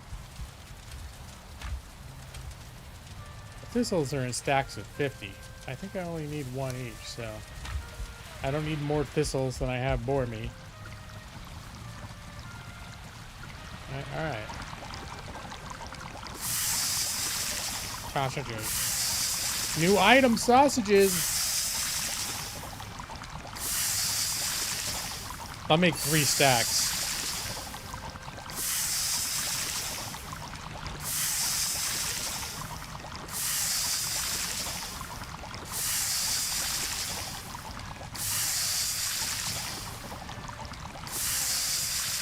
I like biscuits and gravy.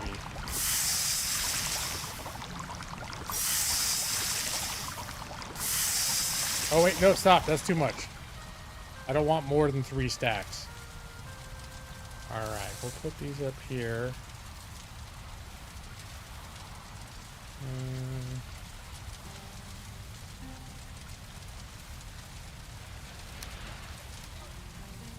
I should probably... What should I replace? This is 55 health and 18 stamina. So it's an upgrade to my deer stew. Boar jerky is sort of just a well-balanced. So I think this is an upgrade to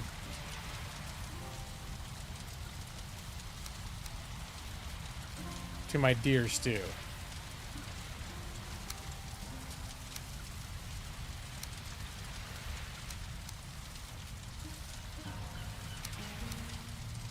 There we go. Yeah.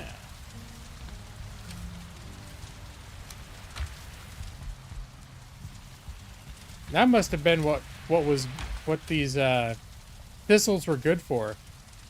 Because I remember at one point when I was playing this a few years ago, just going through all... They're from the dark forest biome, the black forest biome. I just remember like relentlessly combing through the black forest to find these things after having ignored them forever.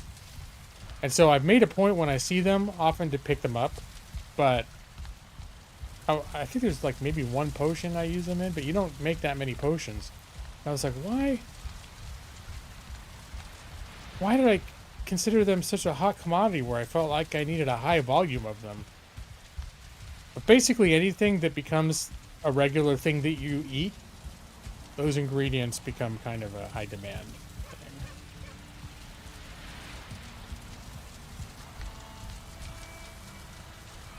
Alright. This is a good time to stop, though. Although, look at the count. As soon as I said that, 2 more people came in. It's my midnight taunters that come in. I feel bad every time the last 3 weeks. I end my stream just when the most people are watching. This is it should all go into the book I'm writing about how not to be successful on YouTube. Oh look, more people than ever. All right. Thanks for watching.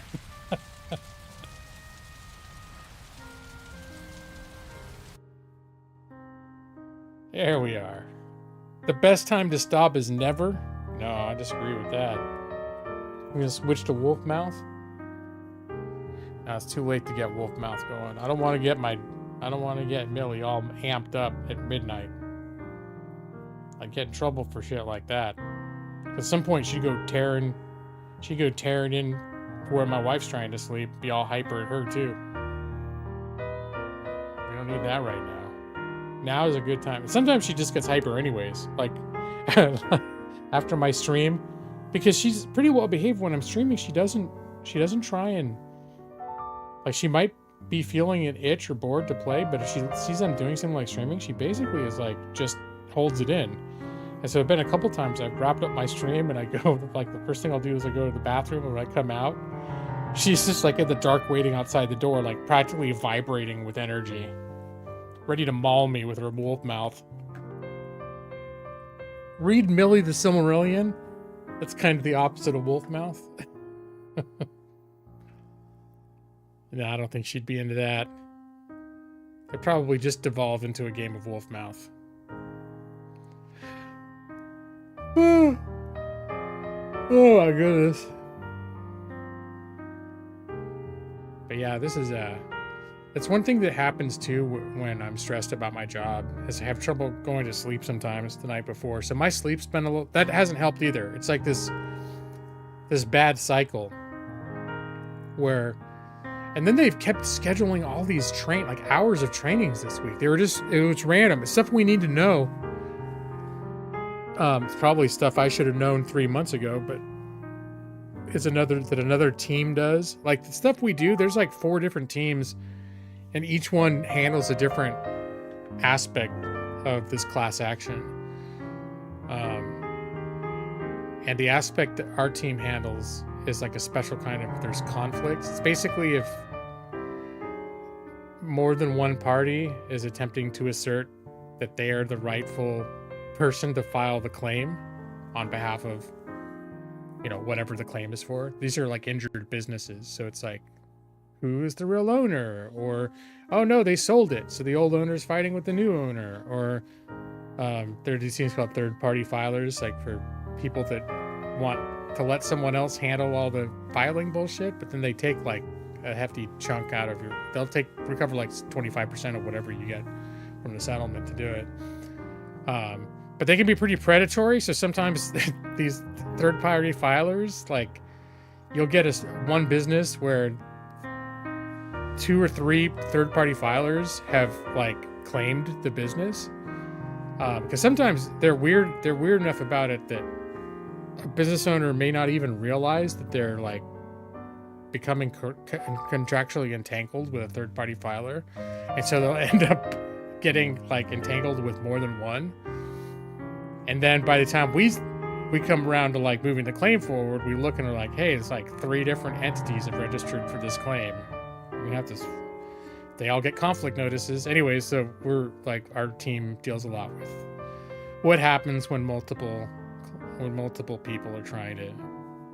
entities are trying to collect on the same claim. So it's always the fun stuff. Are you contractually entangled in the unilateral contract with me? Thank you, Brad. Well, no, that was very intentional, though. I've been putting unilateral contracts on you since 2016. So. maybe 2015. Actually, it probably might have been 2015. Now that I think about it. Earliest days when I started dishing out those unilateral contracts.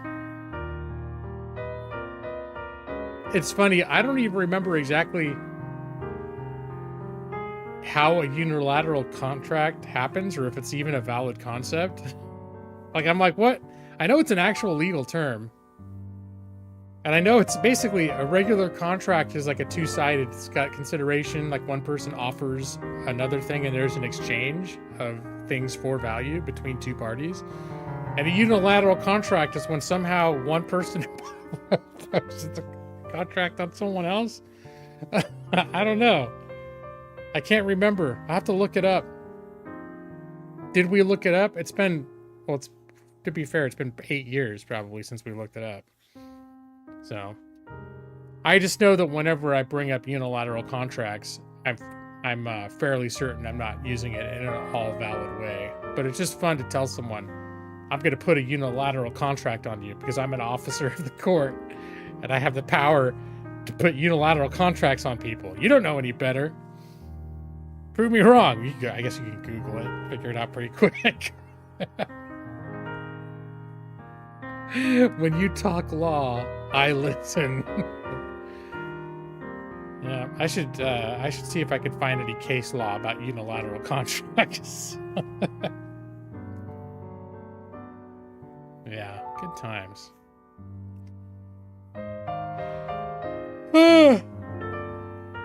Anyways. Anyway, so yeah, this week I've had, they've been scheduling these trainings. It's another team that's hiring a bunch of new people to process a very specific thing. It's basically how to evaluate, like when all these contracts happen, they authorize another party to do the claim, that give them rights to the claim. There's a team that their whole job is just to evaluate that documentation to see if it's valid and sufficient to do what the third party is saying that it does. And so we've been aware that kind of paperwork exists, but the woman and I who transferred from my other team,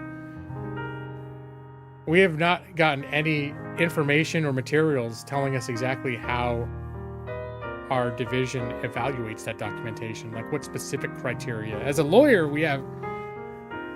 we have a general idea of what would be valid or not valid. But frequently, when it comes to like how these things are evaluated in a court setting, there are very specific sets of criteria that get applied, and no one told us what they were. So these trainings are super useful, but man, they're like onboarding these people to do the whole job. Like, here, this is what a computer. Have you ever heard of what a mouse is before? This is how you bill your time. Like, it's hours and hours. We're going 2 sessions a day, like 1 to 2 hours each session. And that on top of like all these new tasks getting piled on us, because we have our own new hires coming in next week that we're going to have to be like, we have to train them on stuff that we don't know how to do yet. Anyways, good times. It's good times. It's good to be in charge of people. That's why I don't like it. Just let me do QA by myself. Just sit in the corner and do my QA. Leave me alone. I don't want to be in charge of anyone. That's the funny thing. It's like, when I was younger, and I know lots of people like that when they first get into the workforce, and they're like, I'm going to be a supervisor someday. They're all on fire to move up in positions and be like somebody's boss. And I've done that on several occasions. At several different jobs I've had, I've been like in a supervisory or managerial role. And after a few times, I'm like, nah, I don't want to. No thanks. I don't want to. I want to give somebody like, oh, it's time to have your one-on-one. Oh, it's time to, oh, you messed up. It's time for me to, I have to write you up or something. It's like, I hate all that shit.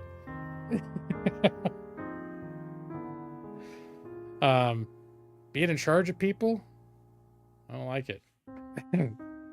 So I guess, some people like, oh, I'm going to run this place someday. I'm like, I don't want to run this place. Then you put me on salary, and then you make me work twice as much for the same amount of money. No, thanks.